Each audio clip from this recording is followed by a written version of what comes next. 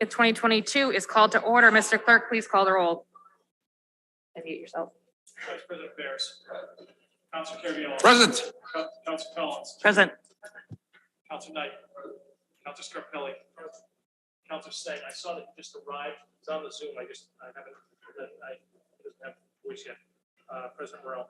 Present. So we're going 7 present. You see Council Singh. Second present, 0 absent. The meeting is called to order. Can you mute your computer? There you go. Please rise to salute the flag. I pledge allegiance to the flag of the United States of America, to the republic which stands one nation, indivisible, with liberty and justice for all. Announcements, accolades, remembrances, reports, and records. 22-587, offered by Councilor Scarpelli. Be it so resolved that the, sorry. Okay.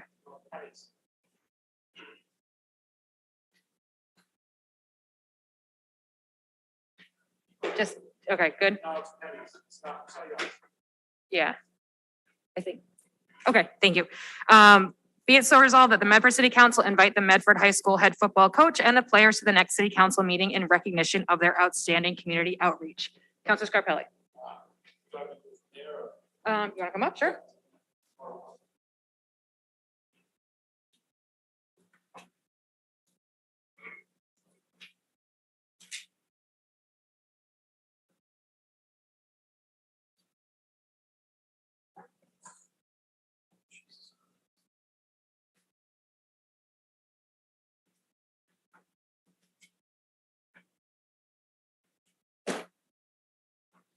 Thank you, Madam President. It's my privilege tonight. I know we've had a tough week here in Medford, and this is fitting and needed to address a group of young people that have done our city proud. And before I recognize anyone, if Coach Curley and Coach Offord come on up.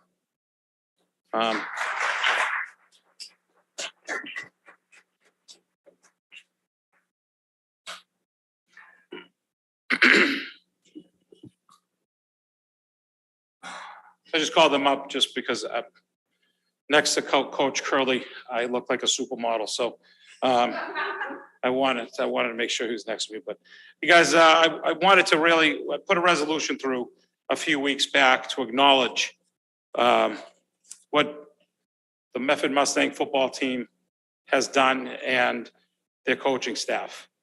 Something that's always overlooked is the impact that young people play in our community.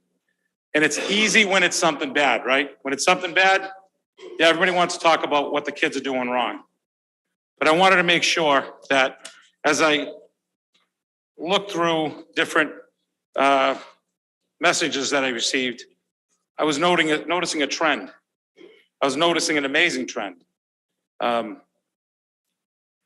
our football team is a special group of people. I coached at Medford High School for many years. I was lucky to be part of a great organization and a great team. And one thing I realized, it's very important to have Mustang pride. And I think that's what we're lacking right now in the city, true Mustang pride. And when Coach Curley came to the program, and before that, we had some difficulties. Numbers were low, kids were getting in trouble, you know, we weren't winning games. Everybody thought that the world was ending. And then you saw the bigger picture. Coach Curley came in, you saw him active in the community, you saw him doing special things with his team, and all of a sudden the football team became elevated. And now the numbers are grown and positive things are in front of us. It's all right. That's my favorite song, by the way. It's okay. So now, what I wanted to address is something very important. What is a Mustang? It's not a word. I know people, it's easy to say Mustang pride. What it means to be a Mustang is truly to love the city you live in, to represent your community with pride and distinction. And what you boys have and girls have done have been amazing.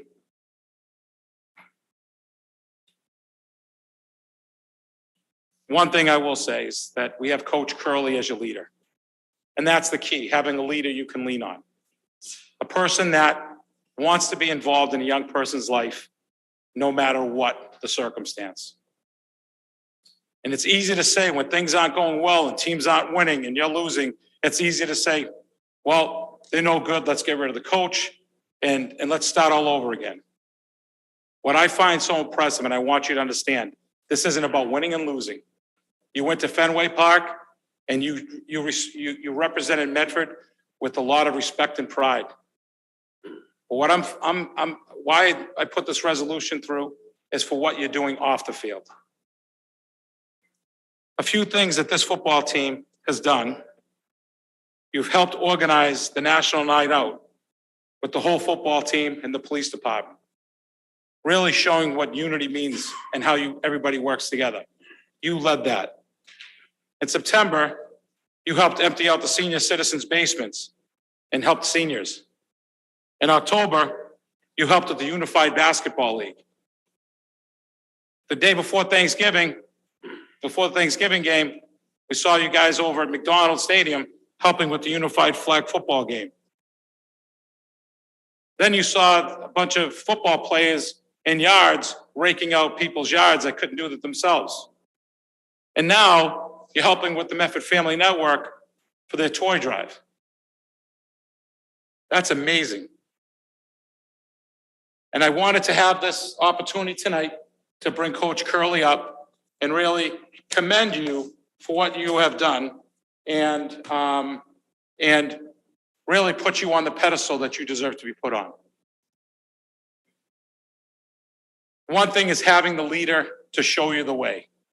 And it's an honor that I talk about John Curley tonight because John's a very special person. What I'd love to hear is I got a phone call from a teacher and they said, George, I saw this resolution. I need to share something with you. I had a problem with the football player. He was being a little wise. And I called Coach Curley. And the next day, Coach Curley was sitting in the back of the room, just his presence there. And what we realized is that young man wasn't offended. He was so taken back that Coach Curley was there to do what? To show him he cares, to make sure that he's doing the right thing. And that's the type of leadership we need in our school system.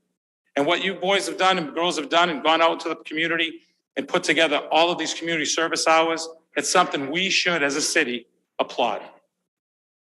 So I want to publicly thank you guys. I know we put together a, do we have that at?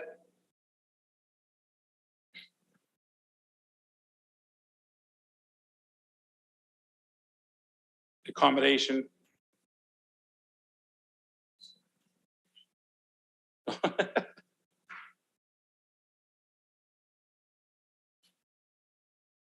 Thank you, my friend.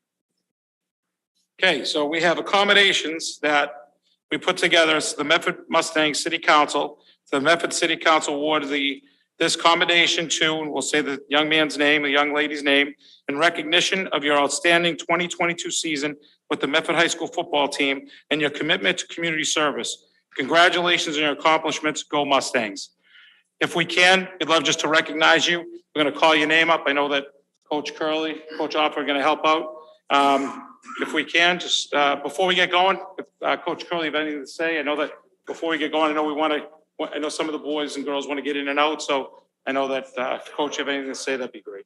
I just want to say thank you for allowing us to show what community really is all about. These kids are not told to do this stuff. They actually want to do it. It's awesome.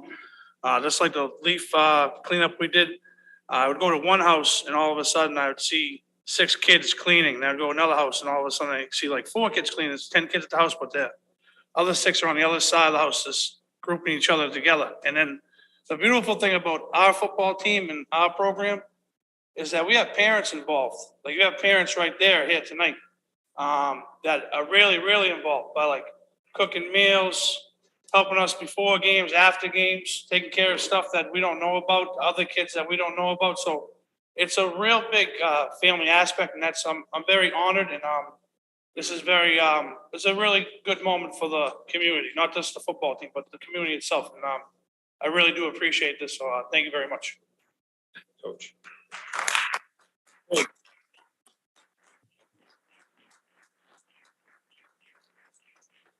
I don't want to forget one person. I know that Mr. Medford's here. Mr. Chris Murphy, thank you for everything you do with the Football Association. We really appreciate it. You look fabulous, by the way, so thank you. All right, Coach, you ready? Sure. All right. Zaim Ali, Okay. Sam Alvarez, Luis Barbosa. They come up. Yeah, come on up if you called. Sorry about that. So come on all the way around.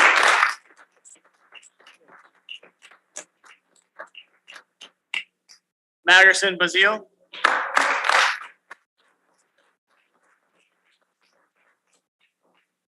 Cole Beretta Green.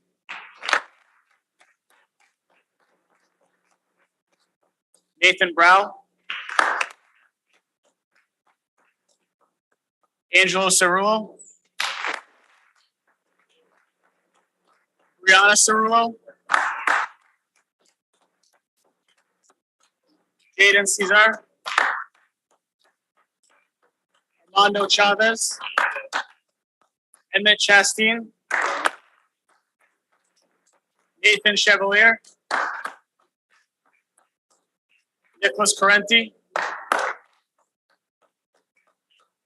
Samuel D. Anthony DeFranzo.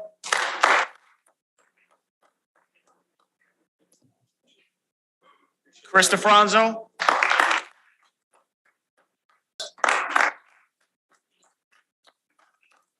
Osman Elkaram. Stevens Exeter.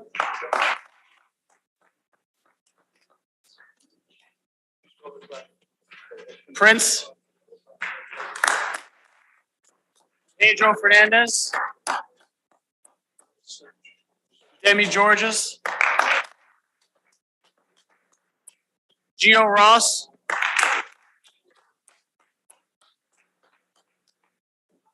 Guillermo Martin. Levens Jean. Christian Jordan. Nicholas Martins. Jameson Laguerre. Florentine Jean Baptiste. Jake McGovern. Melvin Mondesir. Sammy Nazare. Devin Santos. Josh Santos. Nick Silva. Matt Sterianos. Darius Weeks. William White. And Zachary Marsh.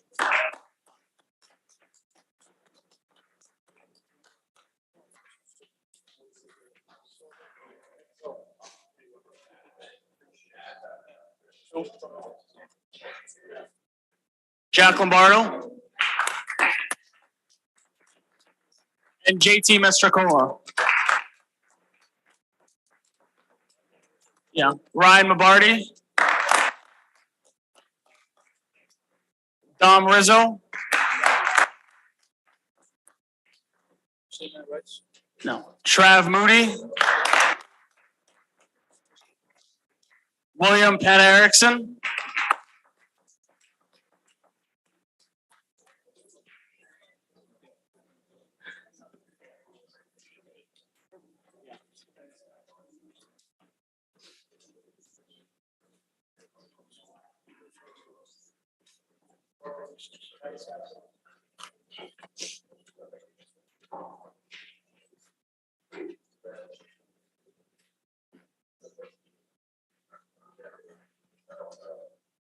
and Lorkins.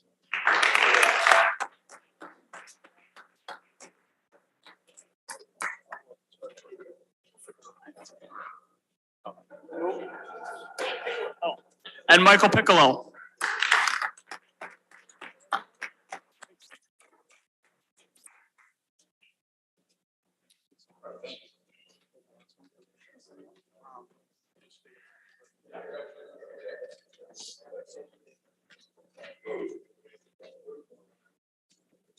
All right, so if you went, Coach, I know that we have a bunch of coaches that have been committed. I know that they've been great with the program. If you could just acknowledge them. I know Coach offered your right hand man, but anyone else that need to address, that'd We be got great. Coach Medeiros. Thank you, Right Coach. there. Coach AJ. And Coach Joe Rowe is not here right now, but he's on his way, hopefully coming a little bit. A little bit. So you know when you're a true Medford program, when Coach Joe's leading you boys. So I think that I appreciate Coach for being here. I know he's at an appointment, but he's going to try to make it. If not, I'll come by the house myself and drop off his. So what we did is we put together a certificate that's going to be in a folder. We're going to be getting that out to you tomorrow. Okay. But I thank you guys for coming out tonight. I know that one more. And Sorry. one more, Coach, my guy, Coach Calvin. Coach Calvin. Thank you, Coach. Again, it's easy to point things out when a young person does something wrong. It seems like that's an easy thing to do. What I'm proud of tonight is that we're really putting you on a pedestal because you deserve it. The opportunity, that the time that you give on your own, like Coach said, that when we talked and said that no one forces you to do anything, but you go out and do it because you love the city of Medford. This is what true community is all about. So I'm proud of you. I thank you. My fellow councilors, thank you. And have a great night. We really appreciate it. Thank you.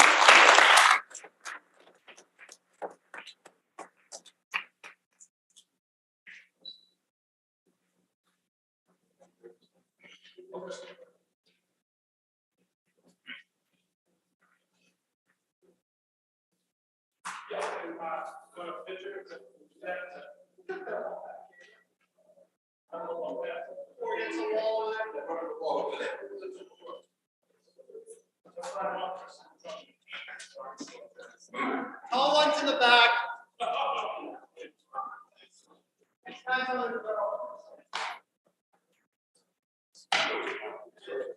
So these are just.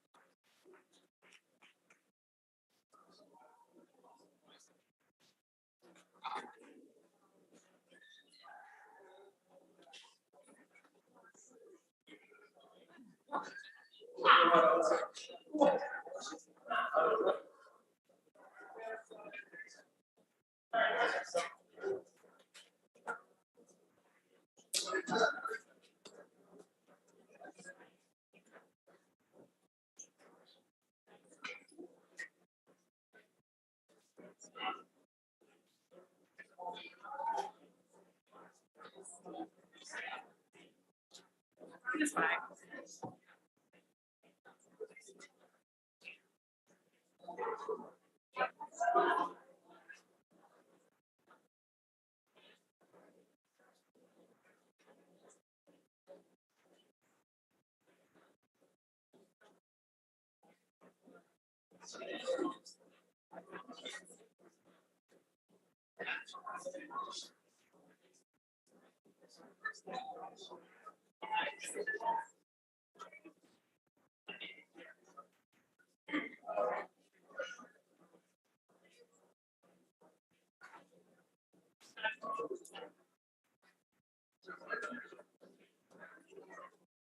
See, brother. Nice job. Nice job. Talk to you soon.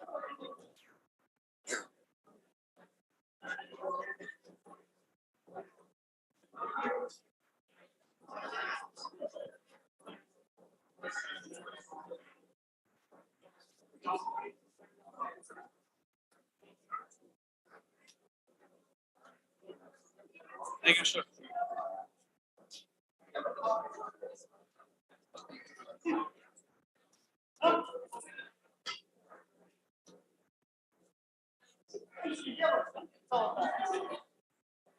Bye all.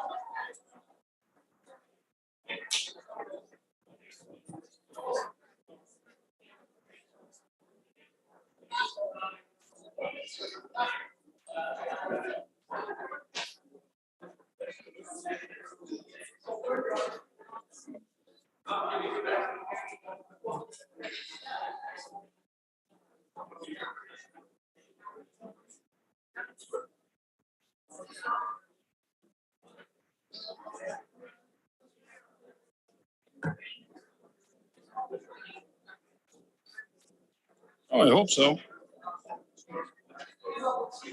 Maybe it's,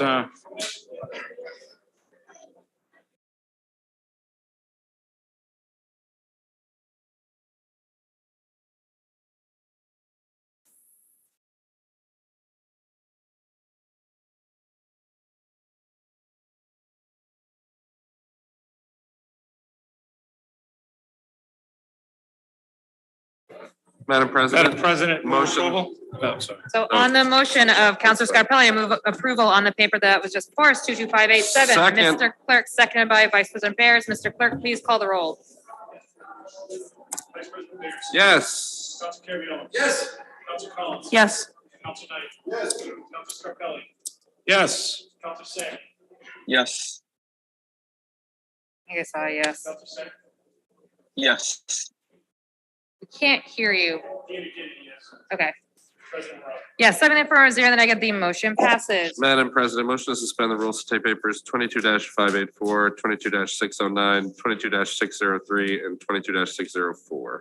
584, 609. Sorry. 603, 604, 603, 604, and 609. Correct? and 584. And 584. Okay. Yes. Anytime you want to do that, you can always say the number slower.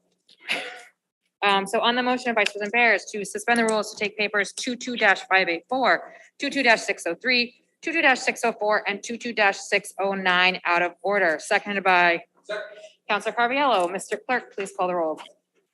Vice President Bears. Yes. Council Carviallo. Yes. Council Collins. Council Knight. Yes. Council Scarpelli. Yes. Council Sang. Yes. President Morrell. Yes. 7 in the affirmative, 0 in the negative, motion passes. The rules are suspended. 22-584, petition for grant of location Arcadis on behalf of General Electric, Medford, Mass.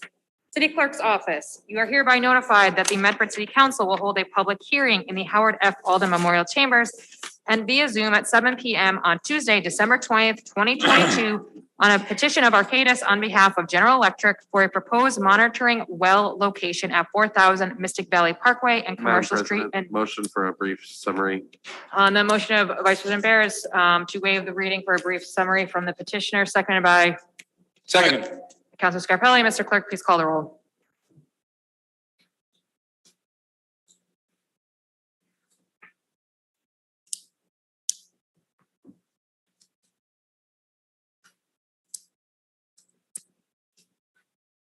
Vice President Bears. Yes. Council Carviallo. Yes. Council Collins. Yes. Council Knight. Yes. Council Scarpelli. Yes. Council Sang. Yes. President Morrell. Yes, 7 affirmative, 0 negative, motion passes. Do we have the petitioner on the call who can give us a brief summary of the petition before us? If you want to raise your hand on Zoom, do you know who's here from? Doug Weeks.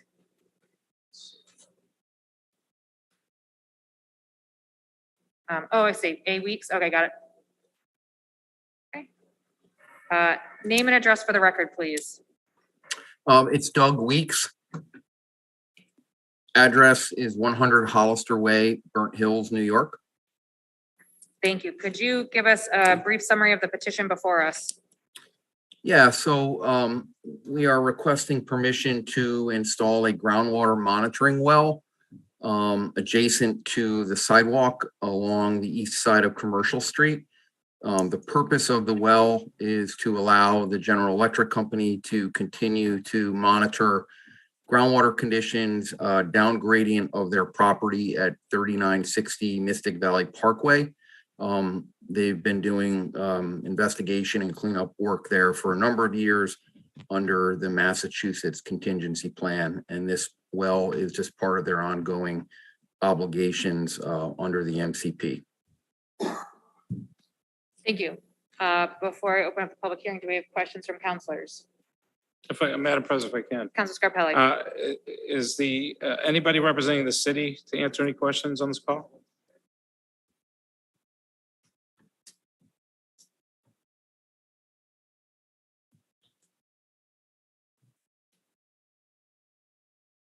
I see, yeah.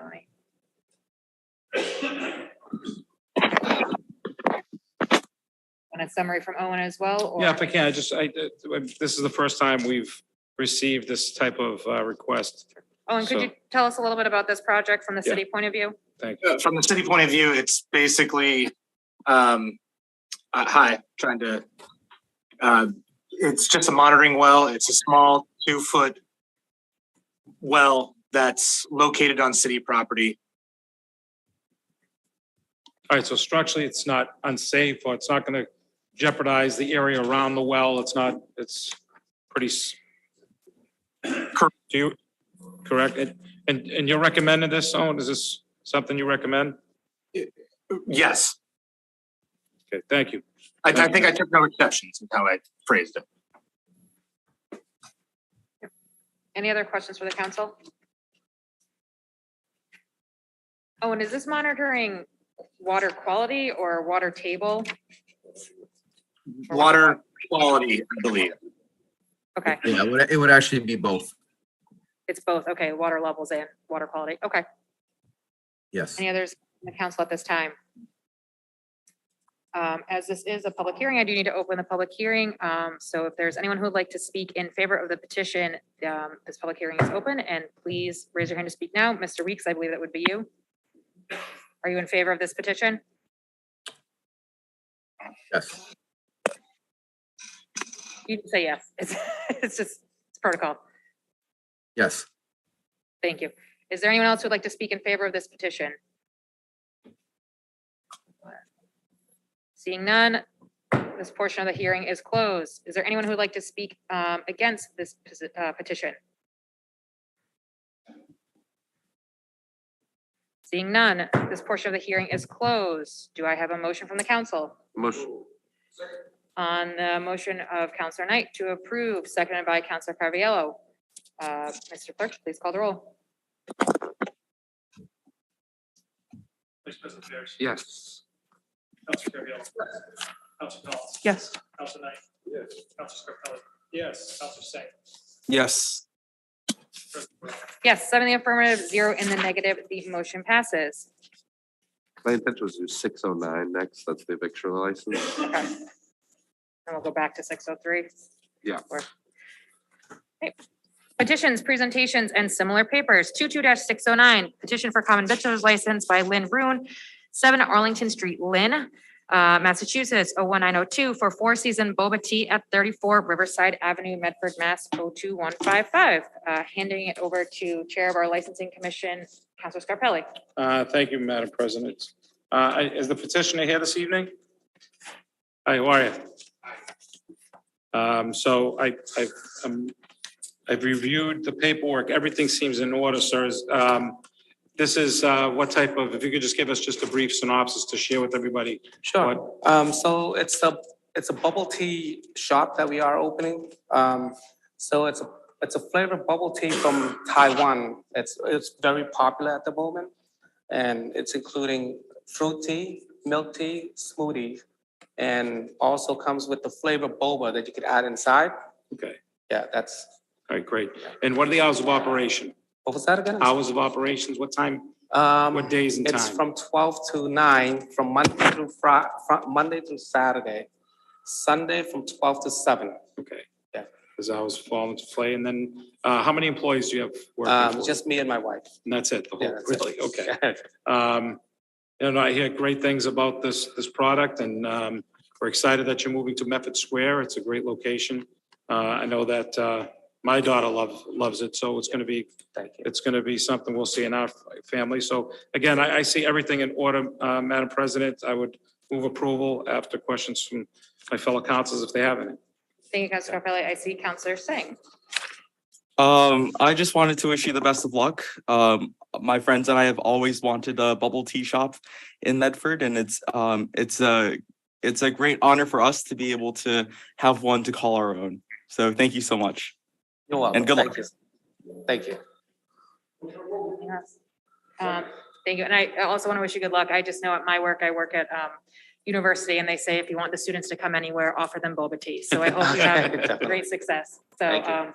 motion of Councilor Knight to approve, seconded by Councilor Carviallo. Mr. Clerk, please call the roll.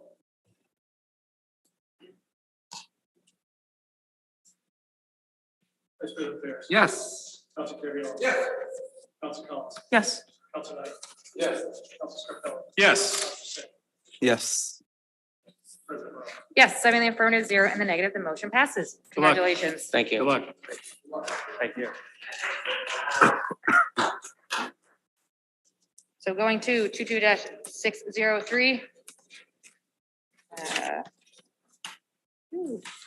22-603, offered by Vice President Bears. Be it so resolved that the Medford City Council, that the Prevention Outreach Manager present an update on the Municipal Vulnerability Preparedness Project and Grant.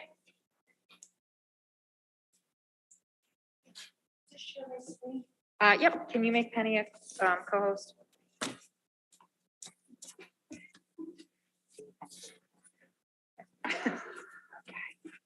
Thank you, everybody, for having me here tonight.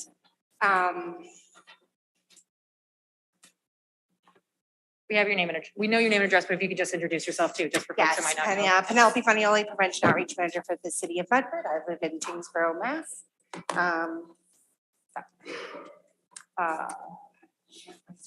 Here we go.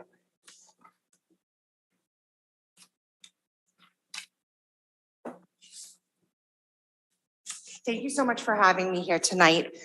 So I'm here to speak specifically about a program that we have. It's a grant that we've applied for. And I want to first just get everybody grounded in what is the Office of Prevention and Outreach. The Office of Prevention and Outreach was established in 2015. Thank you to the City Council for moving that forward to address the opioid crisis. At that time, they funded my position. In 2017, the City Council and the Mayor has funded a city recovery coach position as well. In 2018, we established our Medford Hub meeting. It's a crisis-specific group meeting with multiple service providers to help people at the highest risk get out of risk. So I want to just point that out, that these are some of the things that we've had going on. In 2020, though, we were reassigned to work on the COVID-19 response. And with that, we learned a lot of different things about our community. But I do want to say that prior to that, in the fall of 2019, we did apply for our first Municipal Vulnerability Preparedness Grant. And I'm going to go in detail about all of the work around this particular grant. But I just want to point out that as I go through my presentation, there's a lot of things that we are doing that are feeding in to this project. So I want to kind of highlight them a little bit here. So we developed and operated the Are You OK program. We used that program as a part of fact finding for our 2020 Municipal Vulnerability Preparedness Grant. We had to move to a social service navigation model because we were really just coming up with a lot of people who needed support. So our recovery coach at the time was also a master's in social work. She took on the responsibility of doing a lot of that work throughout the pandemic and since has we filled that position into the department. We also started the multilingual resource line. And that has been a huge source of support for how we are able to communicate with the community. We had it for both the largest flows that we were having come into the office, but also really to be a place where folks with language that is not English as their first language can come to this line and can leave a message to us, for us, with us in their own language. And that's really a critical step in supporting our community members to trust that we're here to support them, is figuring out a way to let them be the lead of what they need and us to follow suit. So we have, anyone can leave a message in any language, number one, but we have specifically Arabic, Spanish, Haitian Creole, and then Portuguese, Brazilian Portuguese specifically. In addition to that, we started Medford Connects. Medford Connects was started in May 2020 in response to the fact that many of us were kind of stuck in our own spaces and not communicating with other departments or other agencies. And so we started to come together and really start to think about, what about youth mental health? What about health equity? How are we communicating? What are you hearing in the community? And this Medford Connects group really transformed. We met weekly throughout the pandemic to really support each other. And we learned a lot throughout that process, and then we started to infuse the MVP project into it. So just laying down the foundation. The other thing I want to make sure that I've said out loud is that we were funded through ARPA for a health equity coordinator who manages 5 community liaisons, one representing the English-speaking BIPOC community, Arabic-speaking community, Spanish-speaking community, the Haitian community, and the Brazilian community. So we have those are all here working every week, and they're helping us to translate materials. They're helping us to communicate with our community members, manage this multilingual resource line, and they will begin in 2023 doing active outreach to support community members on things such as mass health applications and other applications in order to get support if they need it, in addition to just continuing to build community within these communities that haven't traditionally shown up at City Hall to have their voices heard. So, and again, we have a social worker as well, which is Alicia Legan. So in 2017, we started to really think about like, okay, so we've done a lot of this opioid crisis response. We started to set up systems. We are operating those systems still today. But we also started to think a little bit bigger and broader about what we're doing in our work around prevention and outreach.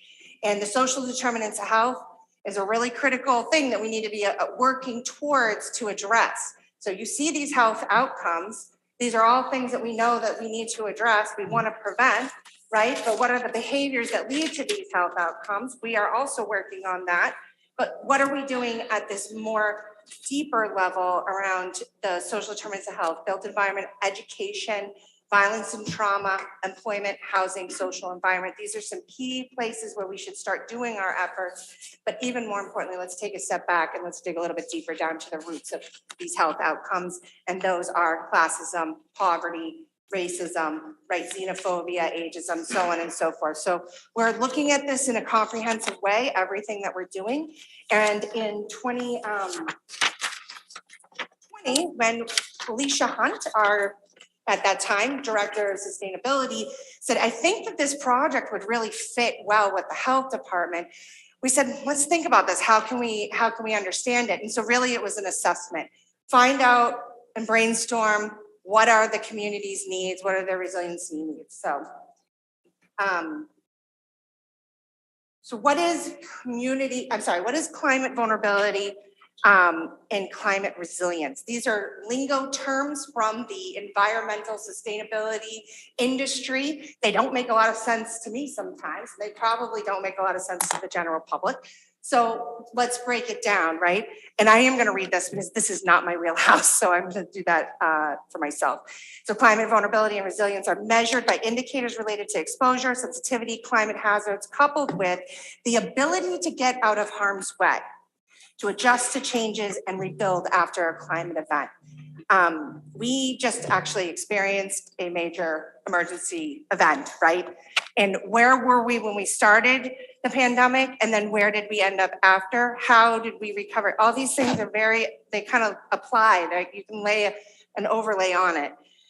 But the folks that are in this harm's way and how fast they can adjust to changes really is indicated by, rather than seeing these communities as climate vulnerable, we see communities that have been marginalized to the point of vulnerability, which is why we focus on adaptive capacity, right? So folks that don't feel they can trust the government, they don't feel they can trust, you know, what we're saying. We need to figure out how to repair this and to work hard at it. So that's what we're trying to do.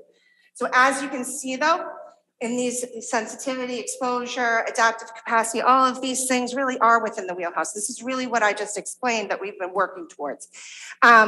We did learn our adaptive capacity needs in that 2020 period. So we got a grant, the big pie in the sky. We didn't know there was gonna be a pandemic and we were gonna do all these things to really start reaching out and understanding what the needs are. And actually we were able to do that in the midst of the pandemic. And you know, I'm really thankful for the woman who was coordinating this grant throughout the pandemic, because while we were all down in the trenches, she was moving this department forward. So Andreanne is she's a wonderful, wonderful partner that we've been working with. We interviewed everyone that got an "Are you okay" call. They got asked a series of questions about adaptive capacity. We built our database of knowledge there with that, and with our elder population, our senior population, but we also did multiple rounds of listening sessions in multiple languages in 2020. With that came our hub report, which you can find on the city's website. That's what has established where we're going. So then we decided, well, we know what we know now, and we know that we need to do better outreach and engagement. We also know that we need to work on health equity. We need to work on racial equity. We need to understand bias, right? Because there's also a lot going on at this time in May. So we decided to reapply for this grant and put it into 3 different buckets: community engagement through a team of 5 liaisons, provider partnership engagement through Medford Connects, and then interdepartmental engagement, where we did over the last 2 years bring in trainings and presentations to staff. We talked about the 9 dimensions of poverty. We brought in an excellent presenter this last June and into the summer who really talked about bias and racial bias. So we've done a lot of this work as we've been going through our process. And really the concept here is to build a resiliency hub. So what is a resiliency hub? The climate industry, right? They believe that there's this idea that if we can have a building that's sustainable all by itself, not on the grid, that if there is an emergency, that in fact we can go there as a community and address our needs in an emergency.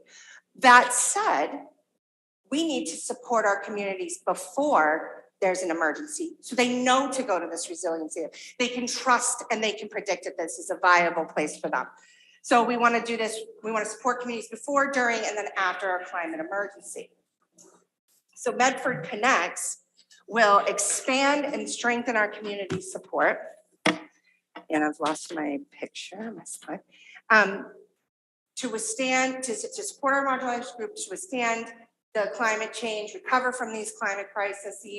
In other words, we hope that Medford's adaptive capacity to climate change by supporting our community groups will help us in these as we continue.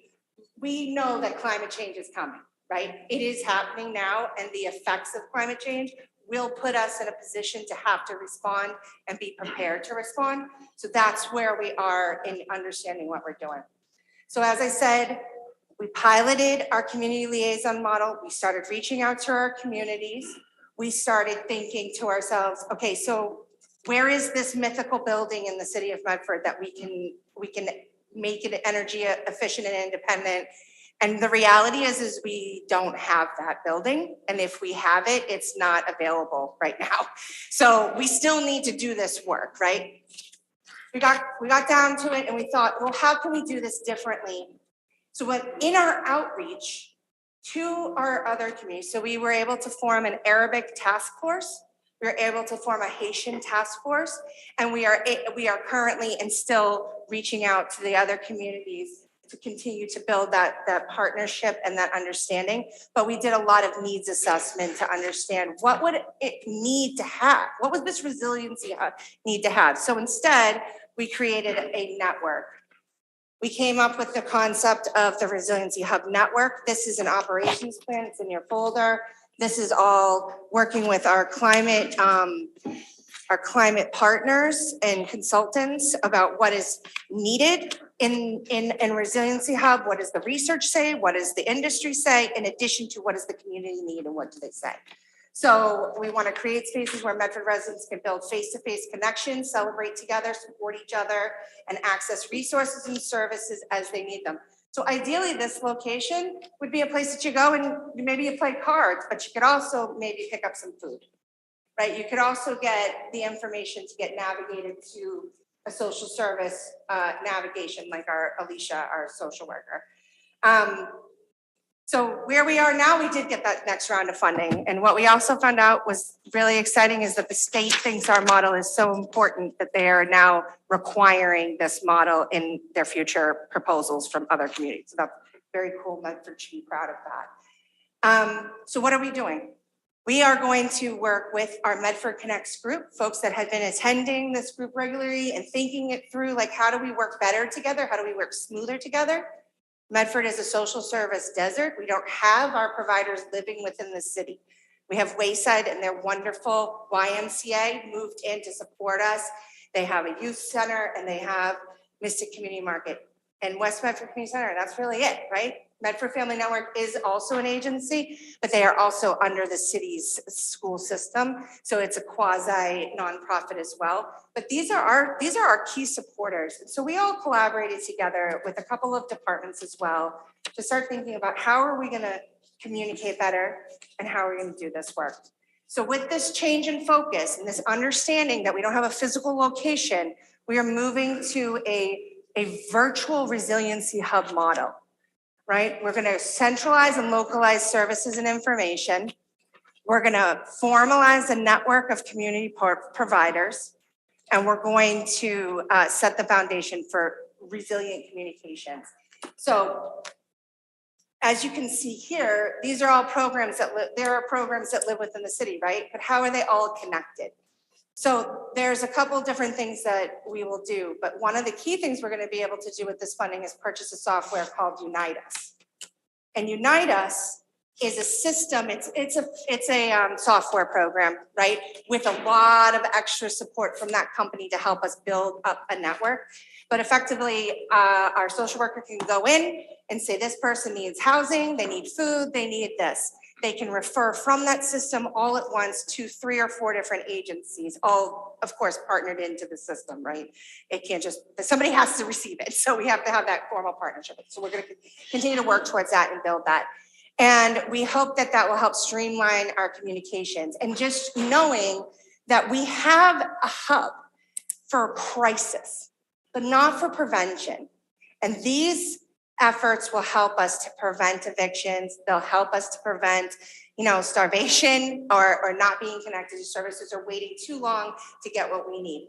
So the project is going to do a number of different things. One of the key things that we're going to do, though, is make sure that all of our partners within the hub, within the Medford Connects, are going to be working on language access. So they're going to look at translation of key materials that they regularly put out. And then we will also be working with them to get more frequent communications out that are smaller, flyers, different blurbs that they want to put out, social media, stuff like that. So some of the key things that we are also going to do are English for speakers of other languages. So ESOL, the Library and Medford Family Network are going to partner together, and they will have a staff member who will help to build up our ESOL courses in the city and coordinate with other agencies in the area that are doing them. We're going to work with our Council on Aging to help them reach more diverse population and think through the communications that need to happen there. We're working with the YMCA in partnership with the rec department to do youth work around social emotional skills to withstand future crises, right? And thinking about how that can apply throughout the community as well. We're going to be continuing to infuse more support into the Medford Family Network, to continue to enhance the work that she's doing. Well, everyone knows Marie is the Medford, she is our heart and soul. So the Medford Family Network, right, we're going to be working on that with them. And then we are working with the West Medford Community Center to look at elevating by our Black, Indigenous, and residents of color and locations of local positions of leadership and economic security. So they have a really great evidence-based model that they'll be utilizing called Circles that takes mentorship from a professional that's doing, really enjoys their career and wants to mentor others, and then they'll mentor folks and they're gonna match people up in that regard.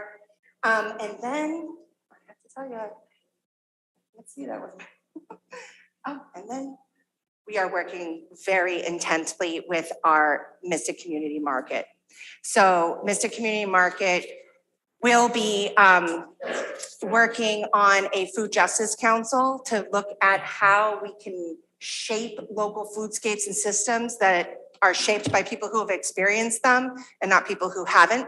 So we'll be working with them on that, as well as another of other communications, ensuring that all of their materials are translated, so on and so forth. So this is our network here. We have, as I said, I kind of went through it, but this is the visual of it. And as you can see, all of the partners that I cited, we are also partnered with the Office of Planning, Development, and Sustainability. They are our guru on environment and climate change. So we need their support overall, but they also, it's a great place for them to hear from our community what's going on, hear from these partners and how they can build that into strategic planning for our community going forward. And then we have the communications department here at City Hall, who will be really looking at how they're gonna be the center of disseminating how we get information out in multiple languages. They're gonna sort of be the point person, and we're gonna make sure that everything's jiving throughout the network and in concert with the city. And then finally, Diversity, Equity, Inclusion Director, Francis Noget, is going to help us make sure that we are doing this to the fullest and the most equitable way, and we are most inclusive. In addition, she has funding to provide more trainings for the community, for our partners, for the city, city employees. So the final piece of this project is that, and this is why I told you we have Medford community liaisons, we are also hiring more teams of community, we're calling them community Medford connectors, because we don't want to confuse anyone. We have community liaisons that are attached to the health department doing health department work, and we have our community liaisons attached to this project. We're calling them Medford connectors. They will support everyone in this network on language access, interpretation, and as well as, just thinking through projects before we implement projects. And that's it. That's all I have to really tell you. This is a part of the process, is letting you know what we're doing. We are working on our contracts. We will be hiring up these Medford connectors and all of these support staff for our grant. But we are at the start of a new process. So that's it. Thank you so much. I know Councilor Scarpelli wants to speak. I just sent him on an errand for me. Vice President Bears. Thank you, Madam President.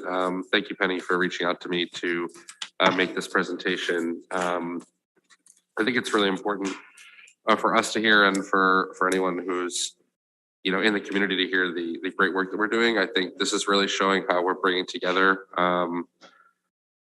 so much of the response work, and whether we're talking about climate or substance use disorder or food insecurity or housing insecurity, or all the other issues that we know so many people in our community are facing, but also just bringing the community together in general and building a more resilient community. I mean, I think something that we have been talking about and will continue to be talking about is social emotional support for young people in our community, and also making sure that seniors have connection to the resources that they need in our community. And I just think that this is really showing that there's an intentional approach, and that the staff on the ground are really doing amazing work, not just in bringing in funding so that we can do this, which I know is really tough. And one of the reasons that it hadn't been done before is we have huge budgetary problems. So I'm glad that there's a pool of money that you're able to access for this, but also how we can really embed it throughout all of our public institutions, from our public schools to our city departments to our nonprofit organizations going forward. it's really impressive work. Really thankful to you and everyone who's been working on it, and obviously continue to love to support and help however I can. Thank you. Thank you. Councilor Scarpelli. Thank you, Madam President. Thank you, Penny, for all your hard work. You've done so much for our community, and I really appreciate everything you do. So I think that one thing I realize as I'm reading through this, it's amazing. This is what we've lacked here for a long time. So I appreciate your effort. But our most vulnerable community right now, I didn't see anything with the housing. Are we partnering anything with the Medford Housing Department to reach those families that I think that if you can? Yeah, we are partnering with them through our health equity coordinator and the work that we're doing with our social work. Okay. We definitely are in communication and working with them. This is just, it was just a formal partnership for the grant. Is Okay. what I'm expressing Okay. here. So Yeah. obviously there'll be a big piece of this. Yeah, Okay. definitely. All right. Thank you so much. Thank you. Councilor Singh. First of all, I just wanted to thank you and your department for all of this work that you're doing. I think something that a few of us, many of us on this side of the rail have been talking about, a lot of community leaders have been talking about, is the importance of bringing government to the people and not just expecting people to show up. We all know that there are real equity access barriers when it comes to meetings, even meetings like this, but any city meeting, any coming to city events, and your department's I think philosophical approach to outreach, I think is something that we should be proud that we're doing as a city. I know it can be really tough to do that outreach, and so I was wondering what some of the challenges that you found were. Maybe I know the community liaisons have been doing a great job, but I'm wondering what are some of the barriers that you guys have faced, and what are some of the ways that you're going to address that with the Medford Connectors program, in terms of outreach and getting to more people. So that's a great question. I mean, the major issue that we have is the same issue that every city in town is having right now, and that is that there is no housing. There's no emergency shelter. Someone comes here and says, I don't have anywhere to go tonight. I don't have anywhere to send them. The shelters are full. They're full early. That is our biggest worry. That's what we walk home at night like. We feel awful, right? Because we don't have good answers when that happens. And the reality is we have to just be very honest with people in that regard. One of the things that we did do that I think what really needs to happen is that we really do need to explain what can you access here in the city of Medford. So I was remiss to say that our library has incredible services. They have tools that community members can use, right? They are definitely a resiliency hub in so many regards, right? So, driving people to these locations that can be a part of your everyday, life in this community is really, really important. But also to think about this grant is very much about that, getting people to be in and a part of, and for us to go out to and truly create this to be like a home for everyone that lives here, that this is their home, regardless of the way our society is, where a lot of people live online, right? And they talk online and they commute online and stuff like that. So, one of the key things we want to continue to do is describe city services, right? Like, what kind of violations do people get? Parking violations, trash maybe violations, right? Like these things that are costly to community members. We need to communicate better what those are and what the rules are and have access to that. So it's not like, my aunt works at City Hall and I know that I could do this. We need to just make those things a little bit more ready for everybody in the community. And when the new website is up, we do have recorded videos, audio videos in other languages about most of the city's services, sort of like an FAQ for each department. We have that like ready and prepared from the previous round of funding. We just need to get it up live and out. I don't know that I really answered your question, but I think the issue is that us becoming more connected and communicative is really, really important. There is another but what we are currently faced with is so overwhelming. It's much like the opioid crisis is like, where do we even begin? And really there's things the state has to do to make those changes to support our community members, so. You guys have been doing incredible work. I really appreciate that answer. And what you were talking about, and I think the work you guys are doing, I think lays out a foundation for what other departments in the city can do, including the city council, maybe in the further future. Maybe I think you guys are testing the waters, seeing what works, and perhaps in the future, our city council and other branches of government, other departments of the government can look towards you guys and see what we can do to be more inclusive, to get more of those voices that haven't been included in city government to help us come to our meetings and help us, give us feedback and shape our agendas. So that's helpful. I think my question was slightly more about how are we reaching the residents that we haven't reached yet, which I know can be a really difficult question to answer. And I'm sure you guys are already working on it. I was wondering if you guys partner with other city departments to, keep track of who comes in for city services already, or in terms of maybe a city, the work that we do, collecting survey data with our city census type things, seeing if seeing who moves into the city, pays our taxes. Perhaps there's a way to I know this can be costly, but putting even a short flyer in our water bills or something like that to try to get more people aware that your department exists, that the work that you guys are doing exists, and maybe that will reach more people, but you are the expert here, so. Yeah, I think that you're totally right. One of the things that we're looking at is like, okay, so we need to continue to build relationships with all of our faith communities. That's one key thing. The other piece that we are working on actively right now is going through our entire database of businesses and working in that angle as well. So, I think that I'll have a better answer and a more concrete answer for you in about 6 months when we get all of our staff in place and people are moving and operating. But I want to say though, one of the key things that has been a benefit since our UOK or our social service navigation began is that we have 89 referrals from city employees to the social worker to get somebody help. So we're definitely getting the word out across the city departments that we can help individuals that, the other thing to note is that if I show up and I say I have a housing issue, I have other things that I need to be processed through.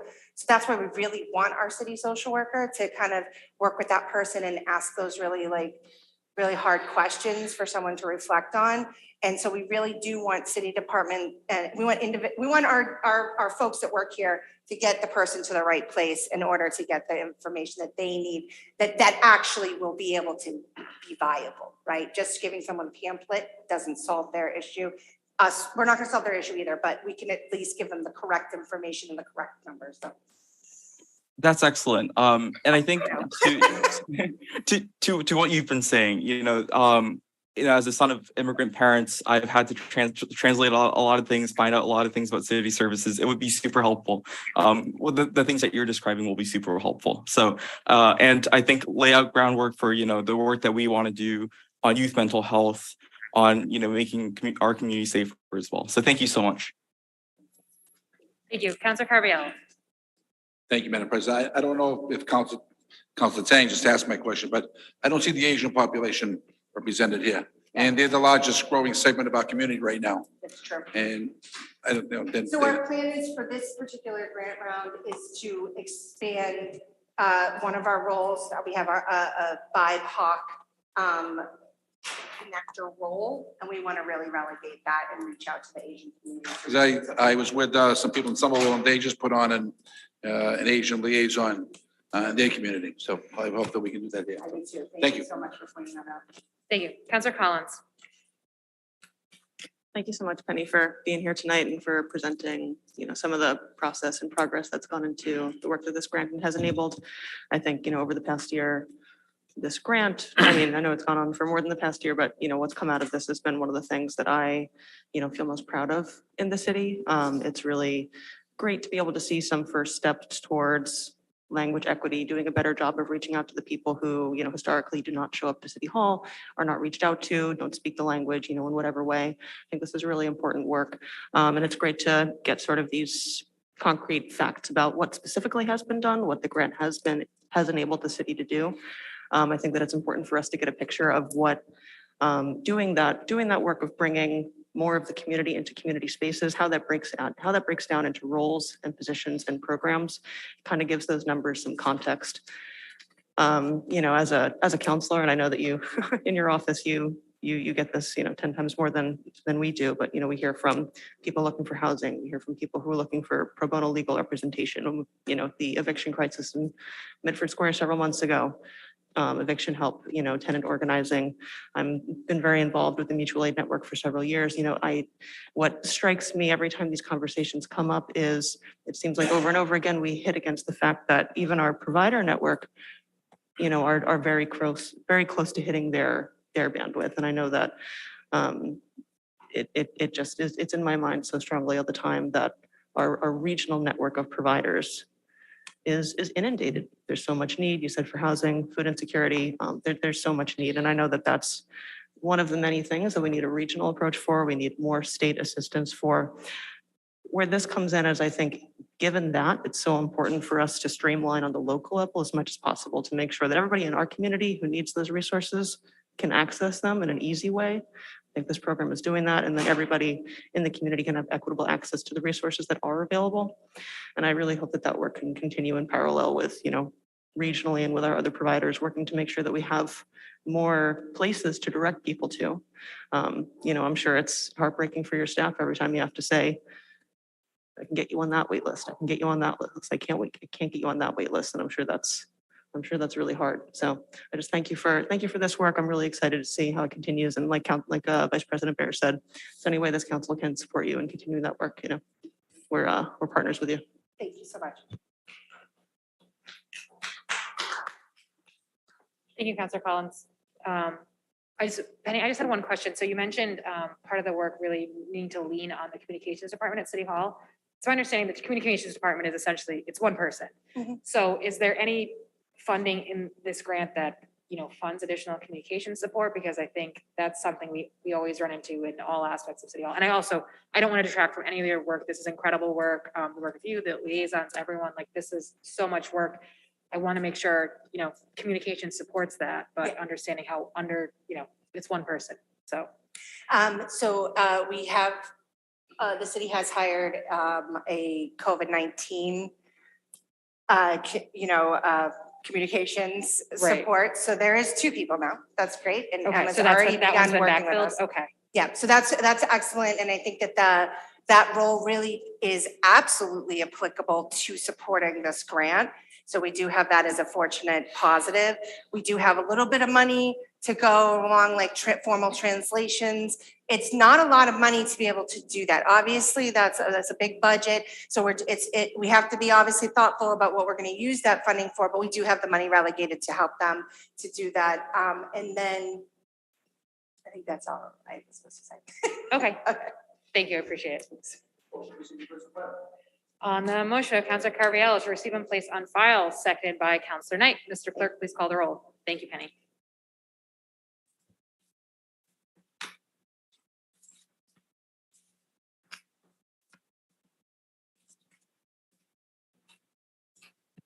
Vice President Bears. Councilor Carviallo. Yes. Councilor Collins. Yes. Councilor Knight. Yes. Councilor Scarpelli. Yes. Councilor Singh. Yes. President Morrell. Yes, 7 in the affirmative, 0 in the negative, the motion passes. 22-604, offered by Vice President Bears. Be it so resolved by the Medford City Council that the Finance Director appear at the December 20th, 2022 regular meeting to present the fiscal year 2023 Q1 financial update and warrant articles as requested by the council on a multitude of occasions. The mayor and city administration committed that this information would be presented to the city council and the public by a mid-November deadline that has not been met.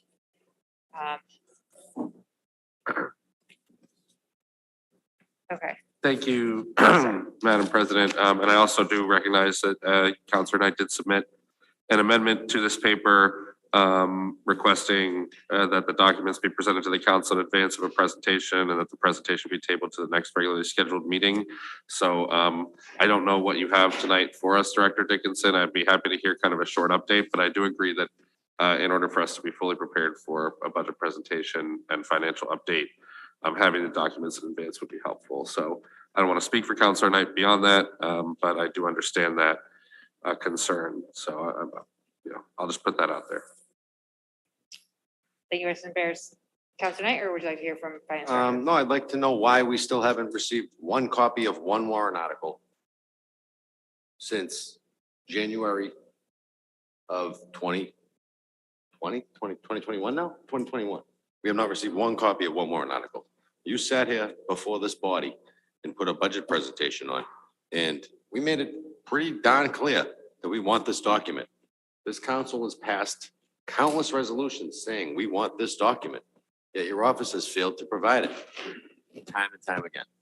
Now, Bob, I know you're new to the city, and at some point you got to say, I'm not blaming you, but now I am blaming you because you sat here before us in June when we asked for this document. We still haven't received it. The council's taken numerous votes. The mayor's office has said, refer to the finance director in her response to this body, but we still haven't received it. Why?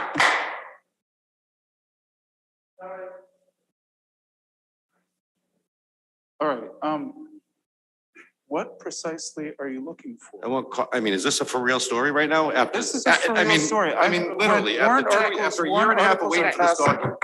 I'm sorry, Just so we can hear what people are saying. We've been asking for this document for a year and a half, and he goes, what are you asking for now? I mean, is this? I understand the frustration. I know, this isn't even about frustration. It's about a waste of my goddamn time. All right, that's what this is. All right, it's a waste. It's a waste of all of our time to come up here and be pranced around like dog and pony.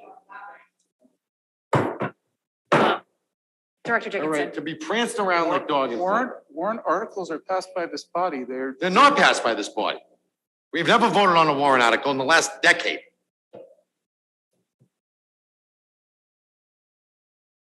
Then, Director Dickinson, do you have an update for us or anything you can provide? well, I'd like to clear this up. I want to give this body everything that it wants. I really do. I came here, I have the budget to actuals for the first quarter. I have revenue projections that unfortunately are locked up in my computer, which died. But I can email all that stuff to you. I really don't want to sit here and there's no reason for me not to give you stuff that you want. That's what I'm saying. Okay, then we're on the same page. We really are. I'm not really sure physically what it is. What are warrant articles are passed by this body? We're not. We've never voted on them once, ever. Well, Under the then, modified They're planning never form of presented government. to us, Bob. Under the modified Well, planning form of government, what are- we were required to vote. then what are we looking for? I want to know how much money KP Law has received in the past year, for example. So I can take a look at the warrant articles and I can say, oh geez, we have a budget in the law department that says Okay. that they're going to spend 200,000. But I'm looking here, in the last 6 months, we spent $1.7 million at KP Law. Why? And I can get ahead of some of these issues so that come the budget in probably, we'll get it, what, maybe June 30th? When we get it June 30th for, July 1st vote, I might be able to have a little bit of understanding as to why we're in the situation we're in. All right, You know. now I am absolutely clear on when you're talking about the AP warrant, that's what you want to see, which all the bills that get paid every week. All right, how many years do you want that for? We can start there. You know what I mean? We've been asking for it. for 2020 4 to years. the present is We've what been we've asking for it requested. for 4 years, but, All 3 right, years. that's, but- okay. Now I understand exactly what I you're mean, looking for. and I'm sorry to take my frustration No, out on no, you, no, but there's a mayor in this building, right? And we send these papers to her, and they just sit there, and they don't move. They just sit on the desk. Right, then All right, so I will- show up here and I try to do my Right. job as hard as I can. I try, I really do, All but right. I can't do it if I don't have the tools. And- I can't and build a house without a I saw. understand your frustration, and I will work with the mayor to get this documentation to you. Because if there's a holdup, my issue with this whole thing is procedural. I need to know exactly what you need to see, when you need to see it. And I'm not completely clear, we're not having a good, Has the mayor's office ever called you and said this is what they're looking for? no. Has the chief of staff ever called you in and said this is what they're looking for?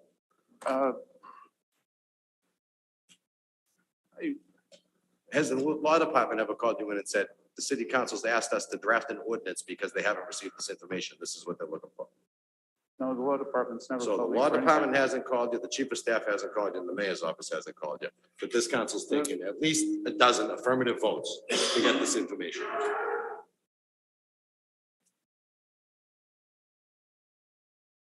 But then tonight, we have a paper before us to create another new job and give somebody else another raise.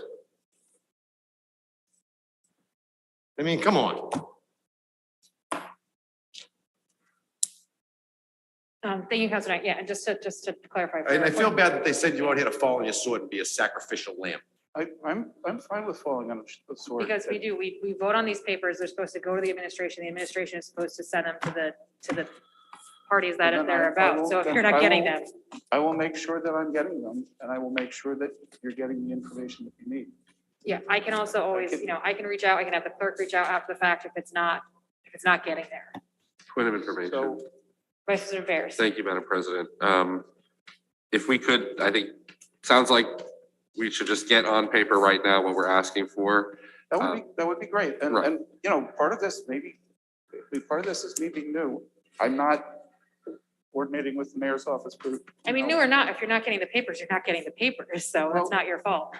But yeah, but I don't want to be saying that they're somehow remiss. It's not exclusive to the finance department, Bob.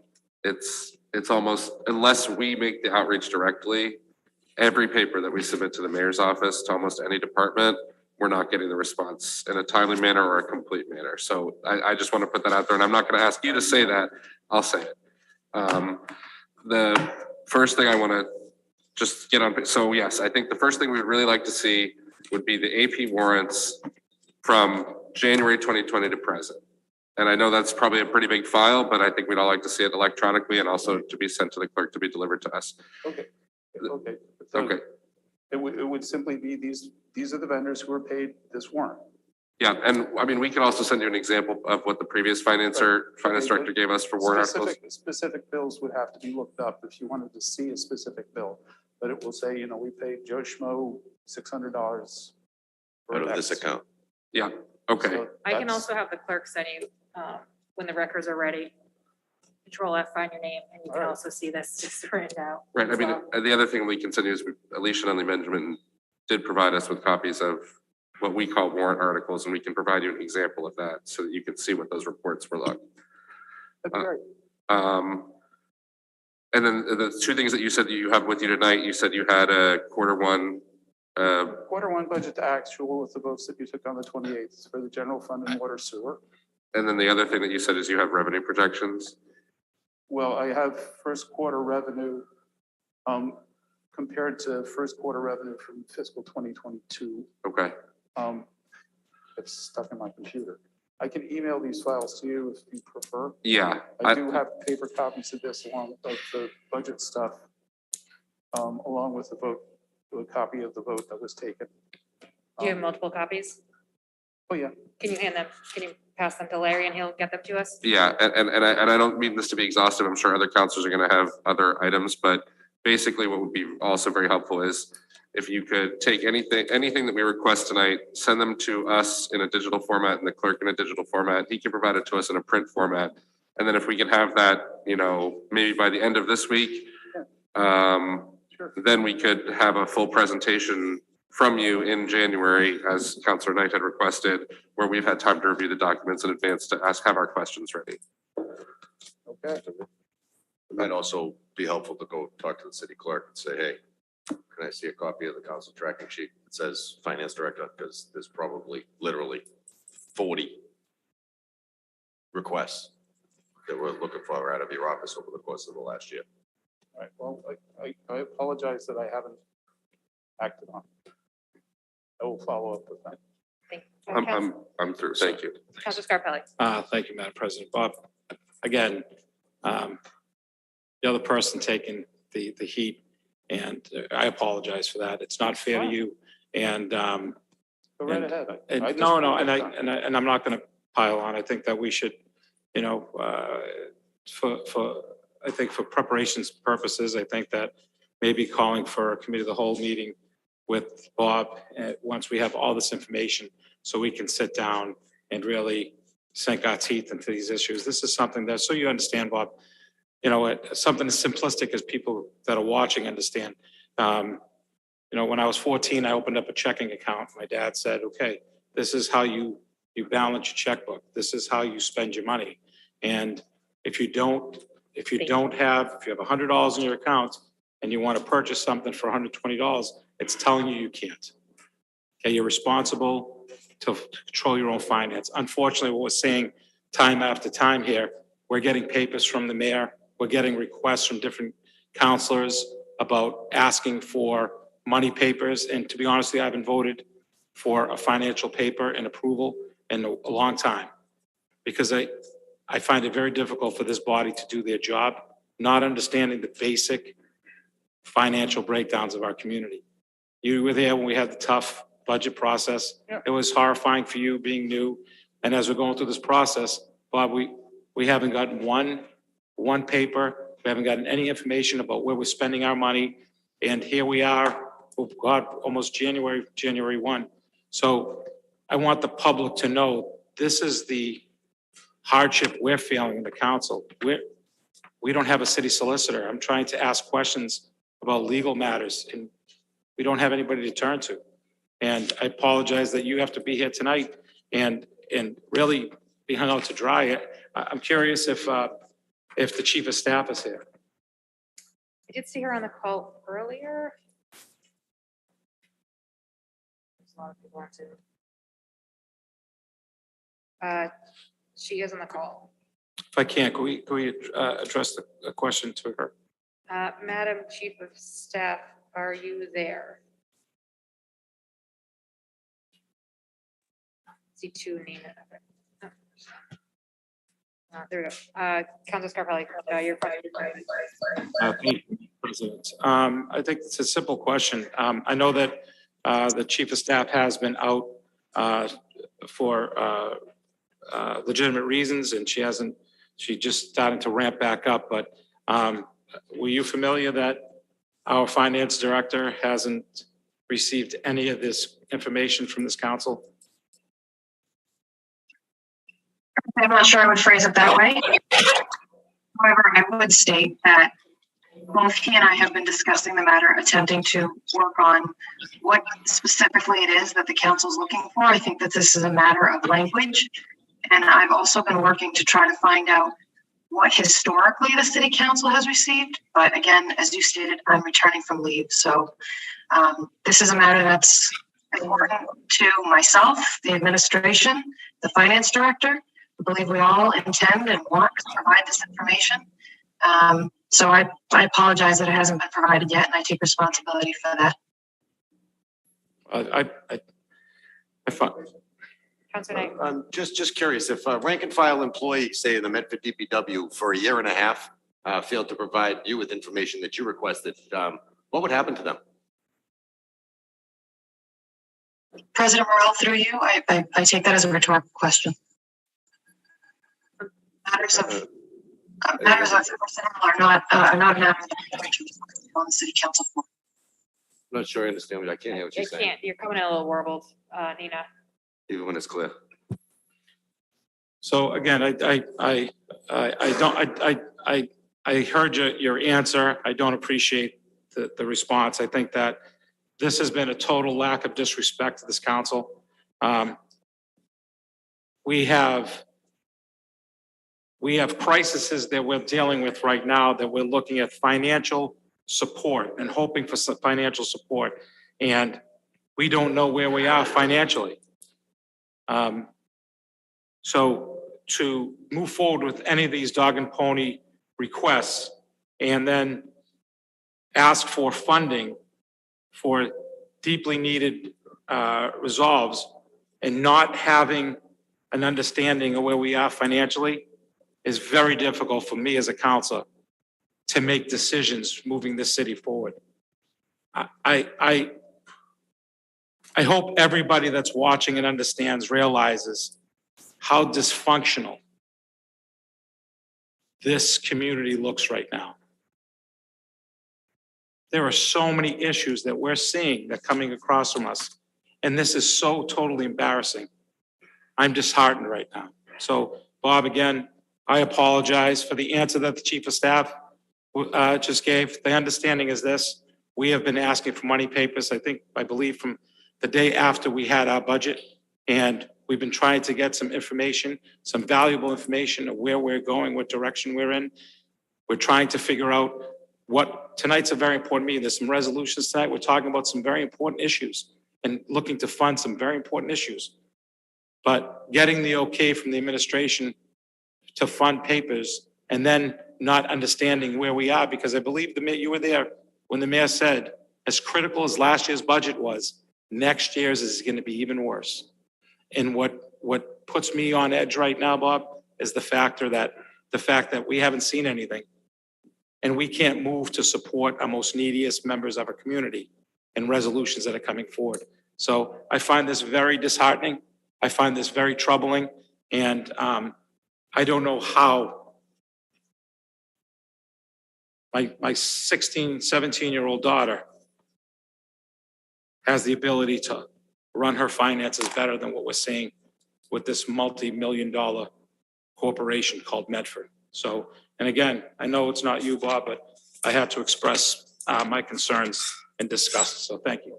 Councilors, at some point it is going to be me. So I'm just to let you know. Yep. We have had staffing issues. Nina's been out, Tyler quit.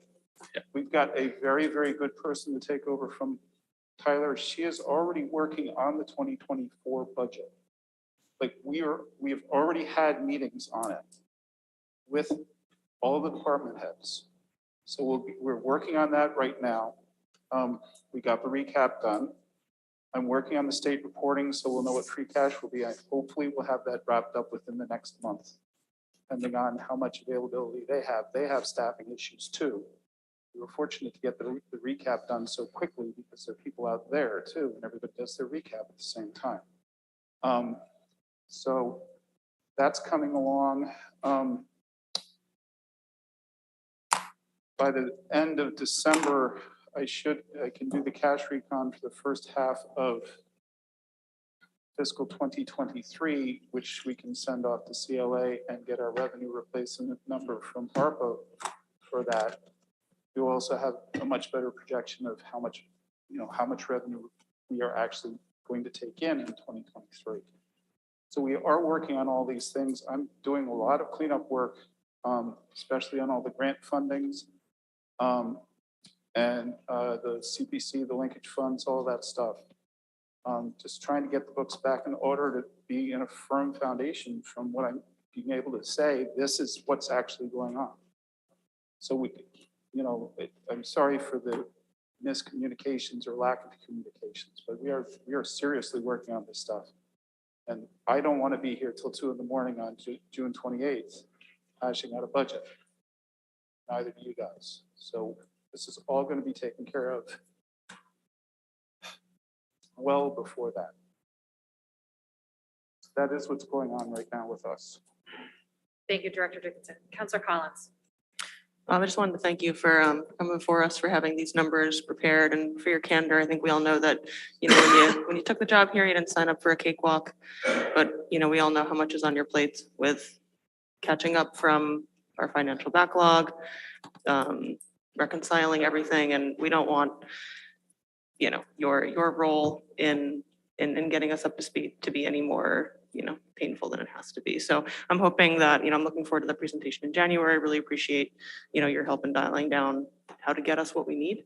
And I hope that, at that presentation and the committee of the whole, if we refer it there, we can also at that point kind of assess what do we need going forward to make sure that this back and forth between the council and your office is, having communication wise what it needs, just to make sure that that's as streamlined as possible. So again, I thank you for being here.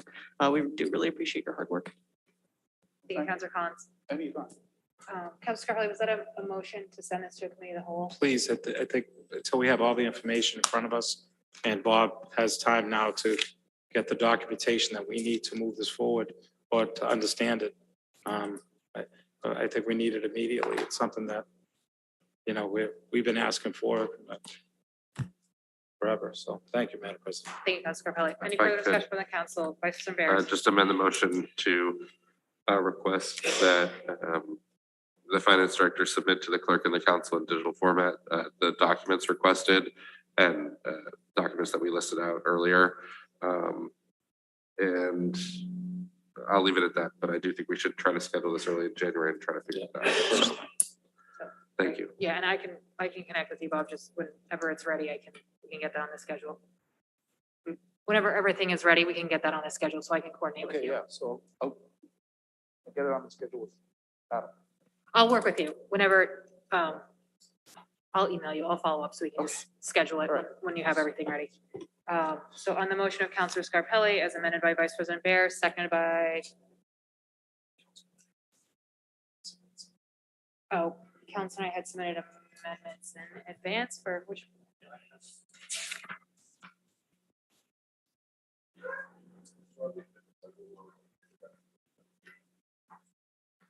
So on the motion of Councilor Scarpelli as amended by Vice President Bear, seconded by Councilor Collins, Mr. Clerk, please call the roll.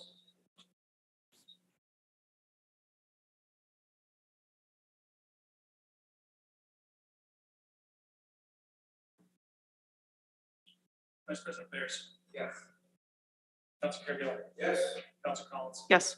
Councilor Knight. Yes. Councilor Scarpelli. Yes. Councilor Singh. Yes. President Morrell. Yes, 7 in the affirmative, 0 in the negative, the motion passes. Councilor Scarpelli, you would ask me to take another paper while we're in Paper discussion? 22-613. 22-613 offered by Councilor Scarpelli. Be it so resolved that the city council discuss and listen to parents dealing with the safety concerns at Medford High School after the horrific incident that occurred at Medford High School on Monday, December 19th. Be it further resolved that the city council take immediate action to ensure the safety of our children and teachers. Councilor Scarpelli. Thank you, Madam President. Appreciate taking this out of order. This has been a very emotional last 24 hours. It's been very intense. And I wanted to make sure that if you allow me to give a small presentation that I prepared so I don't miss anything. Medford's in crisis. It's not a new crisis, but one that has started to spiral out of control and has just caught the attention of the outside world. Sadly, we had many years of warning given to us to prevent the latest incident. But as we see today, those warning signs were ignored by the very people that were entrusted to protect our kids by acting on our behalf. Most of you know my background as a former coach, teacher, and now Assistant Director of Recreation for Neighbor Community. I want to look at a few fundamentals to see where we missed out, where we made our mistakes. First thing that came to me is, are our kids safe? No, they're not. It's not the data that we need now. We now have the actual proof from our experiences. Are we doing all that we can to keep our kids safe so they can learn and grow successfully? No. The warning signs were there and we ignored it. Are we unified on this issue? Absolutely not. Sadly, some people take their responsibility serious while others do not. I question the personal motives of some to simply protect their income versus protecting people that got them elected or hired. There are outside groups currently bullying elected officials to exercise their views, which do not help to protect our kids. National organizations, national movements, while we're having crisis here in our own backyard. Is our division hurting our kids and the reputation of our city? Yes, that's evident. The division in this great community is tragic. If it continues, we'll just see the first of many situations that will bring our amazing city even further down. Now, 2 heads are better than 1, and 4 heads are better than 2. Unified, we will overcome together. Divided, we will continue the sad, turbulent ride to a much worse place. You know, last night I was accused of politicizing this issue. My knee-jerk reaction was quickly defended to be categorization of being looked at and politicizing this issue. Then I thought about it. Of course I'm politicizing this issue, because that's the only way, the only mechanism that we, our kids and the citizens, have to make any changes to our system. We live in a political system that requires checks and balances to protect our citizens. So being attacked with this term makes no sense and showed me exactly how those that are guilty continue to deflect away from their own inaction, neglect, and responsibilities. Well, we've learned that inaction equals action, meaning inaction enabled these outcomes, putting our kids in harm's way and making our parents petrified to send our kids to school. That's the atrocity that we are looking at today, right now. If anyone has been politicizing this issue, it's those that have been both enabling these outcomes and hiding from the consequences of their own inactions. We were elected by the people, for the people. It's time that we get to work for the people, especially our children. See, when we got elected by the people, it should not be measured by winning or losing. It should be measured by the impact that we make and promises that we keep. This is our opportunity that has presented itself to us today. Question was presented, what are we going to do about it? Here's what I propose to get us united, back on track and protect our kids the way that they require from us. First, I'm going to be asking the mayor to put together a team so we can put an implementation of safety that works with our teachers, our principals, our police department, so our kids feel safe when they go back on January 3rd. We want them to feel safe. Meetings, consultants, that's past. We have true professionals in our building that we can work together over the next 2 weeks to make sure we have that plan in place. I'm sure of that. I have resolutions in place this evening that would ask the mayor to prepare an RFP to hire and train true security guards, 4 to 5. Make sure that we have full staffing in the video room where our staff can watch a minute-to-minute action and who's going into the bathrooms, who's loitering in the hallways, to make sure our administration can see where these issues are happening and get the support there as soon as possible. Last night, I believe it was Tony Puccio who brought up a very simple resolution. We ask our parents today to do everything, to be involved. And he mentioned that. I thought that was a great idea. When I got home, I got a phone call from a former soccer captain. She went to school at Tulane, worked in Louisiana, and she sent me an article about a program they use in the schools in Louisiana where they were having issues and concerns like we're having today. It's called Dads in the Hall. Maybe to be correct, we'll call it Dads and Moms in the Hall. If we could put parents on a bus to go to a field trip to Plymouth Rock, then we could put parents in the school that want to assist our teachers to make sure they're just an extra eyes and ears as we walk the halls. So I thank you, Mr. Puccio, for bringing that forward.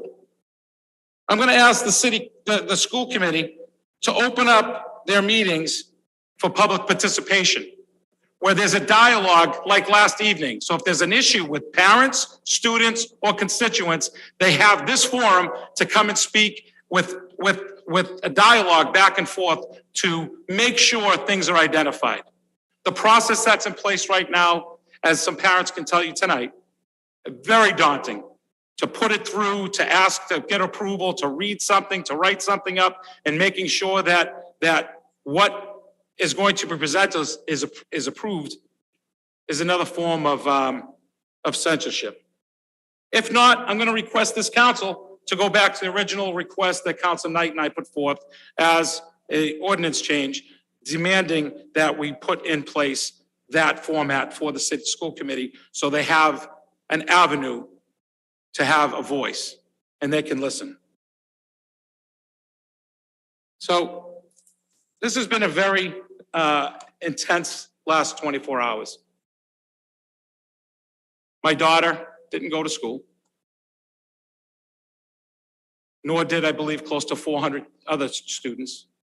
The word back was that the police were there and they were present, but we also know that won't happen every single day for the rest of the year.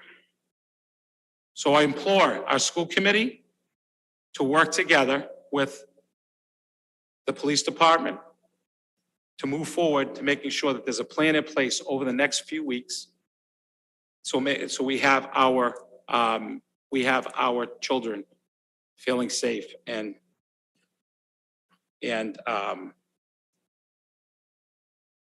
that leaves me with one thing. I know that she's not here right now, but I heard something last night from a very courageous young lady, and I want to leave with something that she said that I take it.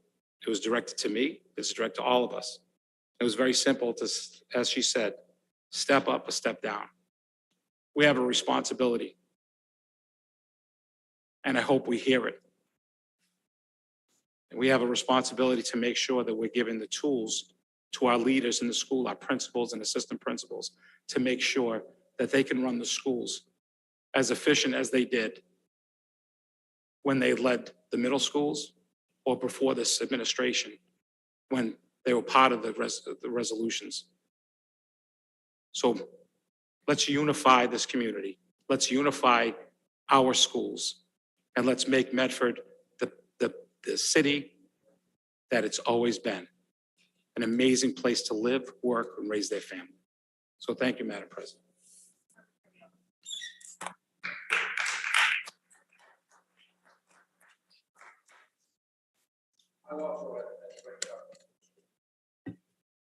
Excuse me.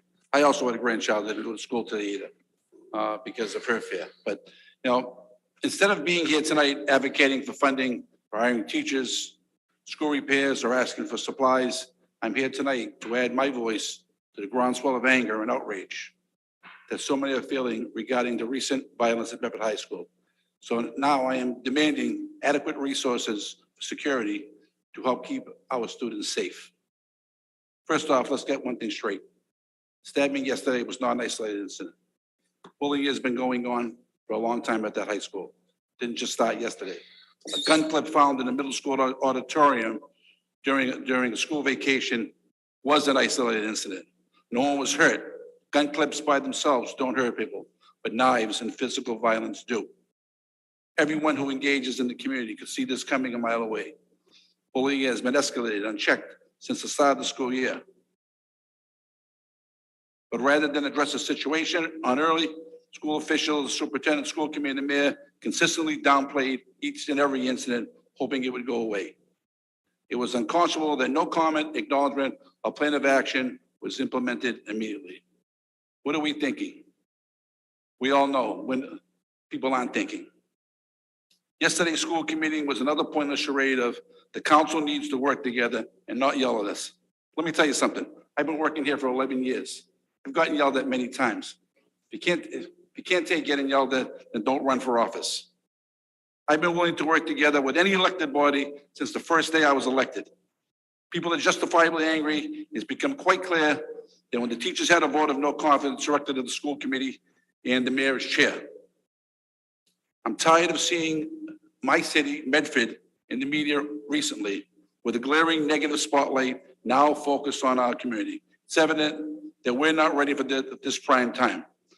I was astonished to hear our superintendent say on television last night, we don't encourage bringing weapons to school, encourage. Statement I find boggling to say at least. How about zero tolerance statement for any weapons and violence of any kind, and will act swiftly and with determination to eradicate this unacceptable behavior and prosecute anyone who violates this policy to the fullest extent of the law. That's what our superintendent should have said. Here's another mind twister. Medford High has no expulsion policy or program in place. What message does it send?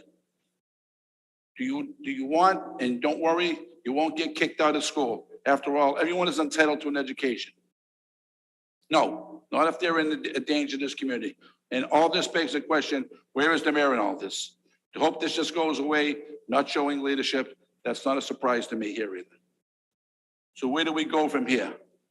First, keep the police present in our high school indefinitely. 392 students called out today. Students, teachers, and parents demand a safe learning environment. This is a first step. Bring in counselors to talk to our affected students and ensure them that the situation now finally is being addressed. Schedule multiple listening sessions for parents and community members to express their feelings and vent. Give them your absolute promise that this ends now. Go through the school incident logs and put problem students out in the notice immediately. It's an insult to say this was an isolated incident. The kids at the school have seen a growing power vacuum of non-discipline with the recent bullying and feeling body to act up themselves.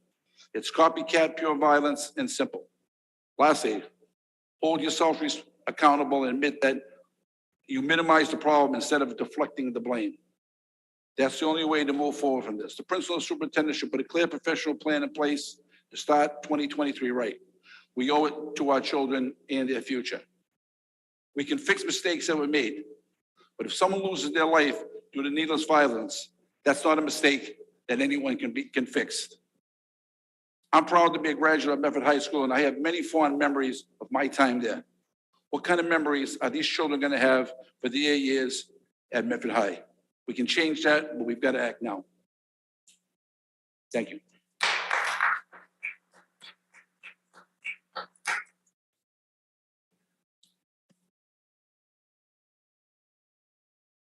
Madam President? Councilor Knight. First of all, I'd like to thank Councilor Scarpelli and Councilor Caviello for being outspoken in their efforts to raise awareness as to what's going on in our schools. Neither one of these gentlemen were required to appear before the school committee meeting last night. They did so as concerned parents, grandparents, and public servants here in the city. And when I listen to what they say, and I listen to what people on the street say, and when I listen to what my kids say, and I listen to what my wife has to say about these public schools as an educator of 25 years in a neighboring school district, it doesn't make me feel good. It doesn't make me feel good at all. I feel as though we're failing our students. We're failing the most vulnerable members of our population, our children. Councilor Scarpelli made a good point. He said, it's the 1-year anniversary. I said, 1-year anniversary? What are you talking about, 1-year anniversary of what? 1-year anniversary. It's December, I mean, Christmas hasn't happened yet. I go, 1-year anniversary of what? He goes, oh, you don't remember? The 2 walkouts that happened last year? The 2 walkouts at Medford High School that happened last year? Because of escalating violence in our public schools? When hundreds of children, hundreds of our students, our kids, our neighbors' children, our families got up out of their seats and they walked out of the school because they said, we can't take it anymore. We've had enough. Here we are exactly 1 year later. I don't think we're in a better place. I think we're in a worse place. I think we're in a worse place. We're in a place where parents are shut out, don't have the opportunity to speak. We're in a place where our kids are afraid to go to school. And I think we all know what happens when kids become afraid to go to school. We've all seen the documentaries on how gangs are formed. We've all heard the stories about kids that get bullied in school and then decide to bring weapons because they've had enough and shoot up schools. We've all seen this. It's happened in neighboring states. Why do we feel as though we're impervious to this same situation of these same circumstances? Because we're not. We're not. So we're in a place where kids are afraid to go to school. And we're also in a place where we see embarrassing news story after embarrassing news story after embarrassing news story in the headlines with the word Medford. And that's a shame, because this city's better than that. This city is better than that. And our kids deserve better than what they're getting. There's no accountability, and it shows. It shows. And this culture that's permeating our school system is transcending into the classroom. And we could all sit here and we could say, this isn't right and this isn't wrong. But the data doesn't lie. The numbers don't lie. So let's talk about the numbers a little bit. Let's talk about the numbers.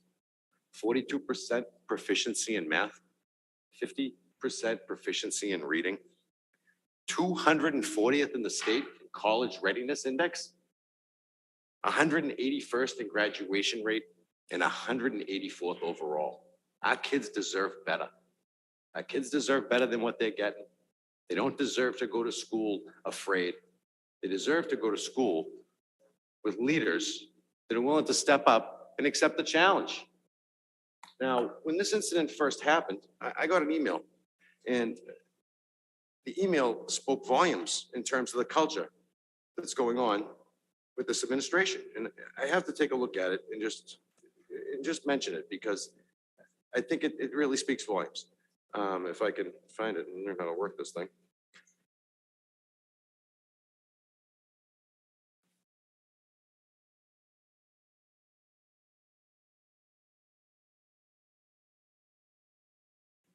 This is a confidential and urgent update relative to the circumstances at Medford High School from Dr. Maurice Edward Vincent. MHS is currently in a stay-in-place due to a medical emergency. A student was stabbed in the restroom and transported to MGH. 4 students have been identified. The police are here working with us. We're working on an official communication. What's that mean? We're working on an official communication. You shouldn't have to work on facts. You shouldn't have to work on truth. You shouldn't have to work on anything other than telling the people what happened and what you're going to do to prevent it from happening again. Here we are, 60 days ago, 2 short months ago. 2 short months ago, a girl was assaulted, terribly assaulted, captured on video, broadcast all across the local news stations. This poor girl has to go to school every day, shaking in her boots. If it weren't for the strength of her parents, coming up here, week after week, day after day, fighting to raise awareness about these issues, it would have gone away. And then 60 days later, we would have been talking about this gentleman that got assaulted and stabbed. And then it would have gone away. And then 60 days later, something else would happen. And we'd bring it up again and we'd start talking about it. Let's get serious about it, all right? It's been a year. It's been a year since the students in that school told us they've had enough. It's been a year since they all got up out of their desks and had the courage to walk out, all right? They had more courage than the adults in the building.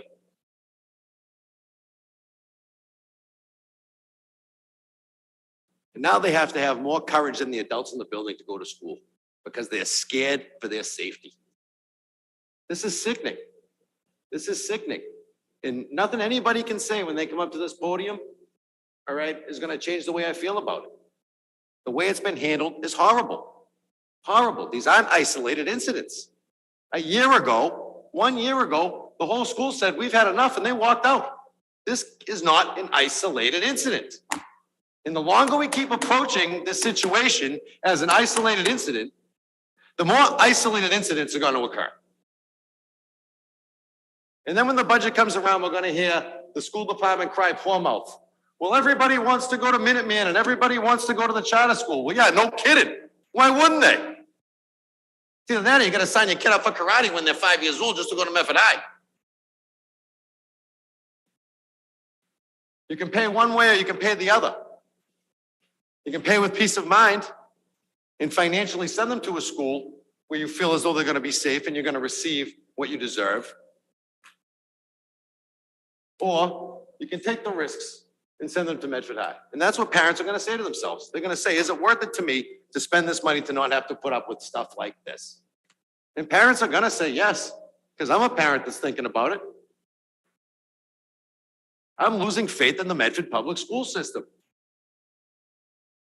And I hate to say it. I hate to say it. Because I went to the Hervey School. I went to the Brooks School. I went to the Hobbs School. I went to Medford High School. I played sports for Bud Kelly. I learned about what it's like to have blue and white in my veins. I learned about what it's like to be responsible, to want to be someone that gives back to his community. And that's why I chose to seek public office. And when I sit here and I watch some of my colleagues in government hide under their desk, it infuriates me. It's okay to say no sometimes, and it's okay to say yes, but what you have to do is say something. You can't stand for anything if you don't know where you stand and what you stand for. Thank you, Madam President.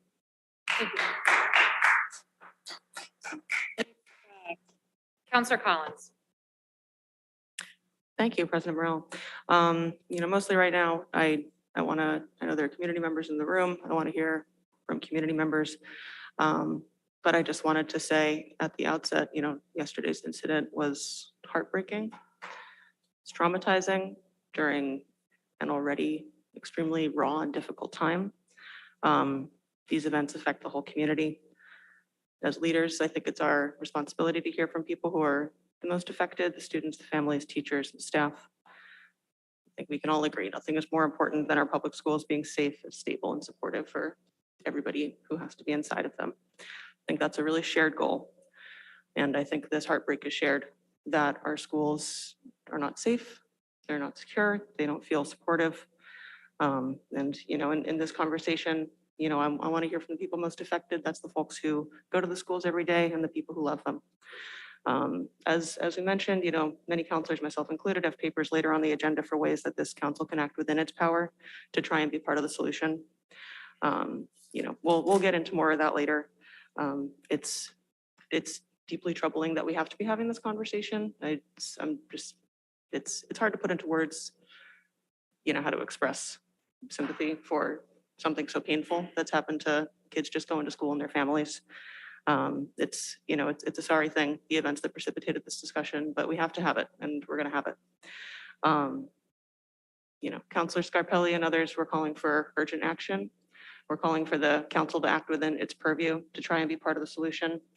And I completely agree. Completely agree.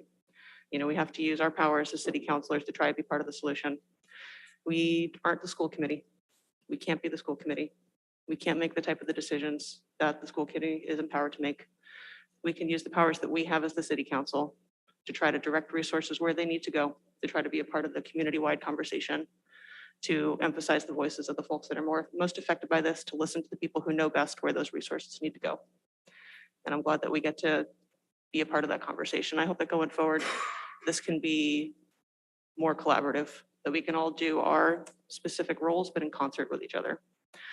And lastly, since Councilor Scarpelli's resolution calls for, public input, if anybody's here to give input, I just want to acknowledge, that not everybody does feel comfortable speaking in public, especially on live TV. It's not for the faint of heart. And also not every comment, especially when kids and school security is involved, is best said in a public setting. I just want to, restate for the record, whether we're in session or not, I'm available to any resident, to any constituent, to field ideas, to hear your questions. If you just need a listening ear, if you don't feel comfortable speaking tonight, you can always reach out to me. We're available.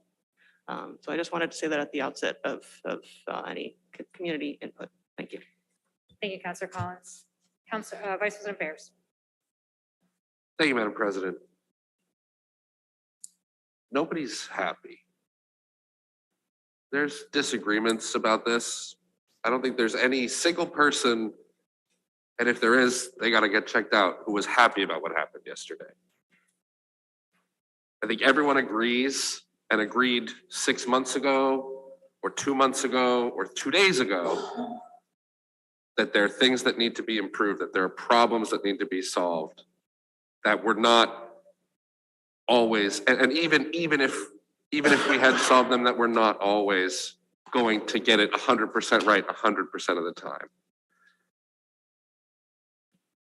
Now, how we address those problems, how we build processes, how we improve systems, how we address systemic challenges is by putting forward solutions. The thing that we're talking about in resolutions coming later than this are some ideas around that. But I think also it's important to look back at what we've heard from our school committee and school administration, what we've heard from this council when it comes to the budget and the funding of our schools, when it comes to the resources that we need, when it comes to the resources that we need in this moment, when we know, hey, there was violence at Medford High School when I was there. There was violence at Medford High School 30 years ago. And we can talk about certain numbers. The one number that hasn't been talked about in any of this is actually looking at the trends and data on this issue. But the one thing we do know is whether it's Medford or a neighboring community or every community in Massachusetts or every community in this country, is that student supports are deeply needed, that mental health is a serious issue, that conflict resolution and addressing problems in a peaceful manner is a huge problem. And that, quite frankly, before these things got worse, it was a problem. It's an even worse problem now. Students are walking out because they recognize it. Students are crying out because they know that they need help or they know someone who needs help. It's a question of resources. It's the first thing I thought about when I ran for office was the funding for our schools 3 years ago. That was before the pandemic. It was my first concern in June when we were talking about the fiscal 23 budget and the $2.8 million that got cut from our schools at the last minute. And 2 weeks ago, it was again where I was focusing my energy and efforts in a resolution that passed this council about funding and asking, what are the supports? What are the funding that's needed? Another thing that needs resources and funding, we were just talking about it for municipal vulnerability plan. We were just talking about it when we talk about this whole city, schools and city side, communications and engagement. The city doesn't invest its budgetary resources in that issue. So we have, people scrambling to put something together to get it out when there's an emergency situation. We have, in a million other situations, insufficient resources for communication and engagement. So all of these things, no one is happy here. We've all identified problems that we want to solve. We're starting to talk about solutions. The big elephant in the room solution that we don't want to zone in on is that we don't have the resources to address the scope of the problems that we have. And until we are willing to admit that and engage in a good faith discussion about what is the true scope of resources that we need to invest in our schools and in our community to address the sheer scale of the problems that we have, we're not going to unify or come together or solve these issues. And they are of a scope and scale we could not have imagined 4 years ago. So that's the crux of this whole question. We come together in government to pool our resources to address our collective problems. That is what we do more than anything else. And we've clearly identified a collective problem that needs resources. And the resources, we are literally unable to put those resources on the table. Now, I think there are things that we can do and should do and try to do in the short term, medium, and long term with what we have to better target what we have and do the best that we can do with what we have. But that's not going to be enough. The other two things I want to talk about here are that we are once again not going to get unified and be on the same page and be able to move forward collectively unless we are moving on a single set of facts about who has the authority to do what, who has the power to do what, and who sets the rules about what. The state and the Department of Elementary and Secondary Education set a number of rules about a lot of the things that we're talking about tonight or have talked about in previous meetings. The state defines the scope of the authority of the school committee and the city council. The one place where we truly do have authority is on this fundamental core question of funding and the budget. That is where we can partner. And I know that there's a resolution from Counselor Scarpelli on that question and a resolution from Counselor Collins and I on that question, because that is where we can most and best engage in this discussion. And I don't say that to limit that there may be other things, but that is where our authority and power lies. And the last thing I'm going to say, people aren't going to be happy about it, you know, and I'm not happy about everything that everyone else has said, so I'm just going to go ahead and say it. I don't know what veiled accusations about national organizations are going to get us anywhere. When we have information that is not correct out there about why people are making decisions that they're making, or what decisions have been made, or the policies and rules that actually exist and are actually being followed or should be being followed, we're never going to get on the same enough page to move forward in a collective way and really talk about having the community and collaborative conversations that we need to have. So, you know, I know that that's the nicest way that I can think of to say what I really want to say here. But when we talk about unity, we can't then have the next sentence be something that divides.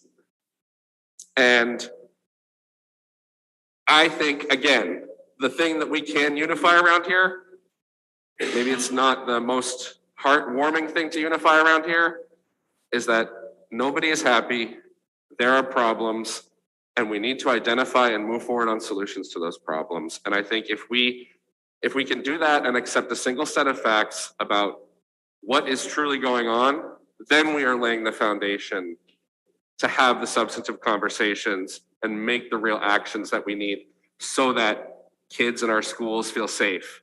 I know what it was like to not feel safe. I stayed home for a whole week from school because I didn't want to get on the bus because I was attacked when I was in middle school. Okay, and I'm not even equating that to what happened on Monday or what happened to other people, right? I experienced that in my family. So we can say that there's a monopoly on the feelings here, but we know what we know, and we know that what we have to put forward is not sufficient at this moment to address the scope of the challenge that we face. And I think the best thing that we can do is to look at the resolutions before us that are solutions focused and ask the people most affected, the students and teachers on the ground, to work with the school committee and the mayor and the school administration and the city council to figure out what we can do in the short term to address funding and what we can do in the long term to make a systemic solution and a systemic approach to make sure that we're addressing this issue in 2 weeks, in 2 months, in 2 years, and in 2 decades. Because we heard last night that there were people who felt that 30 years ago to today, things hadn't been fixed. So that's all I want to say on this. Beyond that, I'm not going to speak to this paper anymore. I'll speak to the solutions-focused resolutions that we have next. And I'll leave it at that. Thank you, Madam President. Thank you. Counselor Stang. Point of information if I can. Point Madam of information, President. Counselor Scarpelli. The funding was there for the school system. I believe it was probably 80% of the funding that was cut for security over the last 4 years. So the funding was there, and the school system cut that funding. Thank you. Counselor Stang. Thank you, President Morrell. I think it's important to thank first the teachers and school staff and the parents who are there, who are helping the students through the ordeal, who themselves had to deal with the emotional side of everything. It's really important not to forget about that. This hurts. This hurts emotionally. It hurts. It hurts physically. It's important to deal with it. And it matters. It matters to all of us. And look, everyone in this room, everyone online on Zoom, is upset, is frustrated, is saddened. And I think we all feel sympathy for the experience that our students have had to deal with and continue to have to deal with at Medford High School. I will say I am relieved to hear that the student is in stable condition, but you know that doesn't mean that everything is over. I really appreciate the talk from counselors of all backgrounds about the importance of finding solutions. And I think to that effect, I want to thank President Morrell and Vice President Bears for opening up the City Council agenda to allow us to put resolutions on that agenda to have this conversation tonight.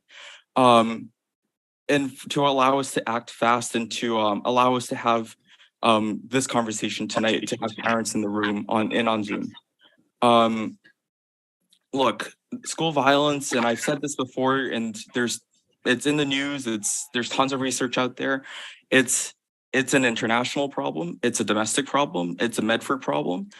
And that actually means that we have to deal with it, and we do have to address it here at home. It's not, school violence has been around for a while. Councilor Bears has spoken to his experience.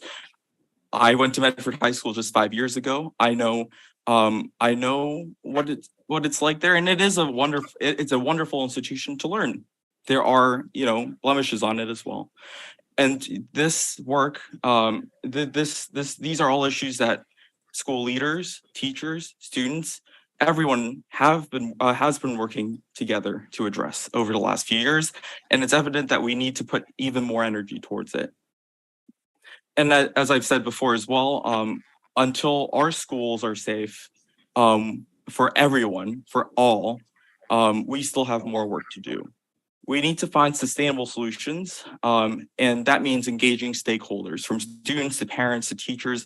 I know people aren't going to like this, but the school committee who have been elected to govern our schools, to oversee our schools, and we need to engage school leaders as well. We need to enforce the existing policies on violence and on anti-bullying, and we need accountability to make sure that we're enforcing these policies. We need to think through the actions that we can take to protect all kids carefully and quickly, I will add, but we need to make sure that they're equitable and reasonable, and that they really truly do protect every kid in the classroom and in the hallways. I think it's also evident that there's a major communications problem that we as a city council have been bringing up in the city, the communications problem in the city when it comes to not just in an incident like this, but just in general, getting the message out to residents. But when it comes to this incident as well, we need to know, and I think President Morrell and I have written a resolution to this effect. We need to know about the incident. We need to know the details. We need to know authority and rules and who has authority over what. And we need to prevent misinformation from being spread. And school committee members at yesterday's meeting have also acknowledged that as a city, we need to do better on communications and on engaging families as well. Councilor Bears is right. The funding problem is real. It's one of the reasons why I decided to run for office in the first place. Watching the budget conversation years ago when we made major cuts to guidance into mental health and counseling at our schools. And now we're seeing the effects of it. We need to be serious about that. We need to be serious about funding and to realize that there is a funding issue. And that effect, that problem is trickling down to our hallways and to our classrooms. And that particularly after COVID and after remote learning, there has been an epidemic of poor mental health in the city and in this country.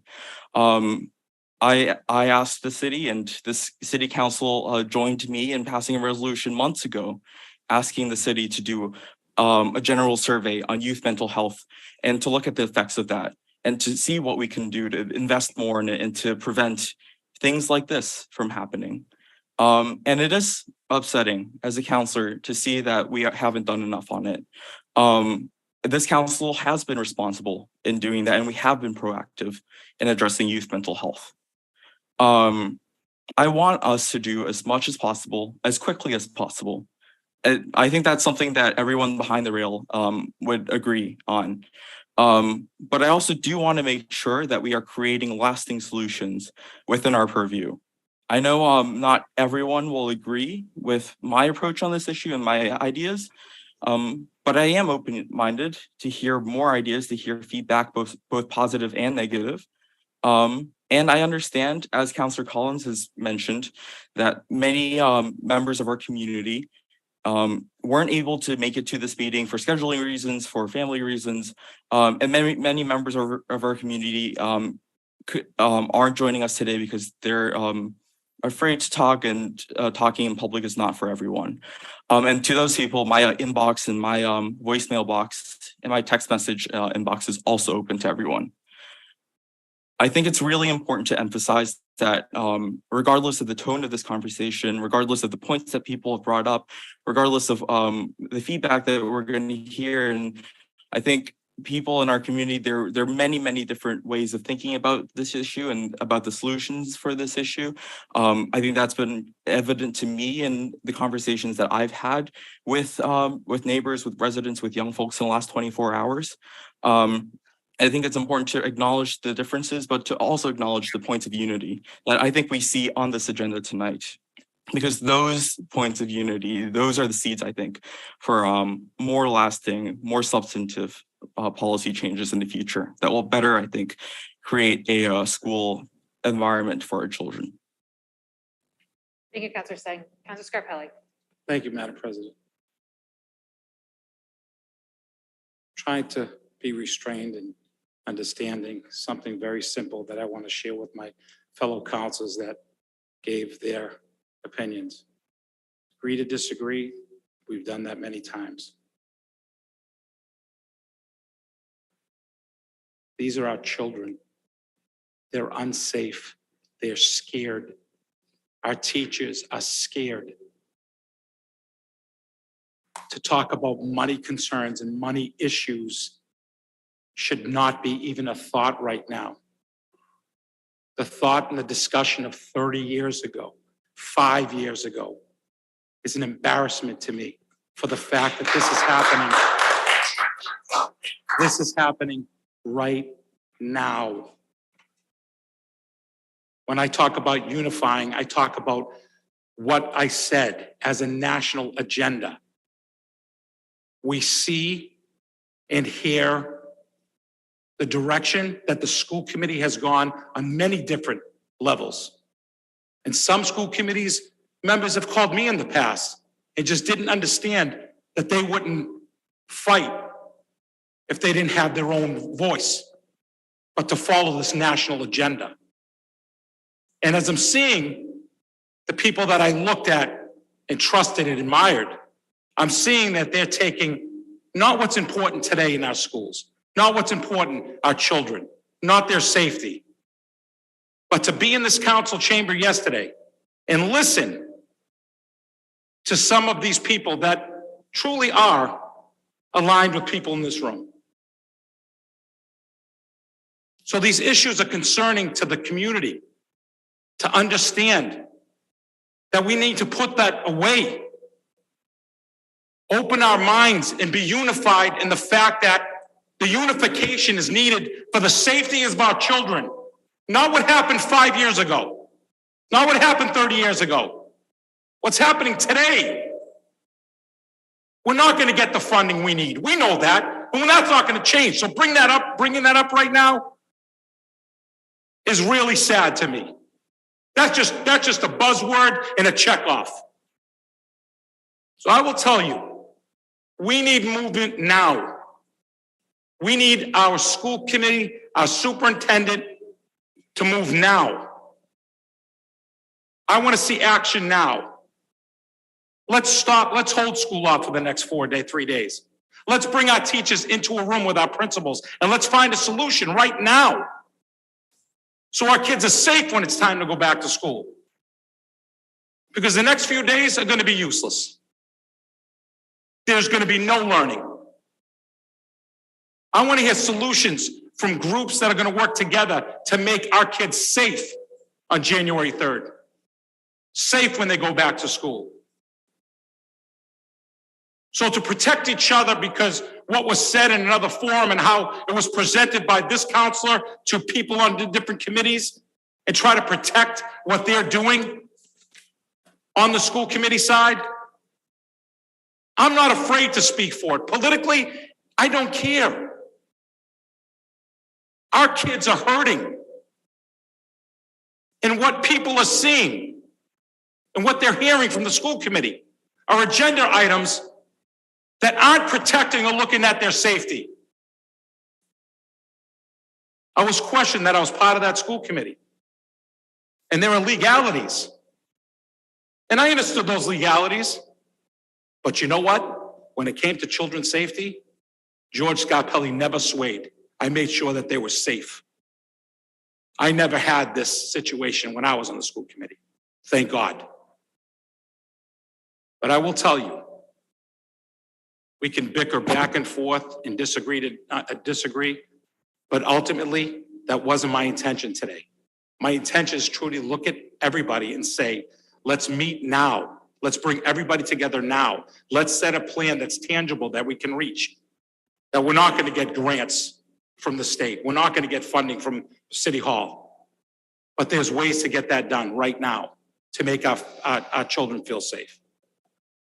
Thank you.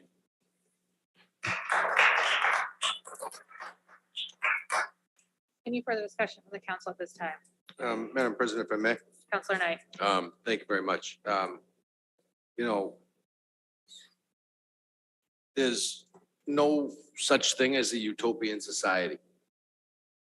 And I don't think in this instance that throwing money at an issue and quite frankly, given the decision makers who aren't allocating funds properly in the first place, more money to spend.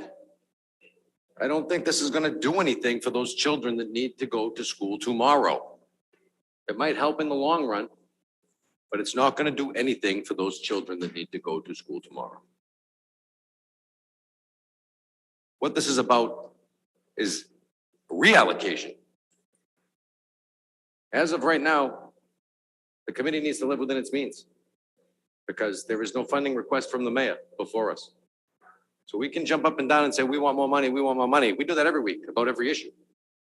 But ultimately right now, the administration hasn't put the paper before this body, which tells me the administration isn't taking it seriously. Which would again move me to the position to say, you have to live within your means and reallocate your funds then to address this issue. So what's the plan and what are you going to do? And why are our kids going back to school tomorrow if you don't have a plan and you don't know what you're going to do? Quite frankly, I think the school should have been shut down until after Christmas vacation. Blanket, sorry, high school's closed until after Christmas vacation. In the interest of safety, in the interest of us showing this community that we're serious about the issues that are before us. Because the year's gone by and we haven't showed that. So, you know, I'm certainly someone that recognizes that there's a need for resources. But I also think that there is room for reallocation of existing funds, existing policies, and existing practices that will improve the safety in our schools. Reversing some of the policy decisions that were made over the last year is a good start. But again, there's no such thing as a utopian society, and there's never going to be enough. How much is enough? There's never going to be enough. We're never going to reach a point where we say, oh, we're cool. This is good. This is enough money for us to do whatever we need to do. All right. That doesn't happen. That doesn't happen. Nobody says, I want to make less money next year than I made this year. That's just not the way it works. So, you know, we can keep throwing money at issues, or we can say, where are you allocating this money and is this a good plan? Because throwing money at issues doesn't do anything. It's not going to fix the problem if we're not spending it in the right place. And it's clear that the money we've already provided isn't being spent in the right place. So maybe it comes down to a reallocation plan. And then what can we do to supplement that reallocation plan to let them live with the existing means that they have? Because quite frankly, it seems like every time something comes up, they just, anything in this community, quite frankly, anytime anything comes up, it's we don't have any money. We don't have any money to do it. We don't have any money to do it.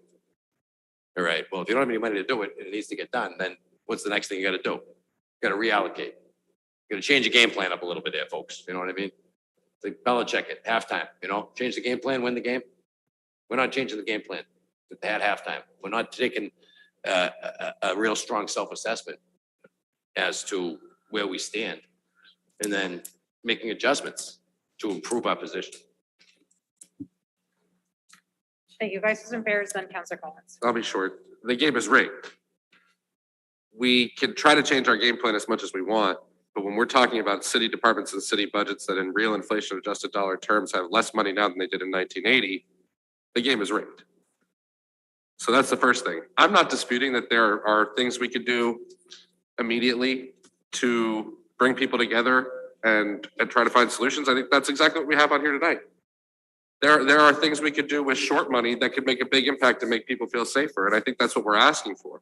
But I think the idea that we can fix this whole problem, or that the notion of putting more resources into this is just throwing money at the problem, that we can address a problem that has been persistent, that is growing in scale, that is not just unique to Medford, even though we could do what we can in Medford to find unique solutions with what we have through reallocation and additional resources. It's promising something that's unachievable. So I agree. Let's do what we can now with short money or no money at all to make people feel safer in the schools. I completely understand and respect that. And I think we have to do that. But if we're not, again, if we're not thinking about this in a bigger terms of, you know, when we talk about resources, yeah, make people feel safer, I would bet, to have some additional resources around the hallways and the bathrooms, because that's clearly been a problem. It was a problem that came up before what happened yesterday. Obviously, it was a problem yesterday. That's something that'll make people feel safer, and we can figure out ways to target resources to do that.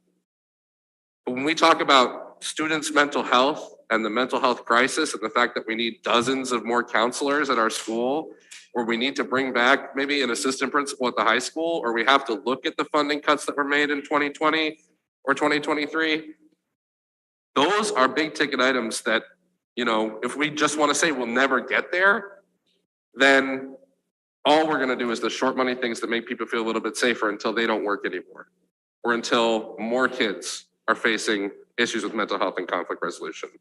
I'm going to stop there because I don't think it's mutually exclusive. I'm not saying we can only do one piece of it and not the other, and I don't think anyone else is saying the other way around. But if we don't have that conversation and admit that, we're not going to be operating on a set of facts and under the urgency that we need to be operating under to bring the solutions to bear that we obviously all agree need to be brought to bear. Thank you. Councilor Collins. Thank you, President Morrell, and I'm speaking off the cuff here. So I just want to say, you know, I think that what the community deserves today in the aftermath of yesterday's events, in the aftermath of other traumatic, tragic events, what the community deserves is a communicative, collaborative city council. They deserve clear communication, resolve to work together productively from all their elected leaders. We owe our community better than infighting. You know, we've disagreed on many things many times before. Behind this rail, it'll happen again. That's what we're here to do. We're here to represent different viewpoints for perspective on issues. We're here to represent different viewpoints for how to craft strategy and how to respond to problems in our community and how to plan for the future. But I think that we owe today, especially today and all days, we owe the community a productive use of our time, discussing available strategies for what we can do within our powers to try to deal with the problems before us.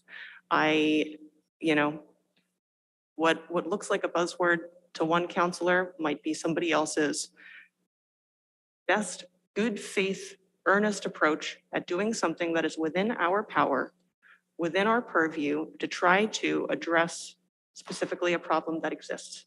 It's put forth in good faith, and I think that tracks both ways. I don't think it's productive for us to launch into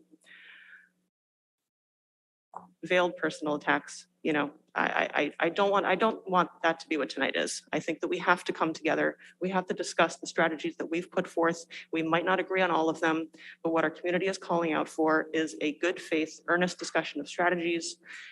It does our community no good to spill a lot of ink and spill a lot of airtime fighting about things that we cannot control. The community deserves better than a performance. We need to discuss strategies that we have the capacity to enforce. And sometimes we will disagree about what those best strategies are, but that's what our time should be for. So I have a rationale for why I brought the strategies that I think are most important to talk about here. I know those feelings aren't universally shared. I'll save that for when those papers are brought up. But I really hope that we can maintain just clear communication and sticking to the issues at hand and striving for concrete strategies for as much of this evening as possible, because that's what the community needs from us. Thank you. Thank you, Councilor Collins. And I do believe the intent of the resolution is to open it up for public participation. So I want to see if there's any further discussion from the council, but I want to make sure we move forward to that. Seeing none, I just want to briefly, Councilor Scarpelli, I absolutely hear your calls for unity. I hear everyone's calls for unity. And I believe that the council is absolutely unified and that no one wanted yesterday to happen. No one wanted the incident 2 months ago to happen. No one wanted any student to get hurt in our schools ever.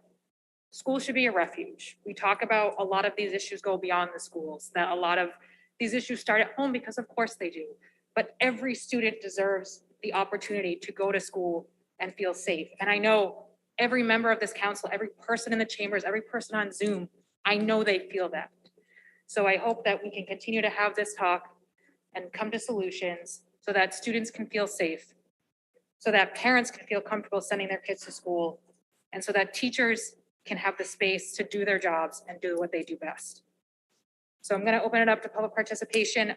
Before we go to that, I do just want to note public participation is just that. It is to hear from the public. It is not meant to be a debate.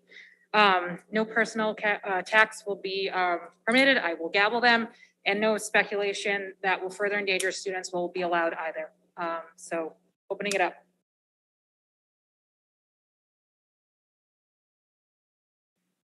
Seeing Madam Superintendent and Member McLaughlin. Good evening, Madam President and council members. I am Maurice Edward Vincent, Superintendent of Schools. I am here this evening to first represent the district and to say that the incident that took place yesterday is not something that we want to see repeated ever again in the Medford Public Schools. I don't endorse or support any kind of weapons coming into the school. That is not the Medford Public Schools that I am here representing. So what happened yesterday was a terrible, terrible incident. It was not something that we knew was going to happen in advance, and working with communications to get that message out and trying to keep the entire community safe, working collaboratively with the police. We had many, many police officers on campus yesterday, and there was a lot of investigating happening. There was a lot of information that as things were unfolding, we had to wait for more information to become available. So I know that we had 2 medical emergencies yesterday, one earlier in the morning, which was a separate event, and then the second event that took place. And that incident, and all students that were involved, a significant number of students, again, looking at the video cameras and figuring out how many people were actually involved, it's a significant number. We had plenty of police support today. We also had fire support in the schools. Our fire personnel, additional administrators were at the high school, teachers, staff, everyone. It was all hands on deck working together to keep the community safe. We did have a higher absentee rate. It wasn't 400 students, but we were in the high 200s today. Normally we hover around 10% in terms of absence.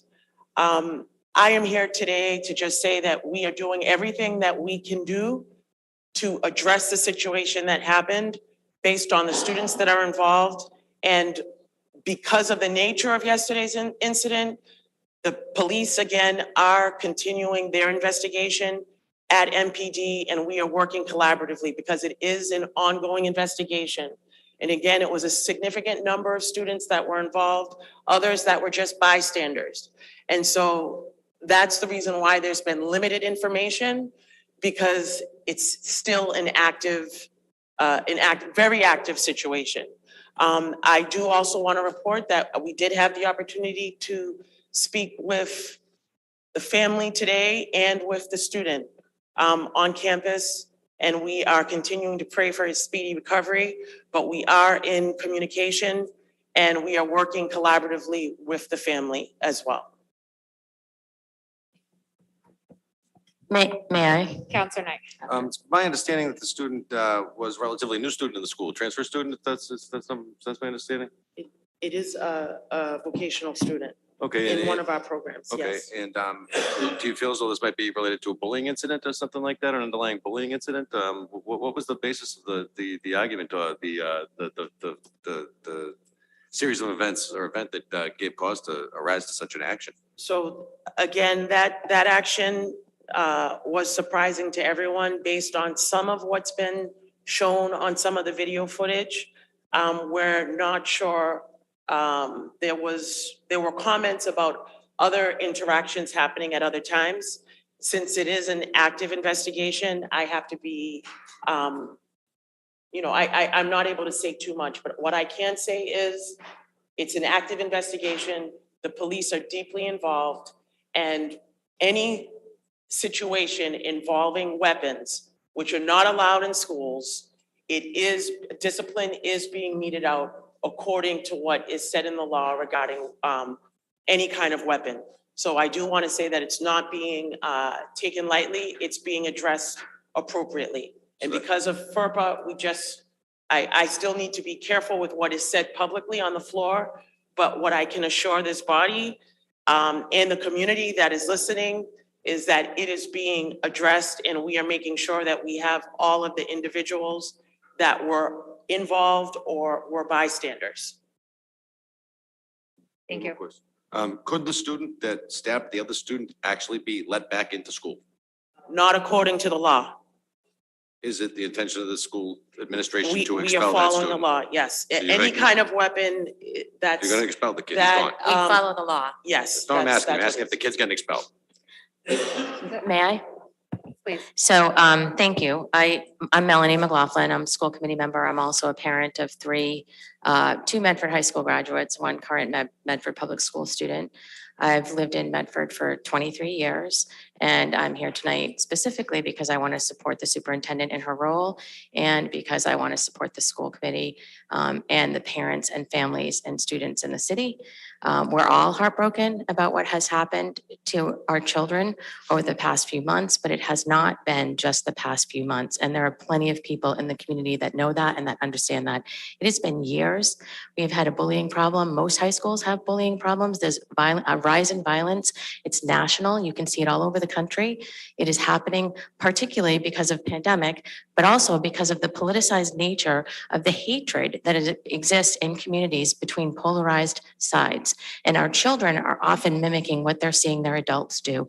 And what I think is really important is what we've heard from city council members who are talking about finding solutions to work together, to collaborate, to change systems for all of our children. Not some of our children, all of our children. This has been ongoing. We're talking about not just the past 4 years of this administration, meaning this particular superintendent. This has been an ongoing problem from when other people were on school committee, from when people have been around for some time. I want to clarify for the community and for city councilors, I'm not afraid of being yelled at. I just don't like it. I think it's inappropriate and unprofessional. And when we talk about bullying in our community, I have never seen more of an example of bullying in our community than I see in this city council chambers every single week. And I think that everybody in the community would agree with that. Point of information. There's a difference between bullying and passion. Yeah. And that's what you lack, madam. Okay. You lack the passion. Okay, Mr. Scarpelli. I think we both know each other well, George. We're all neighbors here. We all know Don't each call me other. George again. We all know each You other. mean to Our address children me play when I together. If you could please continue just through the chair. I will. Superintendent, Through the great, chair. great choice of I support. will through the chair. Great choice of support. Excuse me, Superintendent. So the ongoing bullying is inappropriate and is what our children are seeing. And that's what I would like to specifically point out. We want to figure out how to work to collaborate together to change outcomes for all children. And I'm not going to be shamed, I'm not going to be blamed, and I'm not going to be named, and neither should any of us. And I would ask that our city council members across the board and that our community across the board stand up to bullies everywhere. And we make sure that this stops in our community and in our schools. And I'm here to do that. And I'm here to roll up my sleeves and help make sure that that happens. And I think we all should be doing that. Thank you. Point of information, Madam President. Councilor Scarpelli. Madam Superintendent, yesterday a young man came to the podium and addressed the situation that happened. Did you hear the young man who described a very similar situation just a few weeks prior? Mhm. I asked the superintendent, Yes, was that addressed today? Did you contact the guidance counselor that he talked to express the concern of the same people threatening him to stab him? Did you address that today? That specific comment that was made yesterday, it's still being under investigation, and there's another, there are other things that have come forward which are also being fully investigated. Thank you. Thank you. Thank you. Madam Superintendent, Member McLaughlin. Madam President, Councilor Carviallo. Madam Superintendent, I have a question. What I'm a little concerned about, what I'm seeing now is these are looking like staged events. These are kids standing there waiting for this to happen. And that upsets me most. Kids are, I mean, I saw the video, this one, this says, another one says, and kids are standing there with the cameras, all like this is a TV show, production waiting to happen. Everyone's got a camera. Why aren't those kids being suspended too? Councilor Carviallo, I agree exactly with what you're saying right now. The I'm not professional saying that's your video, fault, but no, what I'm saying, the professional videographers, events that are taking place where it appears to be staged, we are having very similar conversations with the police. All of the individuals that were involved in yesterday's event, based on what we could see from the video footage, they are all being addressed, including the bystanders. I hope which are they're all being going- suspended from school. So all of the individuals that we've been able to identify, discipline is being meted out. Discipline is being meted out at the district level. So again, students videotaping it, students that are just watching, they're We have a TV bystanders. station there. Let them go to the TV station and put their skills at our TV station at the high school. It is something, I mean, the challenges that Not we're staying there facing. waiting for fights to happen. That really upsets me when I see that. I'm not saying it's your fault, but that upsets me when there's a whole bunch of kids waiting because they all knew that this was gonna happen.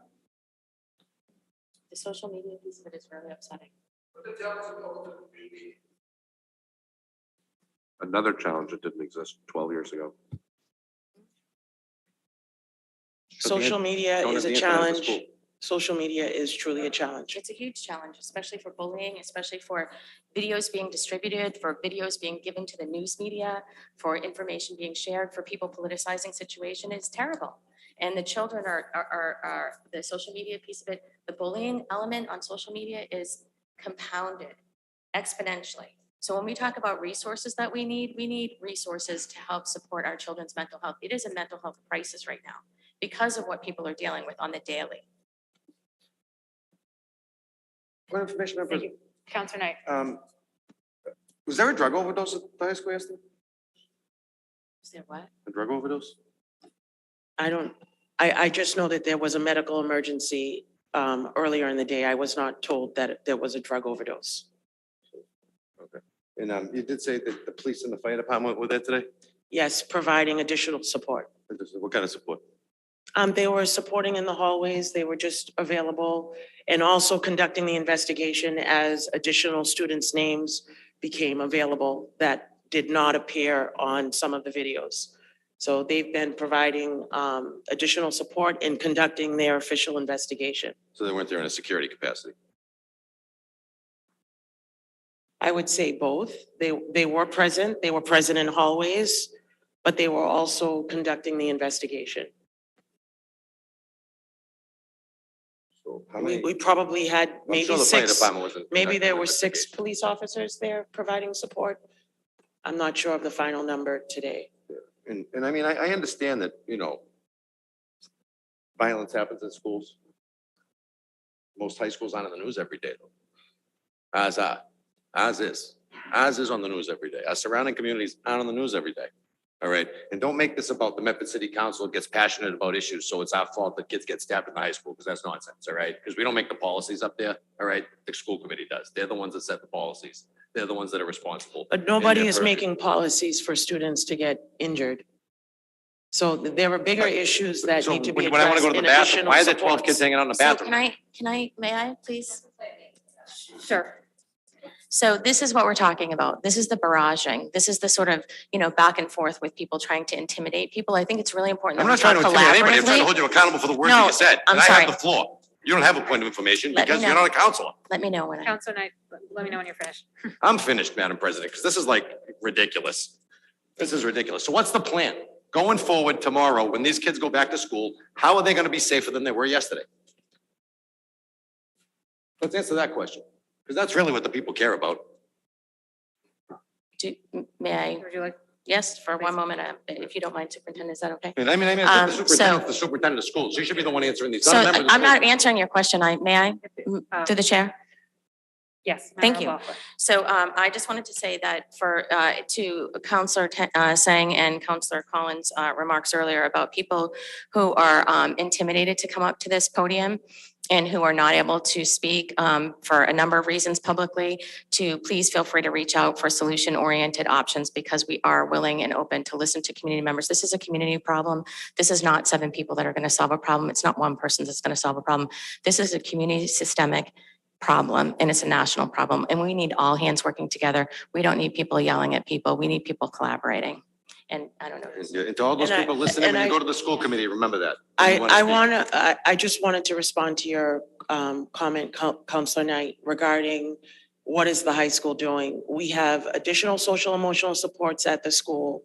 We had outside support available as well at the school. We had additional police presence, and we redeployed several of our administrators who were also present at the high school today. So there was an abundance of administrators, staff, police presence, fire presence, additional counselors. We were all hands on deck, working collaboratively to keep everything running smoothly at the high school today. And we had a very quiet day today. Madam We're in President. school. But just another question. How many of those administrators and other individuals that were deployed in the hallways that trained in safety training, trained in how to keep somebody safe? But it's the How many? Is it the superintendent that's answering? Yeah. I don't know. You keep piping in too, so I'm trying to figure that out. Everybody's interrupting each other, so maybe we should stop that. Madam Superintendent, sorry, please. So all the administrators that are there are providing additional support and supervision in the hallways during passing, during transition times for the students. So that was part of what took place today, because students did express that they did not feel safe. There was a lot of extra presence and extra support today and extra counseling support. All of that is going to be available for the entire week. We are there to meet the needs of our students. The staff and teachers, many of them were also on duty. They volunteered and they were providing additional support and supervision in the hallways today. And things were, it was a quiet day today. So we were very happy that it was a productive day for the community.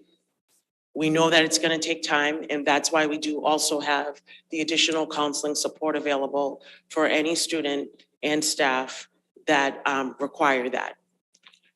I'm a little bit less concerned about the counseling of the traumatized bodies, and I'm a little bit more concerned about how we're going to keep bodies safe from getting stabbed and beat up and fought and stuff like that. So obviously we got a systemic problem there, right? Because these events are happening over and over again. They are not happening over and Well, over I mean, we again. have 2 major events in the last 60 days. But So that is not over and over again. It's more, it's not isolated. Counselor Scarpelli has a point of information.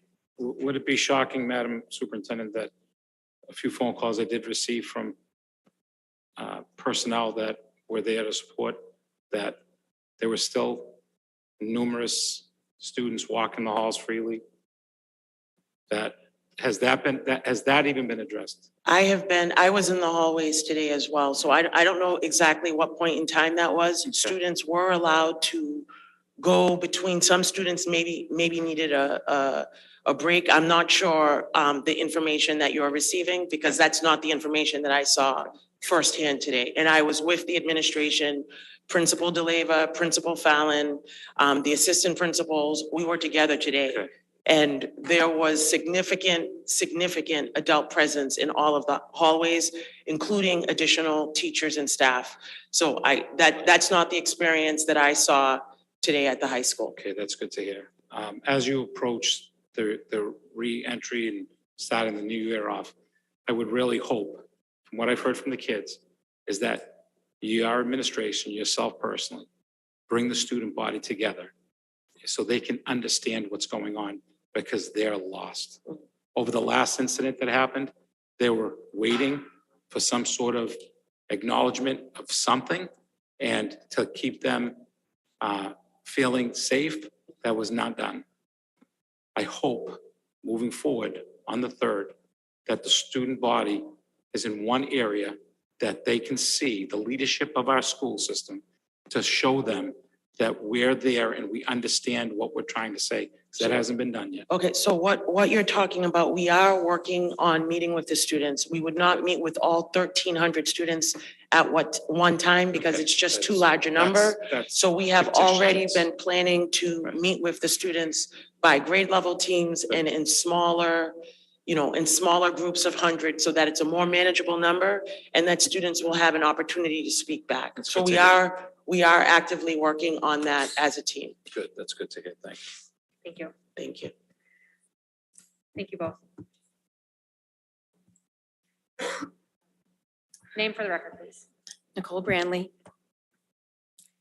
Every time I come to these meetings, I say I'm not going to speak, and then I listen to what everybody has to say, and I take a lot of notes, and everybody here makes it pretty easy for me to end up being maybe the calm voice, maybe that everybody needs to hear. Maybe it's the parents and the kids at home that need to hear my voice. Maybe it's you.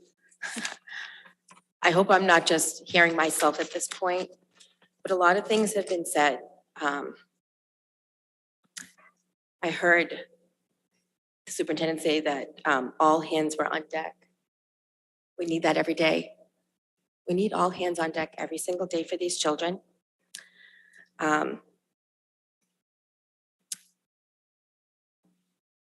Counselor Scarpelli quoted our daughter, and our community really has seemed to rally around step up or step down.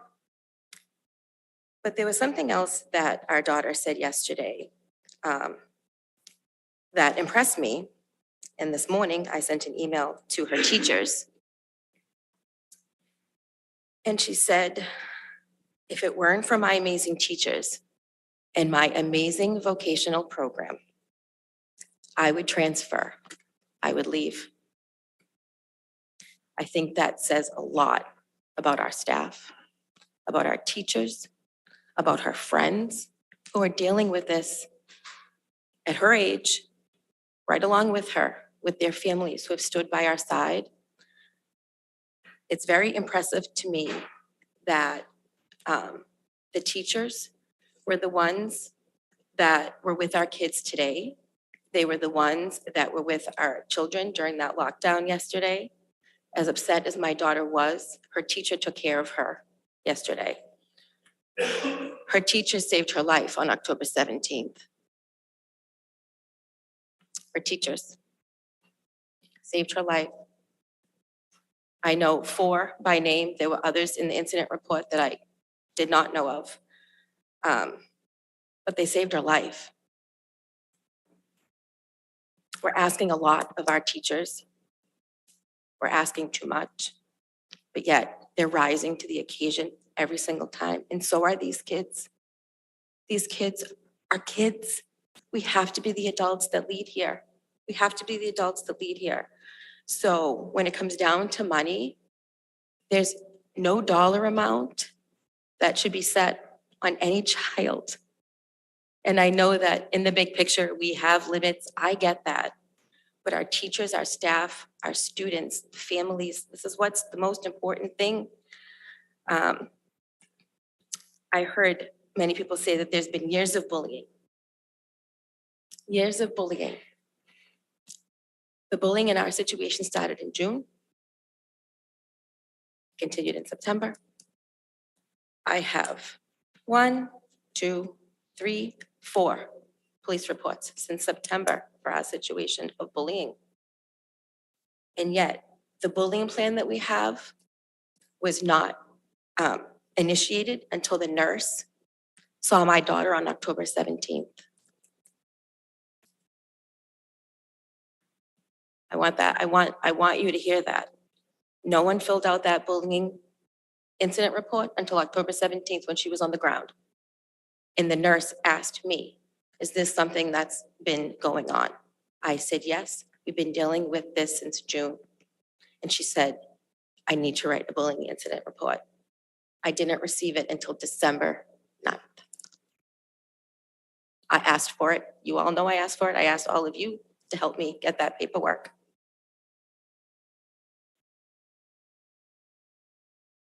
So years of bullying have been happening. And that bullying plan that I sat on a subcommittee meeting, right? Subcommittee meeting, school committee meeting on December 6th. And I said, I've never gotten these papers. I asked if the bullying plan that we were going over was actually something currently that we were using because it was foreign to me in the sense that none of it was executed.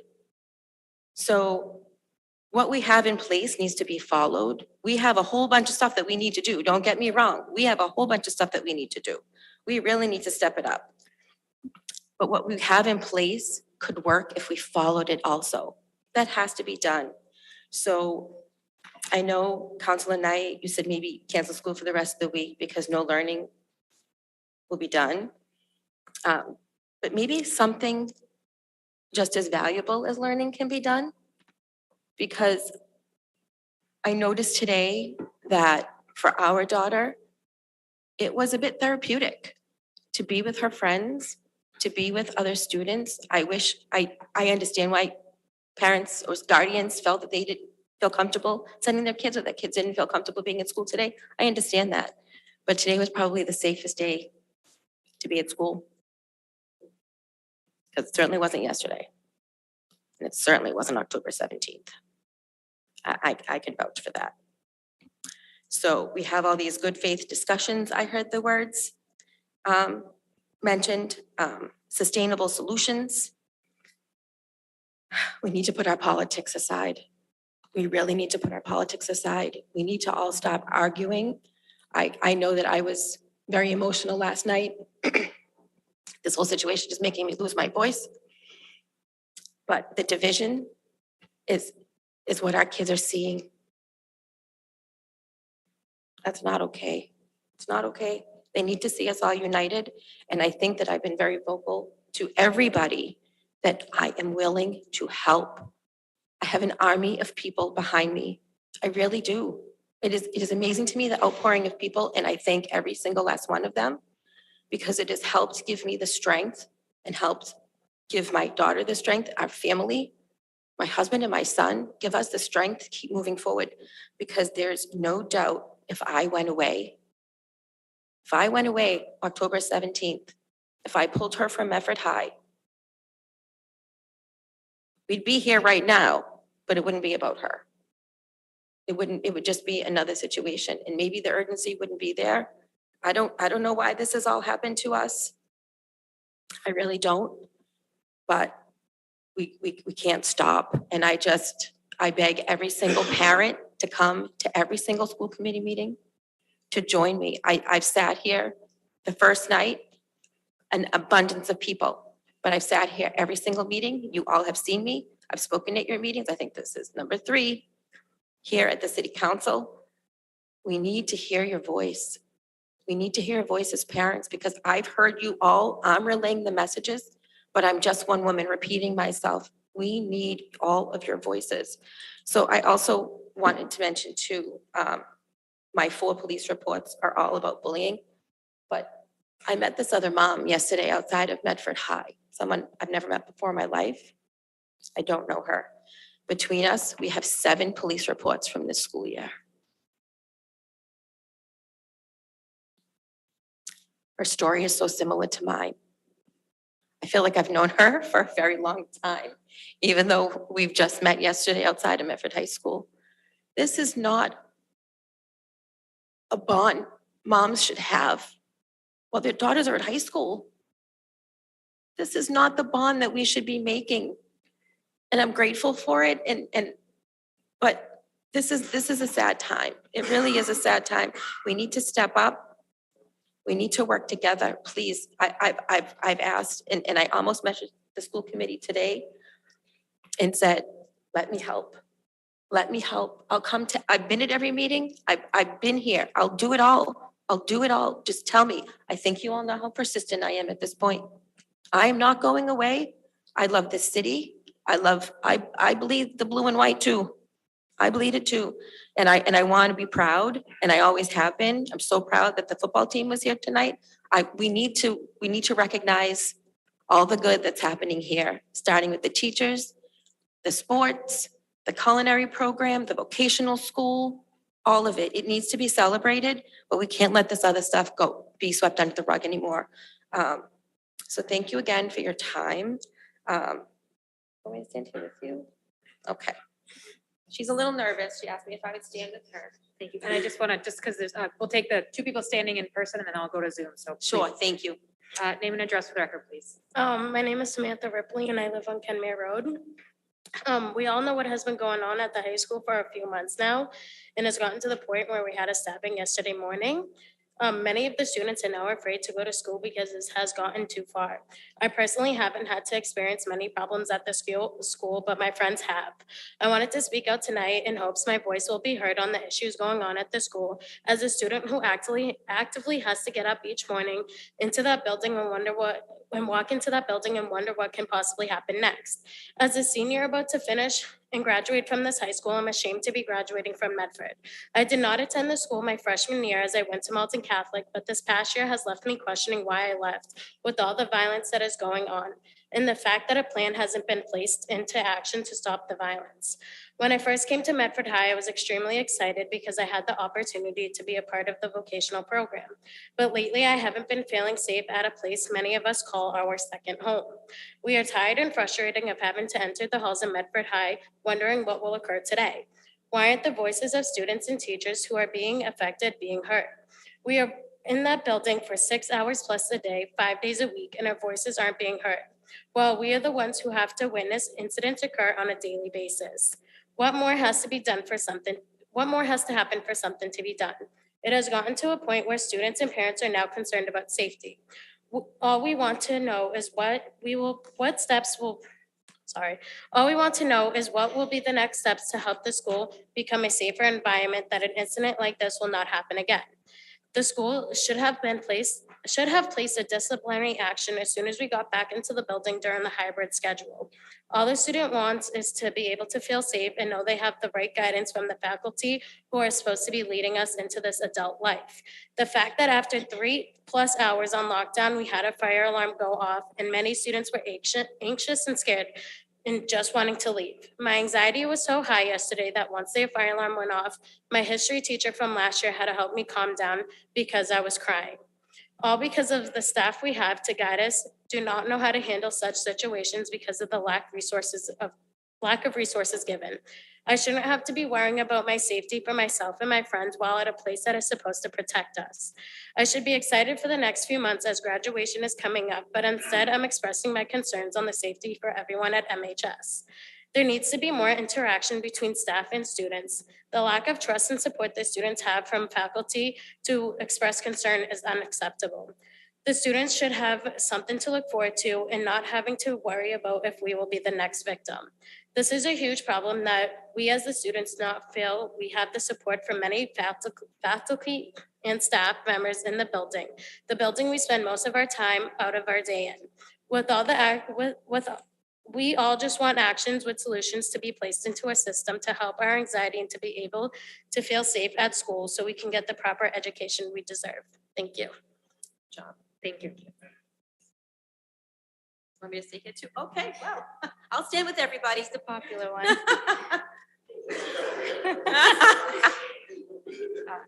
So good evening. My Name and name address is for the record. Joanne Poprin. My daughter is a sophomore at the high school. She's also in the vocational program.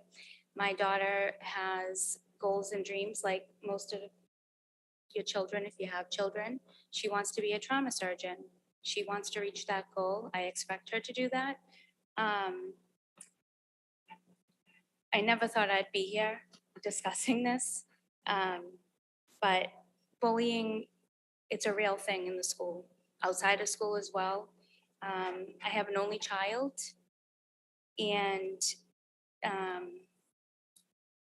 the police reports that I obtained, because you need 3, I have probably 10 just from this school year. Okay, so this one was from April, but this was a continuation from last year, but this was April of this year. It's quite a few pages long. This incident, my daughter was in her classroom doing her work, and a group of girls barged into her classroom, went right up to her while she was sitting at her desk, and antagonized her to start a fight. She kept her hands to herself. We would be having a much different conversation if my daughter was harmed physically. This is all, talk, talk, talk, talk, but at some point, it's gonna become physical. So that was April. Then we figured, okay, the summer, summertime, everything's fine. Go back to school September. So September eerily familiar. 28th, another police report. Officer Conway calls me and tells me what's going on at the school, and now my daughter is being escorted to her classes because these girls are following her to her locker. She doesn't even use the bathroom at school. But last week she did because she's in the medical assisting program. She went into the bathroom with her other medical assisting friends to change into their uniforms. I call this one girl a ringleader. She's not in the school right now because once she turned 16, she was allowed to drop out. Fine. But she calls her, gang of friends, if you will. Hey, so-and-so, follow her, follow her, follow her. Many different names are on here. I know they're minors. I can't mention their names, but they are on the police reports. They have, it's sickening. Last week, so that was September 29th. Just last week, a different batch of girls from this original ringleader sent another group of girls into the bathroom and cornered her in there and tried to jump her. So those girls were sent home. And then the boys had a fight, and then of course retaliation happened yesterday. I don't know what's going on in the bathrooms, but there's a lot of drug use in the school. Everybody knows it. These kids are in the bathroom doing drugs and whatever else they're doing. Some of the drugs were laced. I'm hearing that's why there were some overdoses. I don't know that. It could be hearsay. However, to get anything done, I can understand parents' frustrations on getting something on paper. So I collected my 3 incident reports. I went to the Officer Conway, gave them to me at the high school. I then went to Medford Police Department to file a new report for a new incident. Then I went to the Somerville Courthouse. Somerville Courthouse said, they're juveniles, you gotta go to the Cambridge Courthouse. I go to the Cambridge Courthouse, where's your daughter? I'm like, she's in school. Well, you have to have your daughter with you. It's very frustrating that nothing can be done immediately. I get it, but I know that a lot of parents probably don't wanna go through that whole process of it, but you have to, unfortunately. So I get my police reports in order. I go to the Cambridge Courthouse, file my paperwork with them. They give me a court date. The girl and her mom show up about 2 hours late, and then she tells the judge, hey, I gotta go pick up my kid at home. Yeah, that's not how it works. You're here because you're harassing my daughter and many others. This girl is a problem, and so aren't all of her friends that are still in the school. Why aren't they expelled? Why aren't they suspended? I get it, mass law, everybody's entitled to their education. My daughter's entitled to an education, and she's not a troublemaker. She has never touched anybody in that school. And I'll be damned if somebody puts a finger on her, because this would be a different conversation. So then I get a court date, then it's, oh, let's try mediation. Yeah, we tried that at school, and the girl jumped over the desk and tried to attack the principal. Okay? So then, last week, Mrs. Walker says to me, well, your daughter is a target because she's very nice, she's happy, these girls are jealous, she's very social, she's popular. I commend your daughter for staying strong. But nothing's happening because this is still ongoing. Yeah, that's great. She's a good kid. We all know that. So why are the good kids being punished and why aren't the bad kids out of the school? For example, a couple of them went over to the Tufts Curtis. Guess what? It didn't work out there for them either. I don't care if they have problems at home. We all have problems. Don't bring it to school. That's supposed to be their safe place. Can't go to the bathroom. My daughter doesn't go to the bathroom at school. She holds it until we pick her up and drop her off every single day. She's never taken public transportation because you know what happens on the public transportation? They're smoking, they're doing their thing, they're fighting, they're offloading the kids in Medford Square because there's a brawl on the bus. They all have to get off the bus, go on another bus. I don't want my daughter experiencing that. So we go to mediation and we get the complaint for protection for harassment, a harassment prevention order. I sign it, my husband signs it, my daughter signs it, the girl signs it, her mom signs it. 2 weeks later, the girl's harassing my daughter again. And she's not even in the school. But she's taking pictures of her, taking screenshots of her, posting it on social media and saying nasty things about her. So that's a violation. Nothing happens. So then we reach out to the superintendent. And they send me a 34-page pamphlet on bullying investigation and response forms. So there's first 7 pages that you have to fill out. The bullying incident report. The police reports, I guess, aren't enough. And then there'll be a bullying investigation form, which is 2 pages. So I guess whoever this was handed to is supposed to fill this out to see what has been done. Now, this was passed in on Friday because this happened either Wednesday or Thursday last week. And then there's going to be a plan. What's the plan? All this paperwork has done nothing, nothing at all.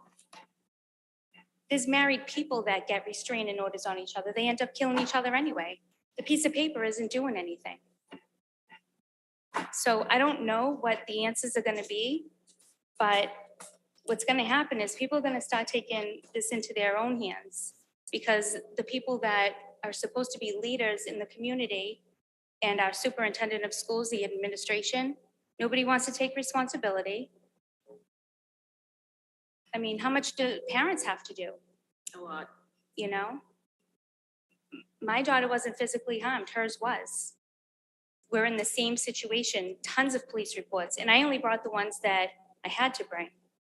You only need 3. I have probably 20. She's got a whole bag full of paperwork. It's all papers. This is the bag I carry around. This is my whole life right now.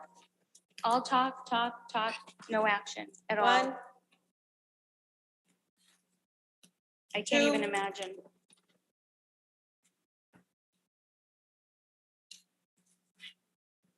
3, and of course, my OCD, everything's color-coded.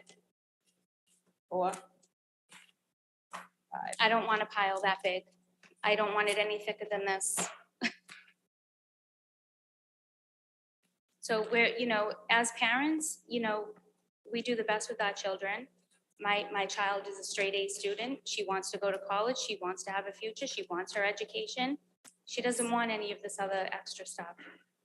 And neither does, I just don't understand why the bad kids are still allowed to come back to school. You know what? Because they're not bad. They have unexpected behavior and adults aren't doing their job. That's why. Adults aren't doing their job. So all their unexpected behavior continues. And yesterday was just like. Not to correct you, sorry. No, that's fine. Yesterday, you get a text from your child, hey, we're on lockdown for 2 hours. School didn't even tell us. I was at the school before some of the fire trucks, and this is when I met Mr. Scarpelli. And, you know, I just thought he was, I had no idea who anybody was, but there were parents there, and he's there in his hoodie and his shorts, and we're just talking, and I didn't have a clue to who he was. He was painting his attic or something, and I was like, wow, you know, and then I see him here tonight, and I'm like, oh, okay. You know, but I spoke to him just like I spoke to Nicole. We just shared our stories. There was another mom there, her son's autistic. They attacked him in the library. Like this isn't isolated is what I'm getting at. This is a daily occurrence. Every single day. If it's not my daughter, it's someone else's. I don't know anything about much of the boy stuff, but the girls, there's groups of them that target the educated children. You know, and the parents that I go to at the courthouse, they're not doing anything. Oh, that's okay, sweetheart. You don't have to go to school. We'll send you somewhere else. Where am I going to send my daughter? Why should I have to pull her out of school? Absolutely not. You know, she's there for a reason. Excitement about being in the vocational. You're getting, you know, a certificate when you graduate. You can use that towards going to college. She plays sports. She's very active. She does community service. I mean, these other kids are not doing any of that. They're not even going to school. So that's my say. Thank you. I found out about this meeting from Nicole, so I will probably be here more often than not. Now that I know, I had to actually Google how to get here because never had to be here before. But I'm here for Nicole. I'm here to speak on behalf of other parents as well. You know, so thank you. Thank you. Counselor Carviallo. Thank you, Madam President. Madam President, through you to the superintendent.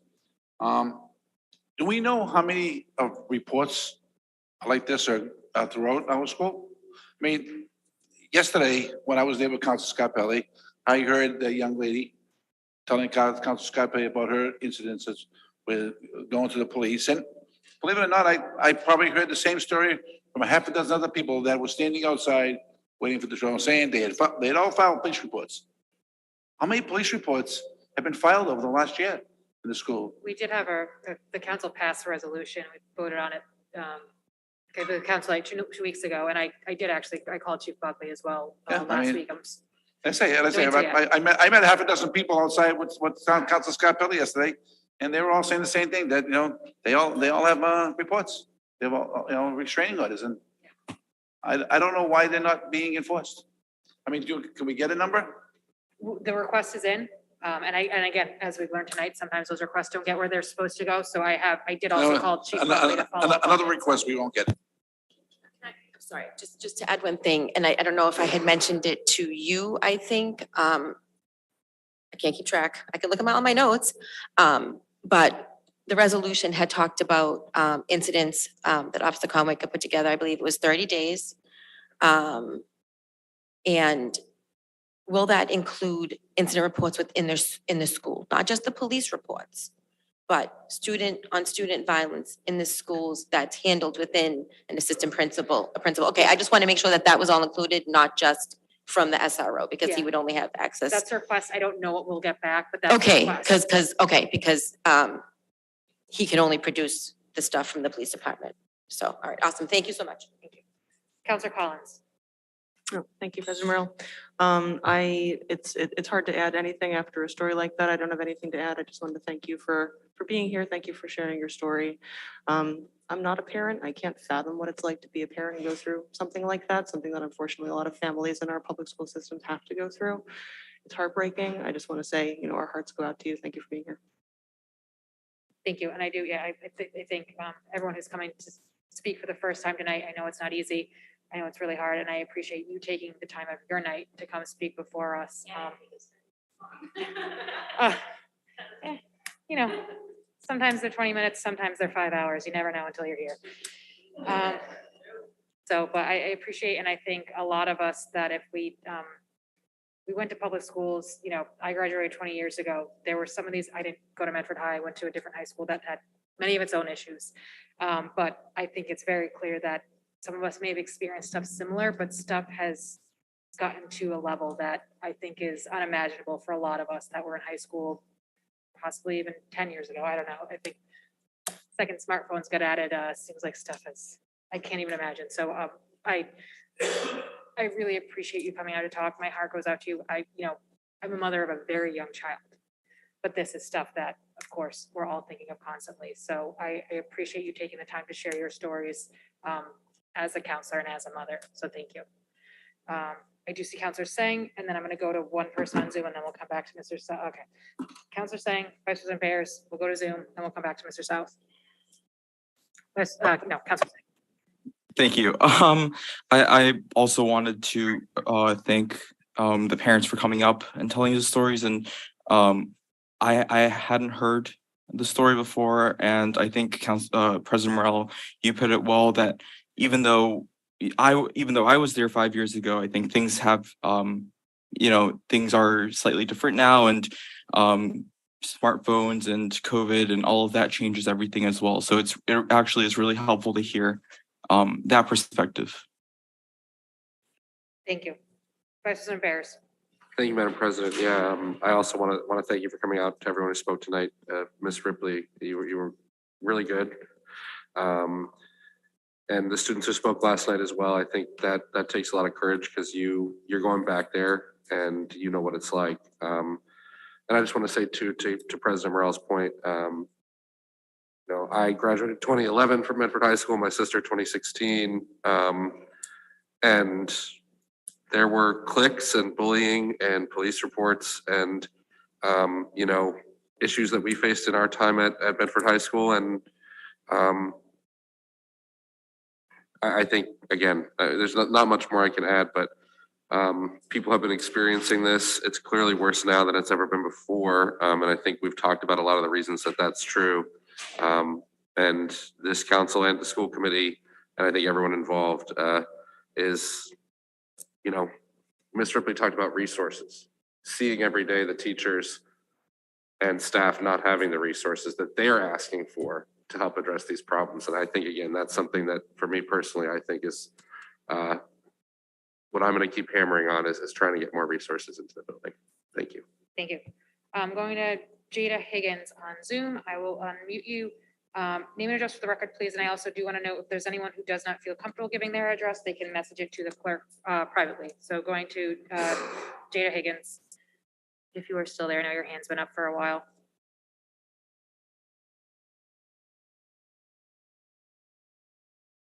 Trying to unmute you.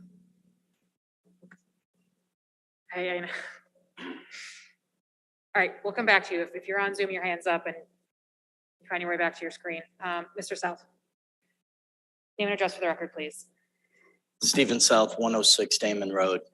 Good afternoon or evening now, Madam Chairman, members of the City Council, Mr. City Clerk. I'm also the Secretary Treasurer of Teamsters Local 25. We represent all of the Medford Public Schools custodians, security, staff, assistant principals, coordinators, directors, and others. I've heard a lot tonight about what happened 30 years ago, what happened when other people were kids, and I wrote down some of the things were said. This is a national issue. This has been going on for years. There's been 30 years of issues. School violence has been around for a while. I was assaulted in middle school. I mean, none of that is relevant to what's going on now. So I agree with someone said earlier. We're talking about right here, right now, and issues with the children in this community not being safe. No one cares what happened 30 years ago. It's not relevant to what we're talking about. I hear people comparing what's going on now to many years ago. I've represented employees in this city, in this school system since 2007 and worked very closely. I'm at the high school every week for different various reasons. But like I always do when I come here, and I've come to talk about these issues in the last year, multiple times at city council, multiple times at the school committee. I've had many in-person meetings at the high school with central administration officials regarding security issues. Now I want to start giving you some facts, and then I'm going to give you some facts in writing. Number one, there was an overdose yesterday, which is disturbing to me. There are guns and knives in Medford High School, and I've been saying that for years. And yesterday, the stabbing proved that is true. So you can bang the gavel, but that's a fact. There was a stabbing yesterday. There's hundreds of kids that roam the halls on any given day and loiter in the bathrooms.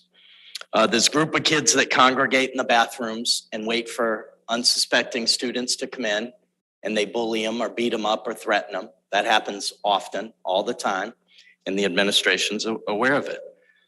School employees, and I've talked to dozens of my members in the last 2 days, checking on them, seeing what's going on. And many of them have expressed to me, these are the employees of Medford Public Schools, that they're afraid. They're afraid to go to work.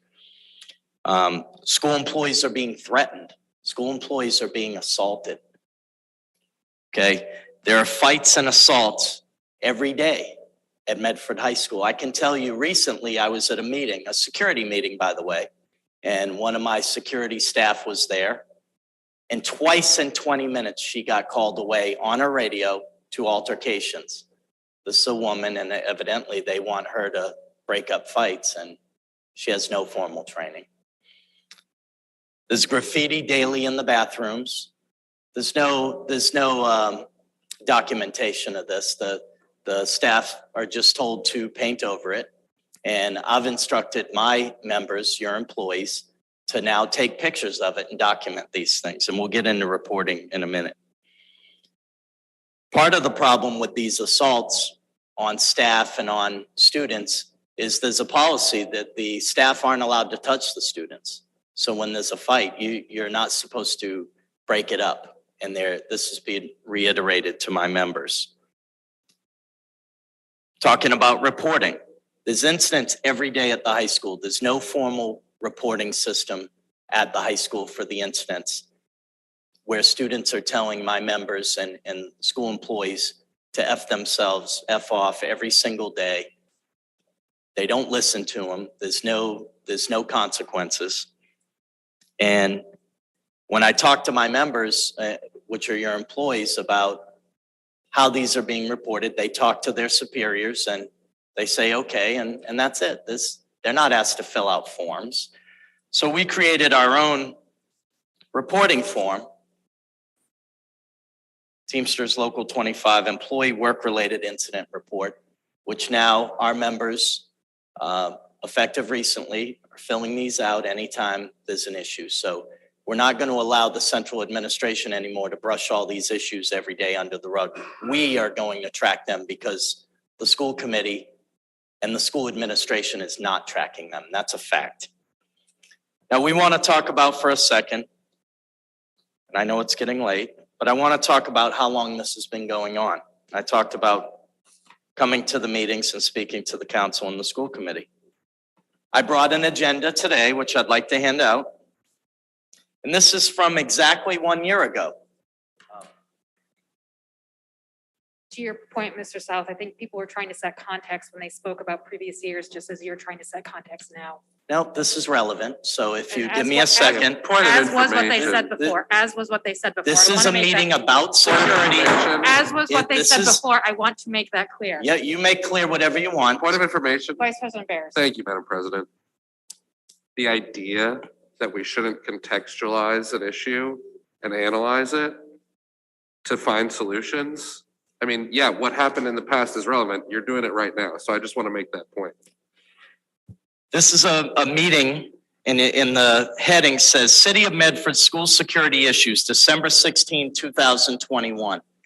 1 year ago exactly. And there is a point to this. There's 13 bullet points on this. This is a meeting with top central administration officials, myself and my two stewards, Kevin and Bill, who is now retired. Number one, we have 0 security guards. Bill Mazeka is retiring after 47 years. Today, we still have 0 security guards because that position has now been eliminated as of 2022. That is very relevant to what we're talking about today. Number two, the city's having monitors. These are people that sit at the front desk. A few of them are in their 70s, perform security guard work for monitor pay, $17.50 an hour. Number three, and by the way, they're still $17.50 an hour because our contract's been expired over a year. Number three, no security training is being provided to monitors who are being asked to perform security guard functions. That was a year ago to this day. This is relevant. They've hired 4 new security monitors this school year. 0 training, not 1 speck of training, nothing. That's relevant.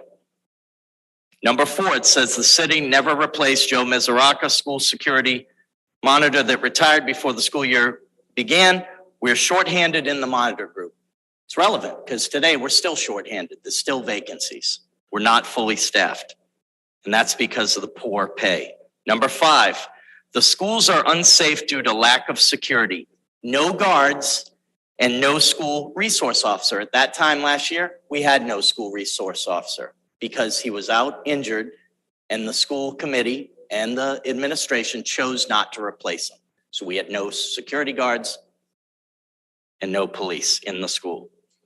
Number 6, after school security at door 31 has been canceled since school has been back to full-time in-person learning. In nice weather, the door is propped open with a cone. In the cold weather, it is left unlocked and anyone can walk in uncontested. Can I ask, when you talk about security issues like that, you not be so specific? It makes it more vulnerable and dangerous. Well, it's a fact. We used to, for many years, we had security at the back door anytime there were school activities going on. I think you can The school reference committee lack of canceled it. security without being so specific that it makes it a more dangerous situation.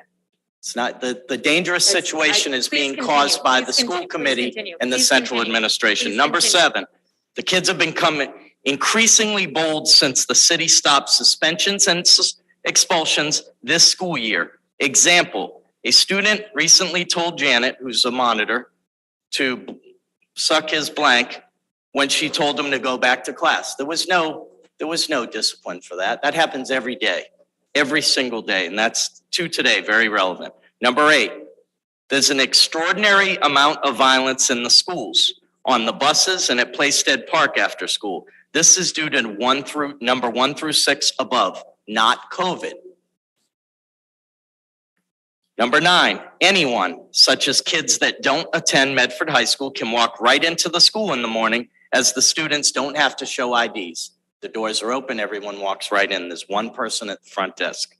Number 10, there are not metal detectors in the high school. We've been talking about this for years, and I know that last night after I left, people were saying from the school committee, this would take too long. Well, I don't care how long it takes. When people are bringing weapons into the schools, there should be metal detectors. And I know that there's talk in the State House right now of rolling that out in parts of Massachusetts. Number 11, no training is being provided. As detailed in Article 23, our employees are not being provided the tools to perform their jobs to the best of their ability. Again, 0 training to the new employees. So when people talk about, I heard last night school committee members talking about how amazing of a job the security people and other people did. Well, it's obviously instinct because it's not from training, and they did do a great job. And I commend all the teachers and staff that operated and conducted themselves in an amazing fashion yesterday to keep the kids safe. But it's not from training. Number 12, in years past, when the city has had security drills, they do not include the security monitors or custodians, even though they are the first line of defense in an emergency. And number 13, there's no phone in the custodial break room. When the radios are down, just like yesterday, they can't communicate with management as cell phones don't work in the high school. So the reason I gave this document, this is a meeting we had 1 year ago exactly. We've had meetings since then. I've spoken at the meetings since then, and exactly nothing has been done. Not 1 through 13, not 1 single bullet point has been addressed, meaning that obviously people aren't doing their jobs. So you heard earlier, people should step up or step down. That's a fact. And there's an election in less than a year, and I know this community will force that issue if things aren't done correctly. So I'll end with this. You know, the most disturbing thing I saw last night was the lack of compassion and empathy for the families and students in the city of Medford. You had parents that were here that were dealt with petrified students yesterday, upset families, parents that drove to the high school and sat outside for hours just to make sure their kids were safe. And I saw school committee members yesterday arguing with parents at the microphone. I saw one school committee member doing the hand gesture and saying blah, blah, blah from the seat. That's disrespectful. And you hear the same people talking about community and being in unity and coming together to find solutions. Well, lead by example. Show some sympathy and empathy to these families that were literally afraid whether their child was going to come home yesterday.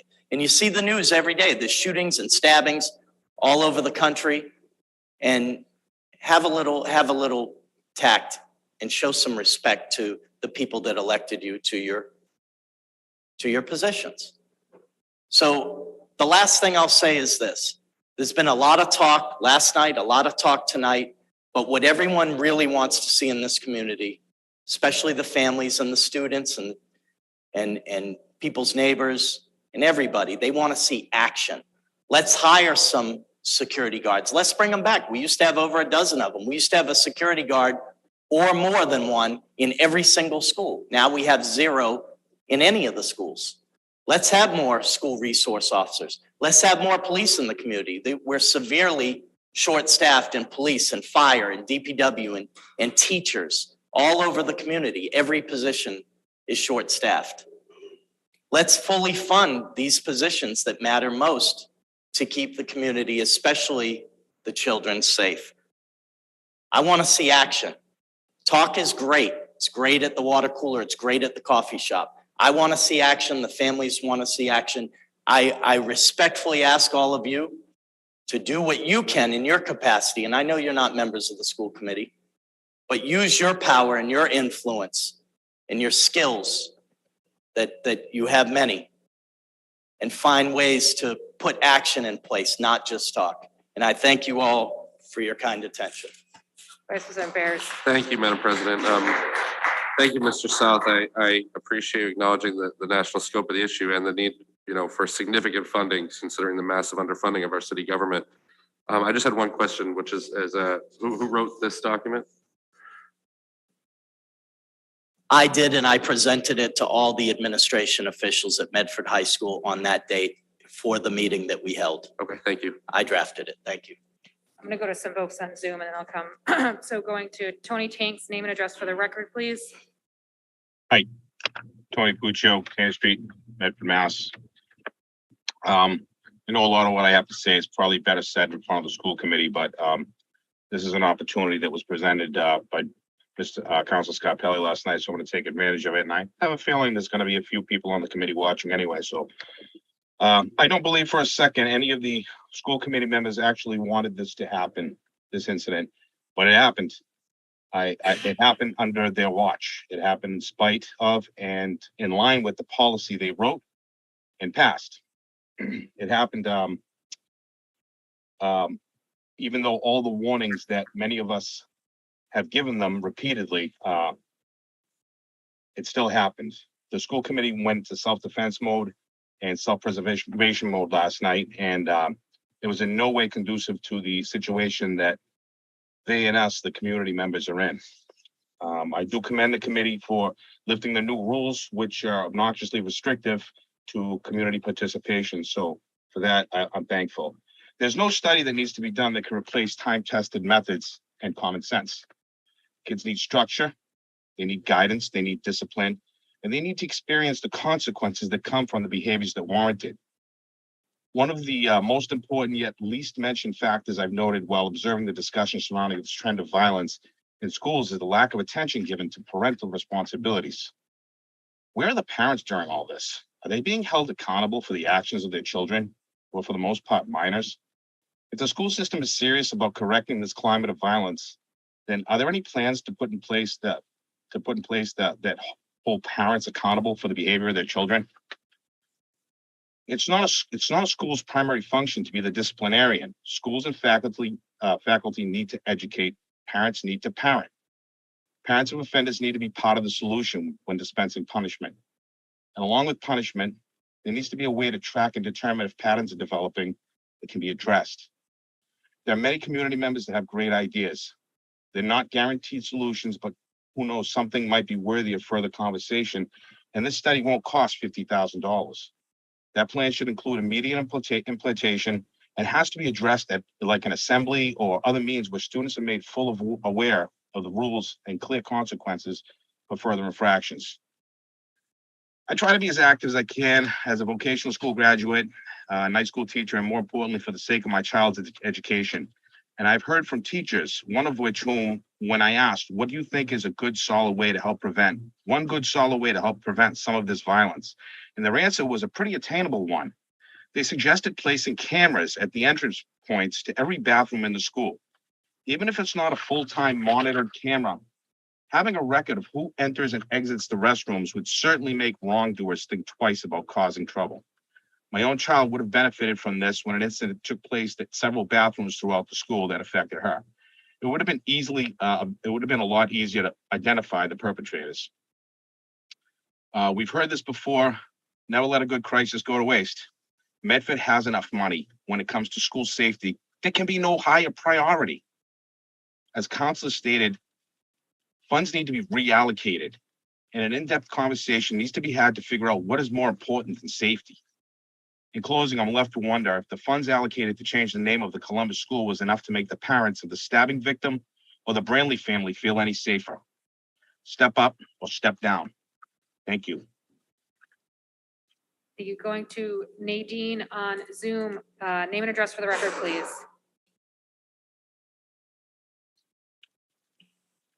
Nadine Moretti, Berget Ave. Thank you, President Morrell and City Council. Can you hear me? Yes, we can hear you. Okay, great. Just want to make sure. Thank you. I just want to say, first of all, thank you so much to Councilor Scarpelli for putting forth this resolution and for all of you listening to him, his supporters, the parents, students, people on Zoom, people that spoke last night. We're all trying to be unified and united in fighting and being behind the mothers and families that are going through the hell they're going through, that have spoken over and over.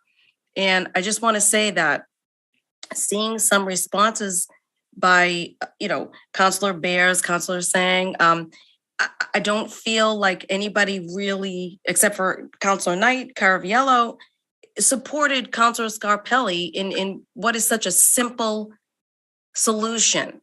It's such a huge problem. And I think it's not showing anybody that they're united or behind their fellow counselor. You can have different ideas, but I haven't seen one iota of support for him. I just find it mind-boggling. And I think that the only thing that should matter at this point is the safety of the students at Medford High School, period, end of story. So I'm going to reiterate what Tony just said, and have the words of the brave young woman last night: step up or step down, and that's it. So again, thank you, Councilor Scarpelli, for your amazing resolution, and everybody else. Thanks a lot. Thank you. Going to Mr. Castagnetti on Zoom. Just going to step away from the chair briefly. Hello. Good evening. Go ahead. Name and address for the record, Andrew. Good evening. Maybe it's a bad evening. It's Andrew P. Castanetti. What the hell happened in our abnormal world? It's just insanity. I have three simple solutions. My first solution is to send George Soros back to Hungary, but he is banned from his home Andrew, country. let's keep it on topic. I'm on topic. It's part of the problem. There's no respect, including the parents. Number two solution, sir. Medford High School must be policed and our laws be enforced to the fullest. And third and last, leaders should fall on the sword, and we must hire good leaders with simple common sense, period. In other words, talk softly but carry a big stick. We need help. We need leaders, but we get gamblers instead. Please help the people. Protect and serve. Thank you, Andrew. Thank you, Mr. Orlando. Name and address for the record, please. Thank you. Richard Orlando, Winford Way. I went to school with Andrew. We never got in trouble because we were always playing baseball. He was pretty good too. As I've listened to all of this, I had some thoughts, and it's, when I hear the discussions about committee, council, this is really about the quality of, the value and quality in the city, the safety of citizens, an education system. Wouldn't it be nice to talk about education as opposed to the things we're talking about now? Having a community where families want to continue to live and attract new families. That's what a lot of this is about. That's what so organizational division is not about what we need to do. I had been thinking about another subject. The gentleman that was just up talked about what the staff puts up with. We talk about the very real student-to-student bullying. Well, how do you think a teacher, an administrator, a custodian feels when they're confronted with vulgar language, disrespected when they're told, when their class is disrupted? The administration and school committee, I think, is also allowing bullying of the staff. This is just, it's just so obvious what's going on. Also, I think leadership is not a title. It's not about an organization you're part of. It's about what you bring to the table. And leaders come from many different walks. And I challenge anybody on any of our elected bodies to step up and demonstrate leadership, regardless of if it fits into the box that their title is. And I think if you really look at, and you heard it tonight, there are many people in the community that are sitting and willing to help and work with you. So take advantage of that. And for those that choose to lead, stand up or leave. Also, one of the things I keep hearing tonight, some people don't feel comfortable talking. Well, you know, I remember a book I read years ago, and it said, who will do the hard things? And the answer was those that can. And right there, you're looking at people that can. And others who can't speak can work behind the scenes. So I think there are many ways to do this, but I think people need to step up and lead. And that's all I have to say. Thank you.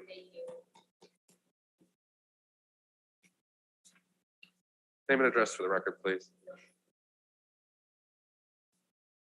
John Petrella, 61 Locust Street, Medford. You know, I'm going to start out with step up or step down. I think that's the best way to start out. I went to the school committee meeting last night. I've been to other school committee meetings. You know, you go there and I listen, and my stomach turns. I get up, I speak, my stomach turns. And then, I mean, this is really serious stuff, okay? Heartfelt stuff.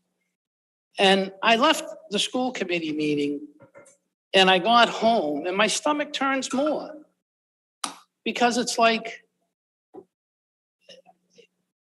no, it's just nothing got accomplished at that meeting last night. It's like you're just, You know, people went, they spoke from their hearts, they spoke what they felt. And you walk out of there and it's like, they didn't listen to us. They ignored us. They argue with you. It's not right. That's all. It's not right. I mean, we're dealing with serious stuff. You know, I came here tonight, you know, the same thing. I'm hoping something's going to get accomplished tonight. That's just 2 stories of many, okay? And, you know, I want to go back and just say, all right, my politics should have nothing to do with anything, okay? They really shouldn't, okay? All right, let me establish that first. Everyone knows what my politics are, okay? I disagree with her. I disagree with Zach. I disagree with this revolution stuff. I do, okay? But the school committee got elected, okay? And you people are elected, okay? And I don't want to see anyone fail. No one in this city wants to see anyone fail. I've lived here my whole life, and I've been privileged to live here my whole life. I really have. It's been great. And I hear people talking about 20 years, back in the high school and on and on and on, okay? Times have changed, things are different. I understand all that, okay? But the revolution, let's call it what it is, the revolution, the agenda, I call it the agenda, okay? I was more than willing to see what happens, and I want to see everyone succeed. I love successful people, okay? I don't want no one to fail, but I'm telling you, this agenda, okay? No discipline in the high school. I can go on and on. I can go on for hours, okay? Override 2.5. Half the city is broke. But, we're pushing money. I hear more money, more money. Where is our money going now? Where are our tax dollars going? No one can answer the question. So I'm going to get back to the school situation because I can go all over the place here. I don't want to. But we're failing, okay? This agenda is failing the city, okay? I listened to George, okay? I listened to Rick tonight, and I listened to Adam. And I hear common sense, things that I can compute in my mind, and this is what we need to do. And then I hear other stuff. Let's support George. I think George got some great ideas. Why are we not supporting him? We're hearing his resolution right now. But there's a number of resolutions on the agenda we haven't gotten to yet. Oh, we haven't got to it. So There's a number of resolutions. wasn't there something on the agenda 2 weeks ago that we didn't pass? It failed, I believe, 4-3 that had to do with the school? No, it passed. No, it passed? It passed? I voted Oh, against okay. it, but it passed. I But voted it against it, passed but with it passed. changes or something? Nope. Yeah, It okay. went to All committee right, hold, all right. but you're welcome to watch the tape back. We also all passed a resolution 4-3 to send funding for safety, social, emotional health and support. And Yeah, no, I understand think all you'll that. find And that's, I don't want to get into that, Zach. Of course, because that's Because, just yeah, addressing the SEL and all problem. this other stuff, the social emotional is, in my opinion, that's another big part of the problem. Discipline, that's what we should be talking about. That's what needs to be done, but we don't want to discipline anyone anymore. It's a bad thing. Bad thing. We're failing, that's all.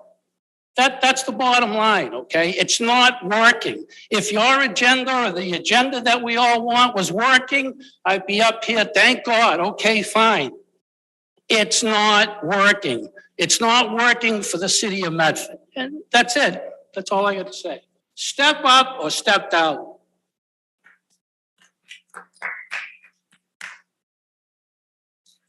Name and address for the record, please. Bill Giglio, Winthrop Street.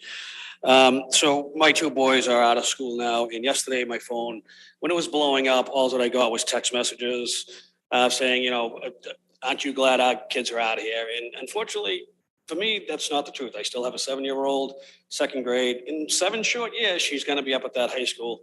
Little girl who Miss Brantley here was very instrumental in her beginning years.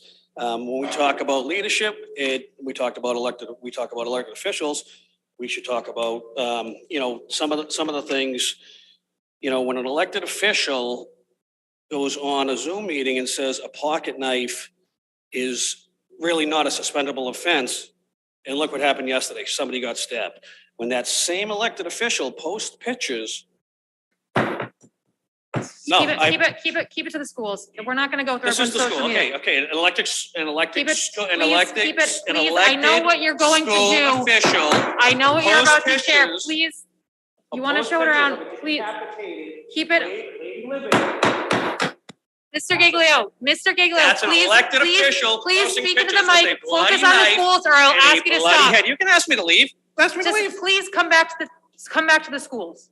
You wanna come back to the issue at hand, come back to the issue at hand. We're not Yes. going through everyone's social Leadership starts at media. the top, okay, and it doesn't go with messages like this. Again, focus on the schools. We're not going through everyone's social media tonight. Okay? So, Bring it okay, back. so when that elected official on a school Zoom meeting says that bringing a pocket knife is not a suspendable offense. And look what happened yesterday. Is now a pocket knife a suspendable offense? Completely out of context statement. What's that? I didn't hear that, I'm sorry. Yes, it is? I just said it's completely out of context for your political ends. Oh, okay. It's incredibly easy for people to take their own politics and Mhm. map them onto any situation they want and then use it to justify or blame people for results. Right, but when kids hear that taking a pocket knife to school is not a suspendable offense, what do you think might happen? When people say that out of context and repeat it over again to rile people up What's out of context and, about what he and said? wrap it up, that's the problem. It's not debate. But what's out of context about We're what not he literally debating. said? There's no Go debating. watch the video, you can see for Stop. yourself. Do you want me to send you the video tonight? All right, I'll send it tonight. not, Most likely not- you won't watch it though. And you won't respond like always. So that's all I want to say. Leadership starts at the top and it doesn't start with thank you. stuff like this Thank you. for everyone to see. Thank you for listening to me.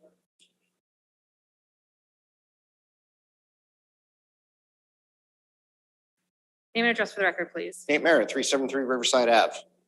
Like you, Counselor, and I'll keep it quick because I have a little one at home. I'm here as a parent, but my child is not even in school yet. I'm here because I'm looking at, do I want my child to go to Medford Public Schools? My wife asked me a question last night. She says, because she read and saw everything on the news. So in fact, Counselor Scarpelli, I may ask you a couple things to get through the chaff. What we saw in the news was it was 3 hours, people were in lockdown, there was no official communication on what happened. And the only way that students could communicate to their parents was with this. Is that pretty accurate, sir? Okay. I hate these. What really bothered me, and when I saw Counselor Carviello this morning, first question came to my mind. Why were people doing this? And I will respectfully disagree with you in the terms of, what happened 30 years ago and so on and so forth when I was in high school and longer when you were, because I think there are things we can learn from that, especially in policy. Yes, situations change, environments change, technology changes, and policies change. But it doesn't mean that maybe all the changes that we have made are good, and maybe we can learn from history and try to tweak things for the better. So I think we should respect our history and not ignore that. Councilor Scarpelli. Sorry, maybe you didn't understand what I meant. It was the fact I wanted to bring it back to today. We need to focus on today. We can't go back to 30 years right now and worry about this today, because today is the crisis. Absolutely. So that's my intent. Absolutely. I'm sorry. I didn't mean to sound accusatory of that, but just, we should keep in mind that, things that were policies when I was in high school or when you were in high school, maybe are not necessarily bad things to revisit or consider. So I think as a policy action, right, something that doesn't take a lot of money, we could figure out within a week right? People do hot washes in jobs, in corporate, in the fire service, in the military. You do an operation right afterwards, you do a debrief. What happened? How do we do it better? In the medical community, they'll do what they call M&M rounds, right? Unfortunately, if a patient passes away, they want to figure out how do we get better? I think that's something that we should be asking the schools to get within the next week or two. Why did it take hours for the school to communicate to parents? I personally don't understand the purpose of a lockdown given this incident and why it was hours. There's difference between, you know, preserving a crime scene versus locking everyone in because you think it's an active shooter. I don't want to debate that. I have no idea what that is, and there may be a rationale. That rationale should be communicated to the parents, but also within a week or not even. Why did it take so long? Because I'd love to see all these gotten rid of from schools. But at the same time, if a parent can't know that their students are safe or their children are safe, then what other mechanism do you have? So it's kind of a catch-22. So I think we really can do better, and this doesn't cost a nickel. So last quote that I will leave you all with. We must all fear evil men, but there is another kind of evil which we must fear most, and that is the indifference of good men. It's a quote, sorry, but that said, I think it rings true, right? Especially in situations. We can take action, right? And I think these are things that could be taken, you know, done now, because otherwise, when my wife asked me, do we send our kid to Medford public schools? My answer is no. I will work more and send my kid to private school. Thank you. Thank you. Any other members of the public who haven't spoken yet wish to speak? Either on Zoom or in person? Seeing none, do I have a motion on the floor? Motion to read papers 22614, We have to 22614. dispose, sorry, we just have to dispose of this paper. It's part of the motion. Is Okay. motion to read 22614, 615, 616, 617, and 618. Merge them all together and a motion to approve. Great idea. Second that. Okay, so can you do like a through, like 614 through, the clerk is 614 through 618? Sure, yeah, yeah. Okay, so the motion is to Read them, Read, merge them, merge approve them and them. approve them. Good idea. 614 through 618. I'm going to read them in succession. Well, actually, we gotta vote on it first. Did you catch that motion, Counselor Knight? Okay, love that for you. We all do. Sorry, I just see, okay, before we move on, I do see one hand up from Mr. Curry. Sean Curry, name and address for the record, please.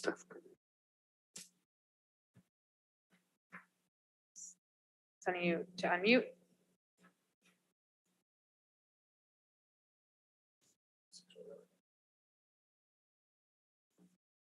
You should get a notification to unmute, Mr. Curry. If your hand was raised in error or you've stepped away, we will come back to you. Okay. So the motion on the floor is to read and merge 22-614, 22-615, 22-616, 22-617, and 22-618 and move approval.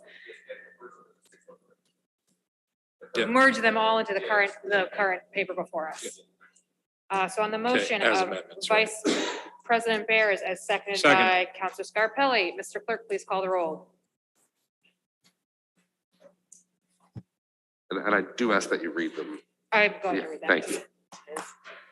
And no one better motion to waive them as I read them. 22-614, 615, 616, 617, and 618, all the ones related to. Yes, merging them all into 613. And then you approve the merge papers, correct? Yes, yes. All of them. So we have to approve the motion to do that, and then we'll take it, and there's already a motion to approve them all, correct? Yes, okay, you got that? I thought you were approving them at the same time. That's what I'm asking. All right, just, That's what I'm yes, asking. I, whatever I said, just ignore it. Everyone else, I think the council follows along.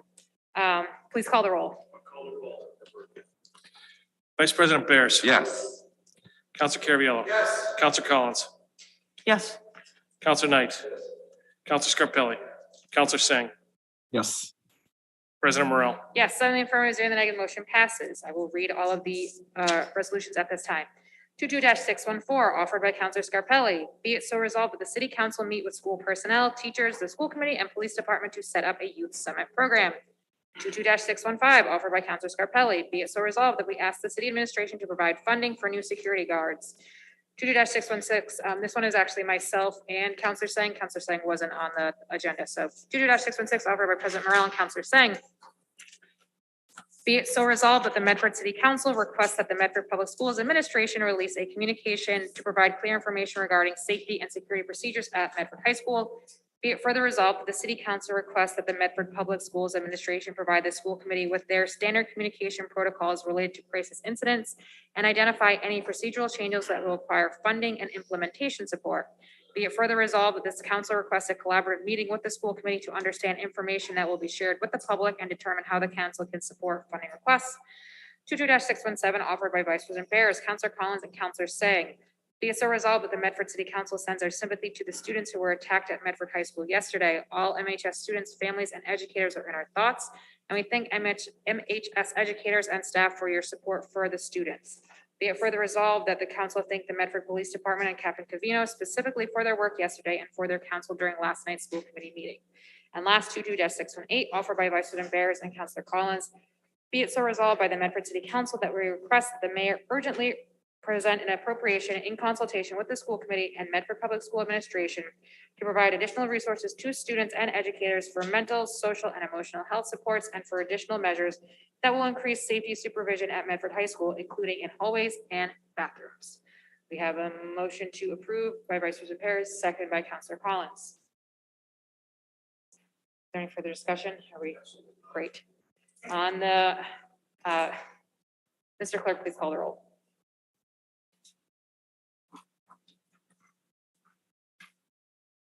Vice President Bears. Council Caraviallo. Council Collins. Yes.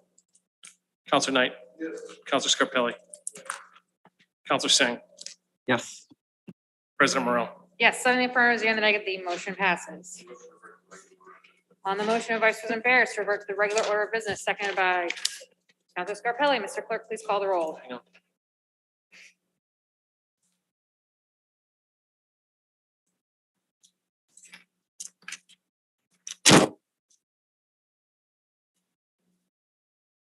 Hit the mic.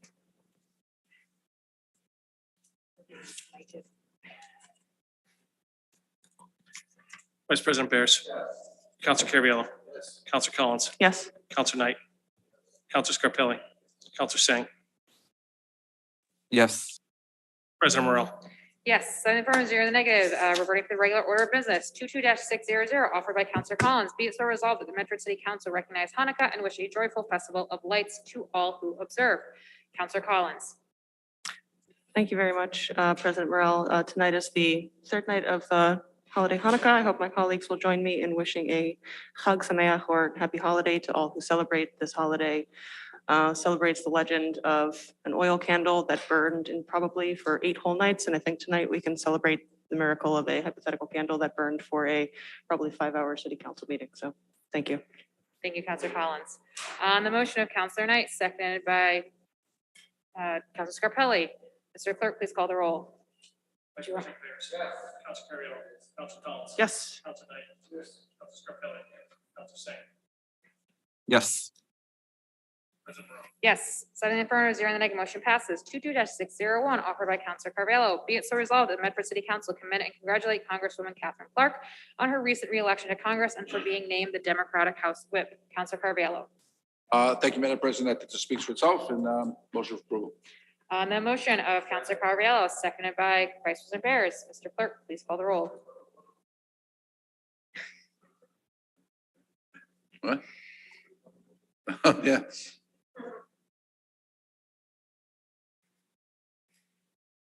Vice President Bears. Council Caraviallo. Yes. Council Collins. Yes. Council Knight. Yes. Council Scarpelli. Council Singh. Yes. Yes, 7 in the affirmative, 0 in the negative, motion passes. The records of the meeting of December 6, 2022 were passed to Vice President Bears. Vice President Bears, how did you find them?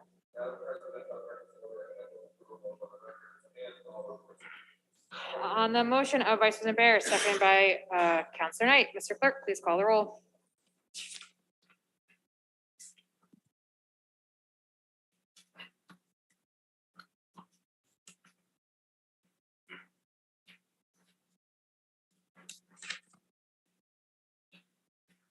Vice President Pierce. Yes. Council Carviallo. Council Collins. Yes. Council Knight. Yes. Council Scarpelli. Yes. Council Singh. Yes. Yes, 7 affirmative, 0 negative, motion passes. Motions, orders, and resolutions, that's what everyone else has landed on, right? Yep. 22-602, offered by Vice President Barris. Be it so resolved. Madam that President, motion to table until our next meeting. On the motion of Vice President Barris to table 22-602 until the next meeting. seconded Actually, by- sorry, if I may, is there Mo Lewis on Zoom? Let's see. I do not see a Mo Lewis. Mo Lewis, if you are here, please raise your hand. I'm not seeing, like when I type it into the participants, I'm not seeing it. I don't want to cut you, if you've been here all night, Mo, I don't want to cut you out. All right. Sean Curry, you are not Mo Lewis, correct? Sean Curry's hand is still up, so I just want to make sure Sean Curry is not. Mo All right, Lewis. we'll table the next meeting, I'll follow up with him. Okay. The motion of Vice President Barris to table 22-602 until the next meeting, seconded by Councilor Carviallo. Mr. Clerk, please call the roll. Vice President Pierce. Yes. Council Carviallo. Yes. Council Collins. Yes. Council Knight. Council Scarpelli. Yes. Council Singh. Yes. Yes, 7 affirmative, 0 in the negative, motion passes. 22-605, offered by Councilor Collins and President Morrell. Whereas all residents and businesses in Medford should have convenient and equitable access to recycling collection services to ensure that private haulers are operating in compliance with state regulations, including the Massachusetts waste ban, and to ensure that municipal contractors and private haulers are working together to support the goals of the Solid Waste Master Plan and Global Warming Solutions Act. Be it so resolved that the Subcommittee on Rules and Ordinances meet to discuss an ordinance to regulate and create permitting standards for private waste haulers operating in Medford. Be it further resolved that the Office of Planning, Development, and Sustainability consult with the subcommittee on draft ordinance language and strategies for integrating such an ordinance with the city's existing ordinances and permitting procedures for waste removal. Councilor Collins. Thank you, President Merrill. Just to keep it very brief, this is a project that I've already discussed with the director of PDS. This came about because of my involvement in the Solid Waste Task Force. They thought that an ordinance to this effect would help further the overall goals of the task force and further streamline standards and operations for all waste haulers in Medford. They've already indicated that draft language is available, so I'd move approval for referring this into subcommittee for further study. Thank you, Councilor Collins. And Director of Health, Marianne O'Connor, also reached out to us to say that there has been a health department policy since 2009 that we could definitely be a starting place for this that may use could use some updates. So on the motion of Councilor Collins, as seconded by Councilor Carviallo, Mr. Clerk, please call the roll.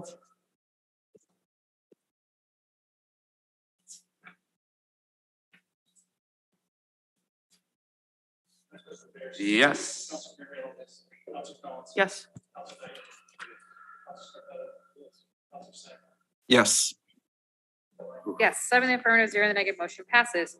22-606, offered by Councilor Carviallo. Be it so resolved that the Medford City Council have the DCR immediately repair the 17 streetlights on South Border Road between Medford and Winchester in the interest of public safety. Councilor Carviallo. Thank you, Madam President. Pretty simple resolution. Anyone who drives down South Border Road right now, especially in the winter where it gets dark at 5 o'clock, it's a very dangerous road. 17 sets of lights out on that stretch between, especially there's, I think, 5 or 6 lights already at the beginning of South Border Road where all the homes are. Like I said, it's very dangerous on that road, especially in the dark. Animals are running out of the woods. So I've contacted the DCI myself and they say they know about it, but obviously this has been going on for the last 6-7 months. So if we can get maybe get our state delegation involved with this also. Thank you, Councilor Carviallo. On the motion of Councilor Carviallo, seconded by Councilor Knight. Mr. Clerk, please call the roll. Vice President Pierce. Yes. Council Carviallo. Yes. Council Collins. Yes. Council Knight. Council Scarpelli. Council Singh. Yes. Yes, 7 affirmative, 0 in the negative, motion passes. 22-607, offered by Vice President Barris. Whereas a significant number of city council requests to the mayor and city administration for information, updates, and action have gone unanswered or unfulfilled. Now, therefore, sorry, be it resolved by the Medford City Council that Council Rule 12, order of business, be updated to strike the following language. 9, unfinished business of preceding meetings and replaced with language 9, unfinished business. A, tabled items. B, reports due. C, open requests. And we do have a number of proposed amendments to this, correct, from Councilor Knight? Madam President, I would move to refer the original paper and the amendments to the subcommittee on rules and ordinances. Okay, great. The motion of, they're in our inboxes as well on our desks. So on the motion of Vice President Barris to move this paper to the subcommittee on rules and ordinances And the amendments. and the amendments from Councilor Knight, so as amended, yeah, and the amendments from Councilor Knight. Seconded by Councilor Knight. Mr. Clerk, please call the roll.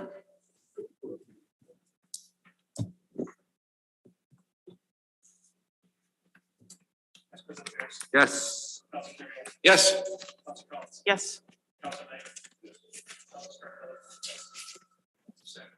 Yes. Yes, 7 affirmative, 0 in the negative, motion passes. Okay. All right, 22-608 offered by Councilor Carvalho. Be it so resolved that the Medford City Council have the administration and police chief contact the DCR to install no overnight parking signs on the Route 16 bypass road. Please send this request to our state delegation. Also, Councilor Carvalho.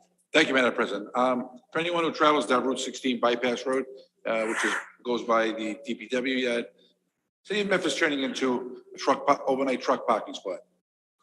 You go by there on any given night, there's car trailers, trailer trucks, just left there. There's campers parked on the side of the road, over there. Again, the city, our curb appeal is horrible. I won't even get into Commercial Street, which is another overnight truck spot for people from trucks from Everett to park there for free, because they don't have any parking Everett. So, again, that's a major thoroughfare where people go by and see all the time. I'm tired of going by and seeing overnight trucks parked there. There's 2 campers parked there. And again, where the city's becoming a truck stop and a parking lot for everybody. Thank you, Councilor Carvalho.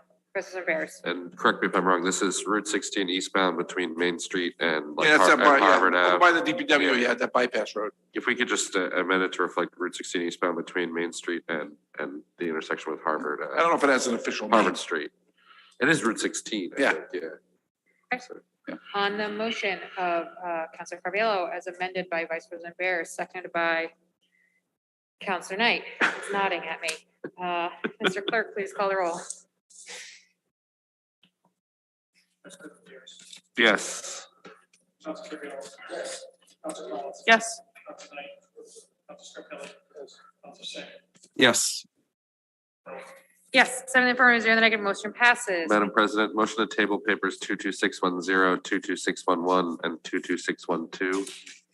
On the motion of Vice President Barris to table papers 22-611, sorry, 22-610, 22-611, and 22-612 until the next regular meeting. Just table them. Madam President, on 22612, ultimately what I'm seeing is that the mayor's using our agenda to promote nothing more than what she's spending her ARPA money on. We don't have any say whatsoever. So I don't understand why we need to entertain these presentations. I mean, all it is a dog and pony show. I really think it's nothing more than campaigning. It's really campaigning. It has nothing to do with what's going on in the city. It has nothing to do with what's going on with his body. It's campaigning. So I don't think that should be allowed. I think that if the mayor's going to offer a paper, that the paper should be related to issues that require council action by law.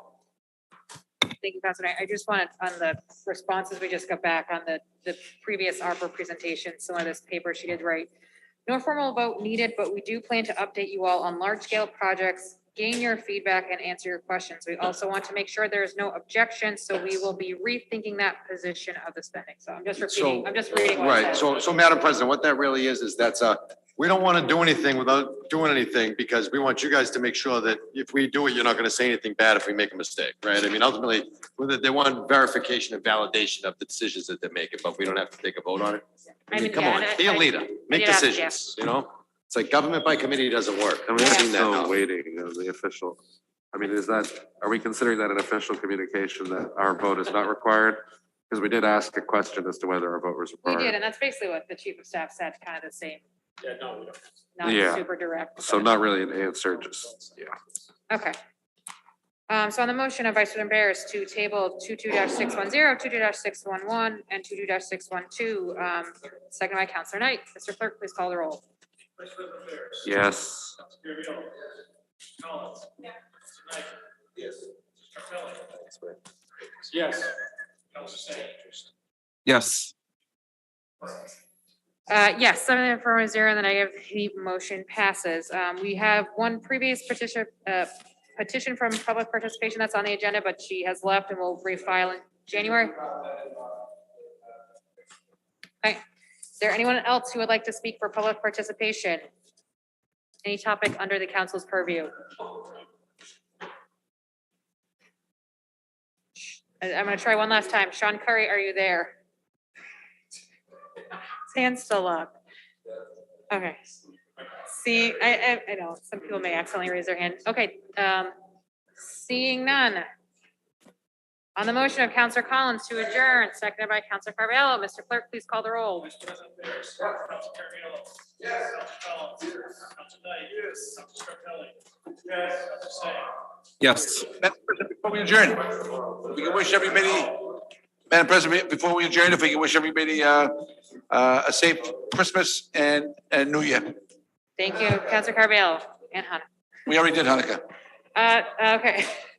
7 in the, and We already I'm a did yes, that. I'm a yes on the adjourn. 7 in the affirmative, 0 in the negative, the meeting is adjourned.